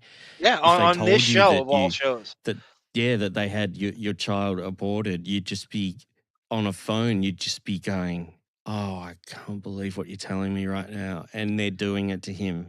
He looks like a piece of shit to everybody that knows him, right? I mean, I'm not saying they think he's the bastion of, the top tier, like he's all pure as a driven snow. But this is a side that nobody knows, and certainly the executives at NBC don't know this. Like, if you're his friends or hearing this, this is crazy shit. Oh yeah. So he's not notorious back then. He's not used to having attacks. Like you attack Joe Rogan in 2025, and he just fires back. Back then, News Radio, this would just be out of his way of how to deal with it. He's just not. Yeah, he doesn't really have an outlet to hit back, right? He can't come on his show after this and go, hey, this is what where is he gonna air this out, right? What is he gonna do here? It's like anybody that you could hit back on something. He has what is he gonna do? Address it on fucking Fear Factor? No. Yeah. On to Phil Hartman, and it looked like things were going to be happening there. No, he actually, we were leaving the opium den. It was 2 o'clock in the morning. We had asked everybody who was at. You got to remember too, the internet's it's there, it's good, but it's not. You don't have, you know what I mean? Like you don't have the social media outlet you have now to fire back at people. It was not developed as it is now. The restaurant from News Radio, if they wanted to come, because Andy Dick's like, hey, we're going to be, partying over at this place. We went with him. We asked Phil before we left to this club. He said no. And when we were leaving the club, Phil was walking up. And my sister and I were like, well hey, the club's closed. And wow, it's great to see you. And he goes, well, what are y'all doing now? And my sister's like, oh, I'm just going to go home and go to bed. And I was like, well, I'm still up. And he goes, well, why don't we go back and over to, like, what was it? Whatever lot, Warner Brothers? I don't know. Nice. Phil brought a chick for Joe. But this is they're going back to the lot in the middle of the night? Yeah. It's also like a desecration of the memory of Phil Hartman, right? It makes him look like a fucking lech, that he's, this deviant old 30-year-old man, that he's part of it, right? That looks even worse. I'm trying to remember the timeline here. And back to the lot, please. Speak not ill of the dead. In LA too, like people who are very much into the party scene and going out a lot. One of the most annoying things about LA, and you think of it as like being one of the top spots, the bars close at like 2 and 1:30. So you're not ready to. The party's not over for a lot of people. Like, what do we do after that? So that's kind of why, if these clubs maybe closed at 4, they might not have gone to the set of News Radio. But it's kind of early to pull the rug out from. If you're a real like booze hound and party animal, 2 o'clock's way too early. How come they didn't change the Politicians keep blocking it. It's apparently like it's going to be disturbing to the people who live in the area, and they don't want to deal with the riffraff. And it's just over and over again. Like Johnny Depp's club, the famous Viper Room, closed at 2:00. That's really early, right? Isn't that like ridiculous? I think you're pulling the rug out from under someone. Tom Petty's on like stage. 3 hours. Yeah, it's 3 hours after those people woke up and got dressed to go out. Yeah. Yeah, and there's so in LA, I don't know a lot about the nightlife in LA in terms of but from what I hear, people who I know who have lived it say that they have to become privy to the after hours spots, and they would set up all this. You have to be in the know though, and they would have this sort of underground shit that would go on after that. And I remember the Viper Room would close at 2, and then Depp would bring all his friends in, and they would kick out the humanoids, and then they would party till 6:00 in the morning. Because he owned the place. Works. That works. Was there when we arrived. Yeah, we always just hang out and drink after the show's done. Oh, yeah. Wouldn't it be great, like 2 in the morning, bring chicks back to the lot? It's a party. Yeah, it's a great place to go. Because chicks are impressed by lots. Now Right? Like anything. Why have an apartment? Just bring them back to the lot. Let's go back to the lot. I don't know if you could do that, though, now after September 11th. I don't know if you could just get on the lot at 2 in the morning. Joe would usually have to go to a bar, talk to a girl. Now they're just dropping her off at the lot. We need a lot. The lot. We don't have a lot. It's the lot. I'm not trying to act like some fucking, party animal, like I'm bragging, or I'm not. But everybody's like this in their 20s. There were times in my 20s where we didn't go out until 1:30 in the morning. We would sit around drinking, watching TV, and breaking balls and having fun, and we were comfortable, and we didn't want to leave. And then finally, someone would stand up and go, "Come on, guys, we got to go out. We got to go out." We would leave sometimes. We would go out at 1:30 in New York. Dude, that's late. We would It's usually late, go out but at it's like possible. 10. But it's possible. It was there, and those are the years where you don't give a shit. Yeah. Need Phil Hartman to bring them back. I know, we don't have a lot. That's our problem. I just figured it out. All right, there you go. No goddamn lot. That is in trailers. Why don't we have a trailer and a lot? Was your trailer nice, Joe? No. PC-23 is going to the Viper Room in September. Johnny Depp hasn't owned that since 2004. The Whiskey A Go-Go. Didn't they move it to the Viper Room? It's like under a luxury apartment building. Now it's like the bottom floor of when they renovated it, and it's such a shell of its former self until PC-23 goes there. JD Villataro says, when I go clubbing in D.C., I leave around 4 a.m. I thought D.C. was 2 a.m. too. Jose Villataro. I thought D.C. But you can do that in New York. Yep. Oh, I got you. So romantic. Sounds like they tripled the Buddy Ranch. Right. So it wasn't that raggedy. You go back to the lot, you get out of the car with Phil, and Joe's standing there at 2 in the morning. He's like walking to where his trailer was or whatever. I wonder why you were at the trailer at 2 in the morning. We were all drinking. Yeah. I know, he just hangs out at the lot. That's so cool. At the lot. So you get out, you're looking hot. And Joe says, "Hey, come on, let's go hang out." No, I think I kind of I actually started chatting with him, and then I asked what he was doing, and he was like, "Oh, I'm just packing my stuff, I'll be leaving," and apparently I managed, I don't think I finagled my way because I didn't know how to at the time. Just kind of like, and we went inside and started talking, and then one thing led to another, pretty much. You banged it pretty much right down there. Yeah, it wasn't like a Look at you, buddy. It wasn't. But I mean, come on. It's just one of those things where it's like, it was. Now, Rogan acts like when Rogan gets all weird when he's like, "Why don't you go on Howard anymore?" And Howard only brings up the women thing to make himself look good, right? He's going to take the sanctimonious rule. Oh, it's because Joe hates women. When Howard brings Rogan up, he doesn't bring this up. He's afraid to go back to this. He's afraid to be culped because he knows exactly why he won't come on. And I've never heard Howard bring this up in the times he's been called on with Rogan. Like, what's his problem with you? How come he doesn't do the show? He's on the show 21 years. It's not like this is yesterday. This is a long time ago. He's been carrying this around for 2 decades. He only brings up the whores. Yeah, he only brings that up. Because Joe said it. He never brings this up. And he never brings up the plagiarism thing. Tonecock goes, I'm at the age now where I don't drink after sundown. It's not a religious thing. It's just being old and tired. Yeah, I agree. It's definitely, the hangover thing hits you so hard now, and you don't realize, maybe that's the superpower you have in your 20s is just staving off the hangover. You know, it's just amazing. Oh, of course. Yeah. It's just, you were up at 9 a.m. the next day. If you got home at 4 or 5, you'd just get up at 9 when you were in your 20s. It's just crazy. When it's just booze coming off your breath and you don't even know it, like you just don't give a shit. By midday, by lunchtime, you just felt normal again. It was crazy. And then if it's really hot and humid out, you're sweating your ass off because your blood is so goddamn thick. I remember I would run 10 miles after that. And like in midday heat, I don't know what I was thinking. And you would see the blood was just like, it was like, I don't, there's a thickness. I don't even know how to gauge. It was like guacamole. My blood felt like it was, or my sweat. I meant my sweat, not blood. Yeah. Not blood, it was like sweat. It's like you're purging venom from your system. Right. You know, good well happened, and now, hey, you part ways. Was she your first chick that night? That night, yes. Joe's no homo, I'll tell you that. Joe is your second. How long before your third? I'm just curious. My third sexual experience? Yeah.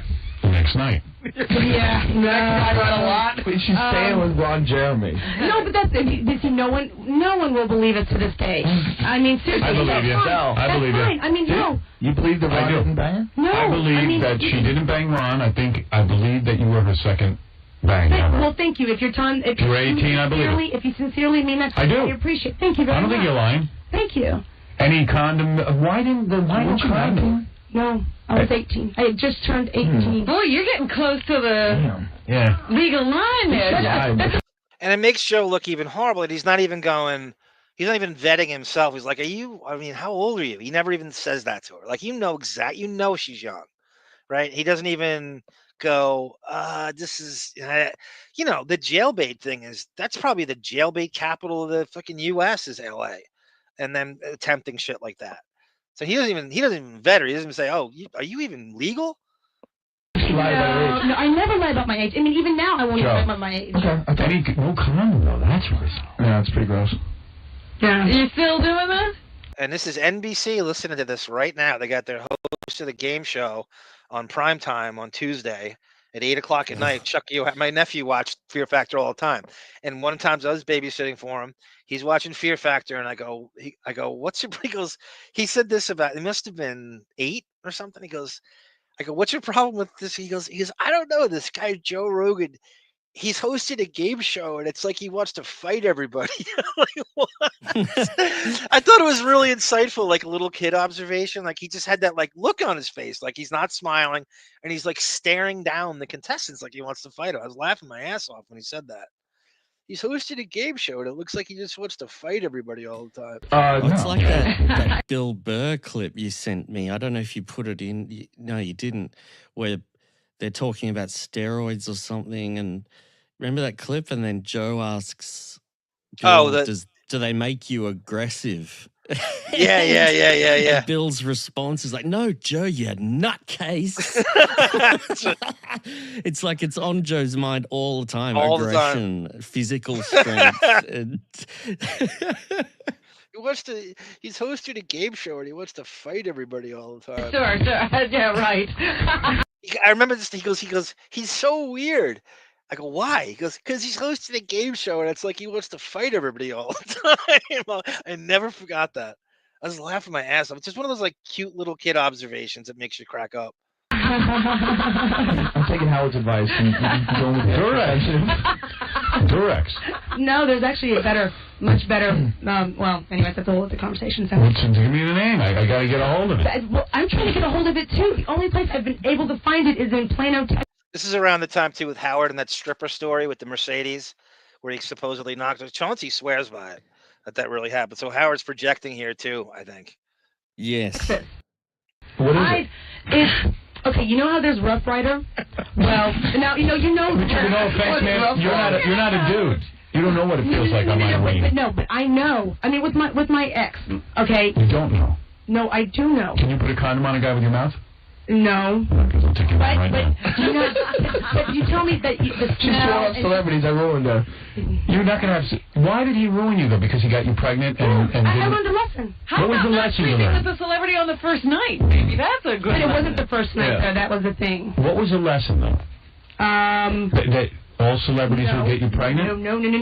The lesson learned pretty much was, no matter if they thank you for the music. I don't care whatever status you have, money, whatever. The fact of the matter is that, it's just... Okay, I cannot do this with the script. The lesson is not clear. The lesson is that it's like a Zen cone. I'm listening to this music and I'm going, oh my God, this is so cheesy. And I no, but you learned the lesson, and I'm not sure what the lesson is. The lesson is, no matter who you are, what you have, what kind of status you have, the fact of the matter is that me personally, I'm not gonna sleep with you until I know you mentally. You have to get to me mentally. I mean, what if it's in depth? So I thought you won't be with another celebrity. No. It doesn't. I have to get with you mentally. Yeah, anybody. Well, that's like the worst thing you can say to someone. Like, you just ruined me for. I'm never gonna. That's one of the worst things. And Rogan's he's trying to go along with it here. He's locked in, sit in on the whole show, but it gets, shall I say, worse. Let me see if I could just. I have the timestamp here for this next one. So Howard somehow, get this, I swear to you, at 1 hour 36-minute mark, Joe's sister calls in and says that Joe's lying about her family and her father, how it's not what he's saying it is. And they get her on the phone. Let me see. It's right about here. Oh, this is same show. Same show.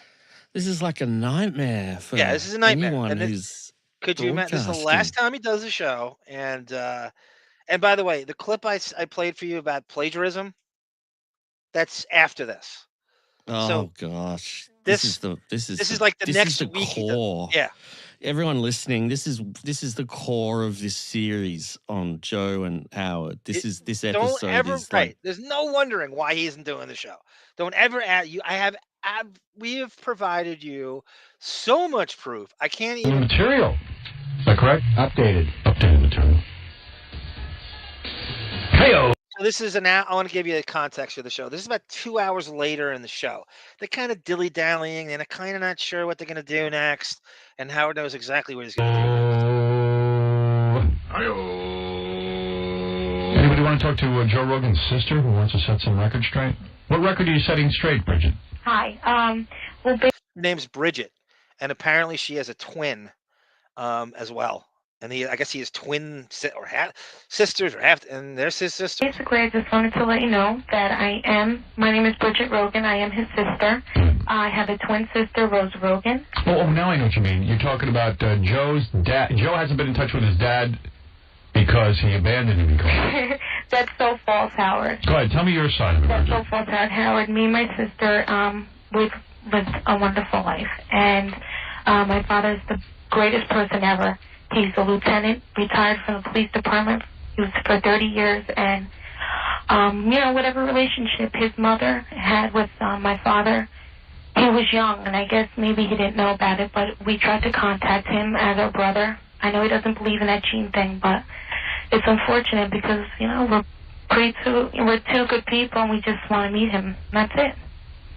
Well, you can understand why he wants nothing to do with you or his father. His father really had nothing to do with him. That's not true. Well, is Joe lying? Huh? Is Joe? I mean, Bon, the same show. This is going on. How many haymakers are you going to take?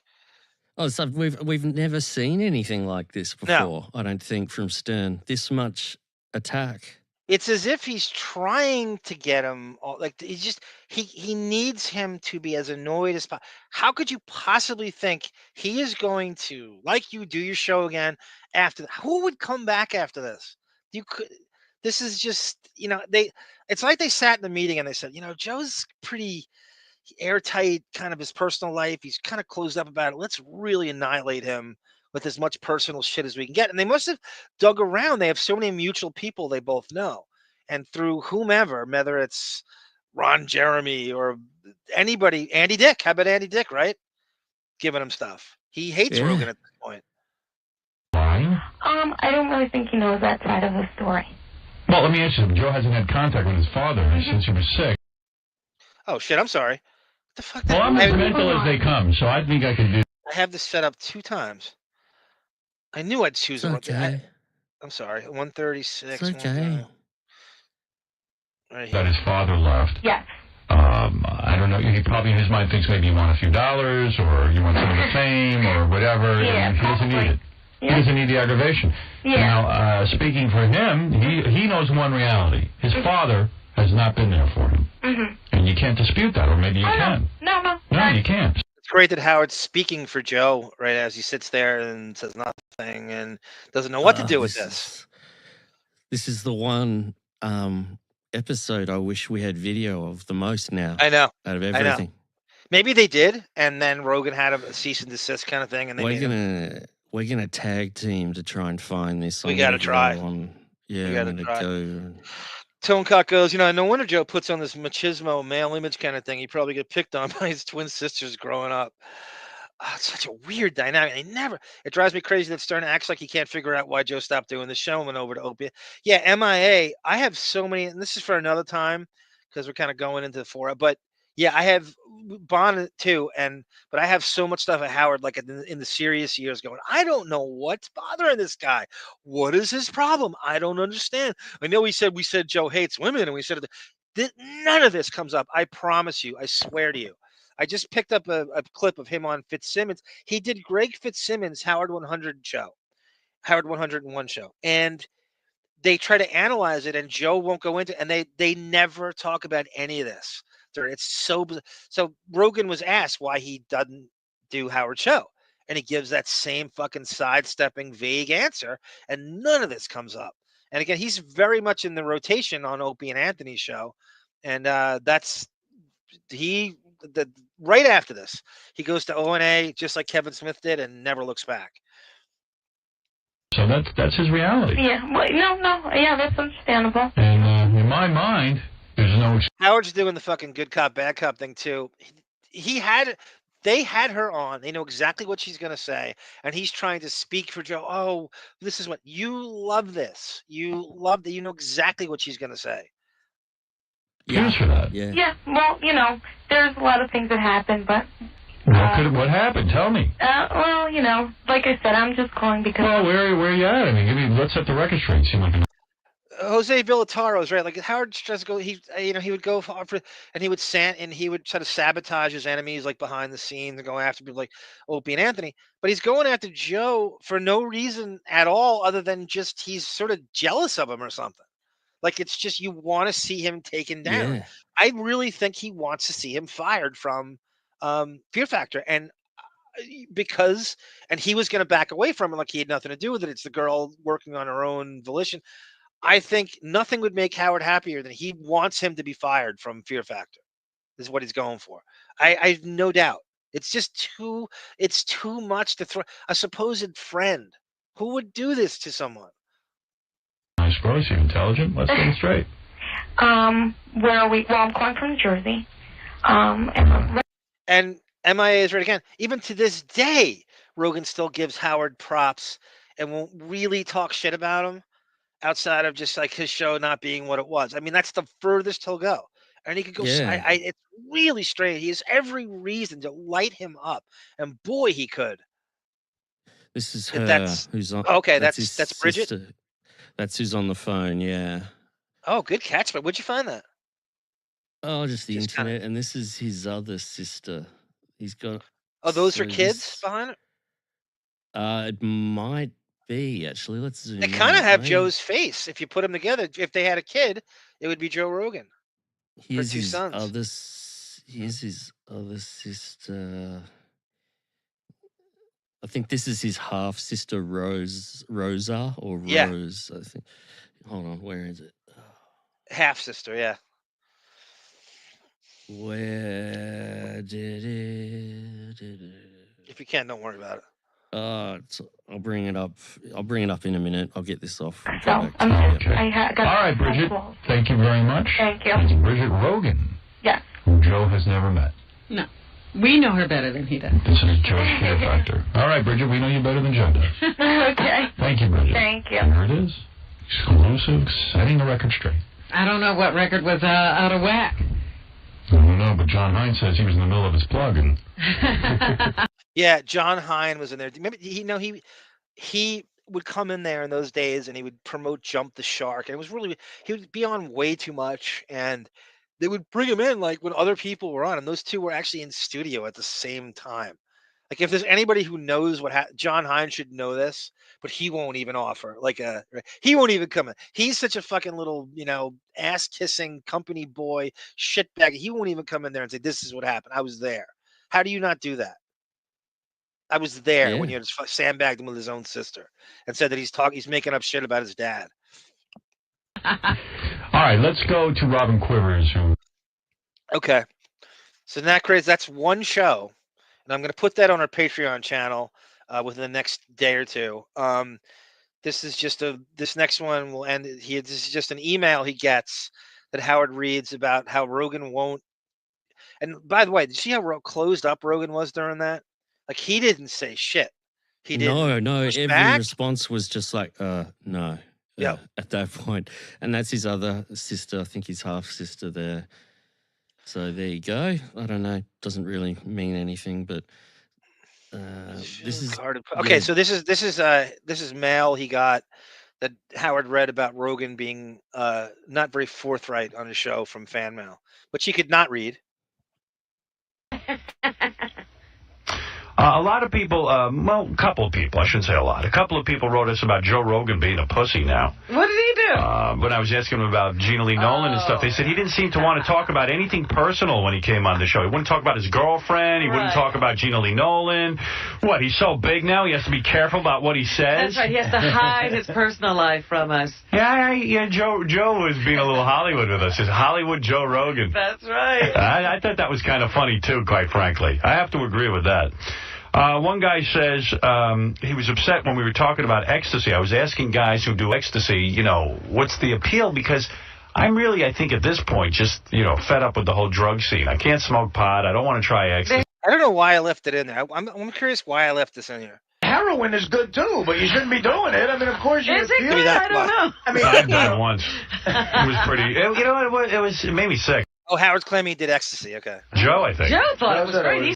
Joe's doing ecstasy. I'm sorry. Here we go. I did like it. Who was it? And how great it was. Well, one guy did like it. Who was it? Joe, I think. Joe thought it was great. He said he thought everybody should do it at least once. I mean, but no, heroin is good, too, but you shouldn't be doing it. I mean, of course you... Is it good? I don't know. I mean... I've done it once. It was pretty... It made me sick. Right, that's what most people... I see most people get sick the first time they do heroin. I don't know why they ever do it again. One person on the show was saying how it does not make you paranoid, and it's a great experience. He said everyone should try it. Hey, Tonecott, that's a great poll by you. Yeah, that's very similar to Billy West getting sandbagged by the co-creator of Ren and Stimpy. What's his name? John Krifakis or what? That was very similar. That's very true. I saw his name the other day. This is going to sound bad. I don't care. I'm saying it anyway. You love these stories. I was watching Heathcliff the other day. It's a cartoon from the 80s. And Heathcliff, no one should terrorize the neighborhood. And I would watch it after school, and I just had this memory lane. And I skimmed through it, and Heathcliff's underwater fighting an octopus at one point, tying up the tentacles like Aqua Cat. And so I'm reading the credits. And Chuck Lorre worked on the show, the sitcom mogul, right, from Big Bang Theory and 2.5 Men and a million other things. He's on there, and then the guy from Ren and Stimpy's on there, John Frickley, and then the guy voicing Heathcliff is none other than Mel Blanc, who voiced Bugs Bunny. There's such a Billy West connection there. It's crazy. I couldn't believe it really pays. Like someday, if you just stop and read the credits and see the names sometimes that pop in the credits. It was so bizarre. Yes, Chubby. Yes, Chubby, right? Riff Raff and Wordsworth. Riff Raff was the other cat. He was sort of like this, I don't even know how to put it, just like a Lothario in the neighborhood, and Heathcliff was just a troublemaker. Heathcliff was just sort of like a cat Bugs Bunny in a way. And that I couldn't believe reading those credits. I saw his name. That's a great poll by you, Tonecott. Joe thinks all drugs are beneficial. Pot, ayahuasca, etc. Yes, he does. He thinks he's got a Hunter S. Thompson complex too. PC23. He tries to make it look like Thompson So that's going to do it for us. I want to thank everybody. Bon, great job as usual. Thank you for rising to this. I know that you try, and I know that you do your very best. But it reminded me of that Artie interview we had. That's how it felt. I know how it felt. I mean, I empathize. I know how it feels at that time. It's just your circadian rhythm. You know, you that's why it's good that the show is long because you wake up during it. But it's nobody hates morning radio more than me. I think you should tell Melvin what you will have for dinner tonight before we end, because I think he would appreciate that. I don't know. There's things swirling in my head. I don't know. I want to give him like a good answer. I'm not going to make anything extensive. I'm too kind of. It's really exhausting doing the show. Like the prep, even before this. So I'm kind of working on it. Like before we do it, like probably like 3 hours, kind of just putting together, trying to last minute things, and it doesn't show. You try to make it look like, but then all week you're doing it. So I really hit the wall after we do. Could you imagine doing this like this show multiple times a week? You can't. You have to be some dilly-dally bullshit fest to do it 3 days a week and not, feel anything. I know when you're when you're ferreting, because I don't hear from you for a few days. The headset's on and I'm tuned out and everything. I always send you like a message going, you must be ferreting hard, and then you go, yeah, I got all this stuff. It's Armageddon. Missing in action goes, my parents are animators, and I got a reel in. I'm asking them to produce it. They gave us kids the video, and it was Ren and Stimpy. We said, "Do it. It's funny." And but the animation sucks. Jesus Christ! I remember Chuck Lorre. I met him when I went to visit my cousin, and he's there, and I went up to him, and I'm like, "I'm fucking ass," and I said, "I saw your name on this animated series, not Heathcliff. I didn't know about Heathcliff, called Defenders of the Earth." And it was like, it was like these old pulp heroes, and it's a public domain, and you could use anything. Flash Gordon, the Phantom, Mandrake, and Lothar. Defenders of the Earth, out of the sky, his rockets ignite, jets into battle, flying faster than light. Flash Gordon, Lord of the Jungle, the hero. So I sang that to him, and he was blown away that out of all the things he's done, that I saw that. And we talked about that. His story was when he got to LA, he needed health insurance. So he was a Scientologist, and he knocked on doors, and he saw them making cartoons. He said, "What the hell are you guys doing? Do you need help?" And then he became an animator and a writer in kids' cartoons, because he was selling vacuum cleaners, and he knocked on a door. Wow. And he saw them animating, and he just said, "Can I do this?" He said, "Sure, we need help." He's like, "I'm a writer." And that's how he got in. It's a weird story. And then he became a Scientologist to get health insurance. So Chubby Pickle. That's crazy. Top shelf guys on Bravo. Melvin, I wish I had a good answer for you. I usually have ideas, and I'm not making, I wish I had something to give them that's solid. I don't have a good, I'm kind of conjuring up ideas right now. Thank you, Autobot. Thank you. Emma says they also got in Rugrats, which is huge. That was one of the inspirations for my nephew's nickname, Chucky. And also felt the animation of Terrible and turned it down, and we still make fun of them. Damn, that's a great story, Emma. Welcome. Great debut here. Welcome to the Lotus Notes family, for Christ's sake. So I want to say, everybody, we're going to do that Prince show. It's going to kind of be a one-off. So it's going to be Tamara Francois. It's going to be Tendrils. Hopefully Black Morticia Adams, and it's going to be Bon Jovial. Those are locked in. I'm not sure if we're going to add someone else to it. I asked Sarah. She turned it down, of course. Her agent blew me off. She knows a lot about Prince. That's Prince. The thing. Oh, my God. I can't believe. So do you know Rambo, right, Bon? Mm-hmm. So Rambo had an animated series in the 80s, and it really was supposed to be an answer to G.I. Joe. Like it was on another... Even though the stuff was syndicated, they were on different networks. And so Rambo, Stallone didn't do the voice. So I forget who did the voice of, so it was like this, it was basically the Force of Freedom. And it was done more like a superhero show where nobody got shot. But they usually used real military weapons in it. G.I. Joe used lasers.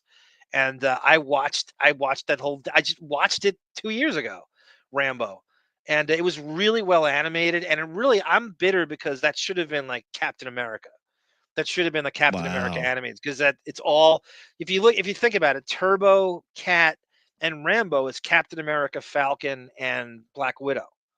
And that's what it should have been. And then they ripped off like Cobra, which Cobra is actually a Marvel thing. And Cobra, I forget what they call themselves. And it was that should have been like Red Skull and Zemo and stuff. And it was really and all the people that worked on Rambo were comic book writers. And so they weren't, all the Marvel and DC stuff was considered toxic in the 80s. It was corny. Kids don't want anything to do with like traditional superheroes. So they needed like a toy hook, and it had to be like military or ninjas or Thundercats and shit. But it really pissed me off because I really wanted a Captain America animated series. Mm-hmm. Prince Arm, you should get the Joni for the Prince. Oh, Joni from I think he means from Ireland. I think. See, Prince stole Sherilyn Fenn from Depp, and that's amazing. I'm telling you, that's a real no. In fact, Sherilyn Fenn bragged about it on her Instagram like 2 years ago, and that's how Black Morticia Adams put it together. She knows. I think she knows the most. Maybe not. I think Tendrils might know. Tendrils actually worked with him. For Christ's sake, I'm looking forward. It's a good diversion from this, and you love talking music the most. I mean, we could do so much with that. And the original, it was all a toy commercial, right? Missing in Action. It was everything back then was a toy infomercial for the animated series. That's what they were going for.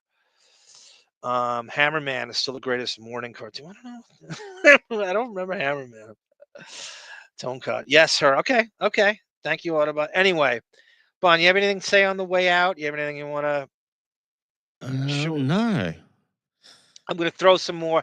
I'm getting that shorts bug now on YouTube, so I'm going to be making shorts. I never knew how to do it. That.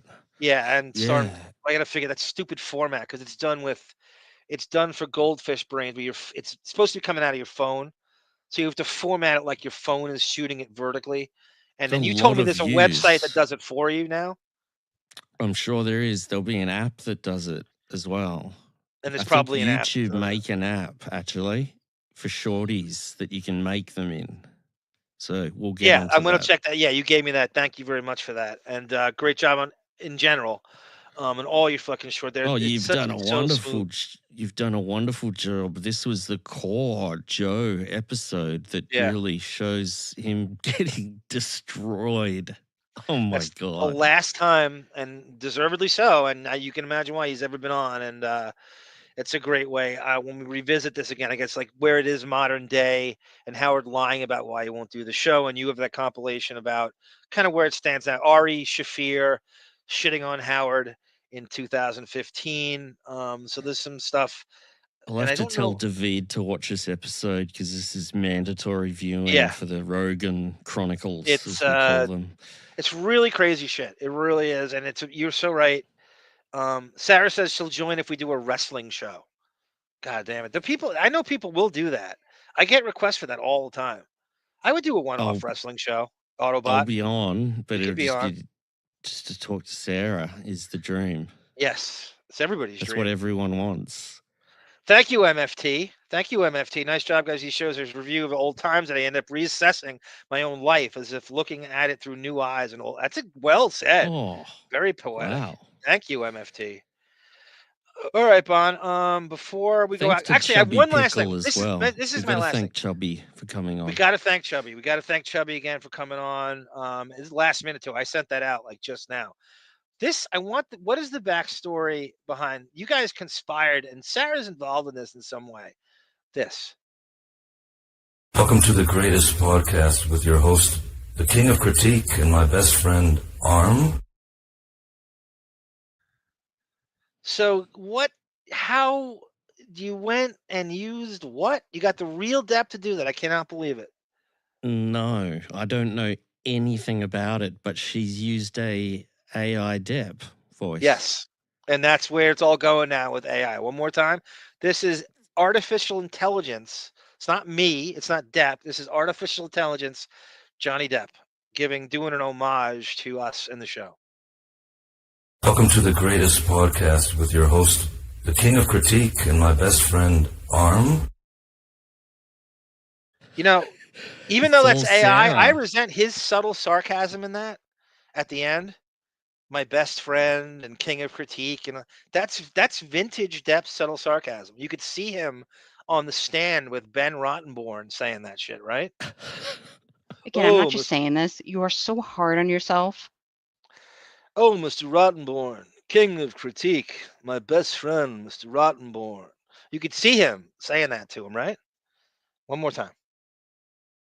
Welcome to the greatest podcast with your host, the king of critique, and my best friend, Arm.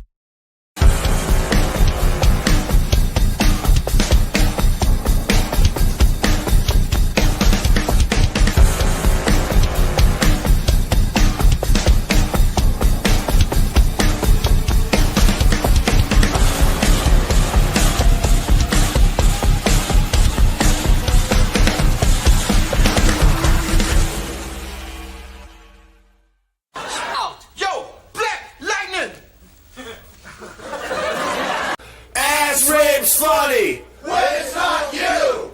Ass rape's funny when it's not you.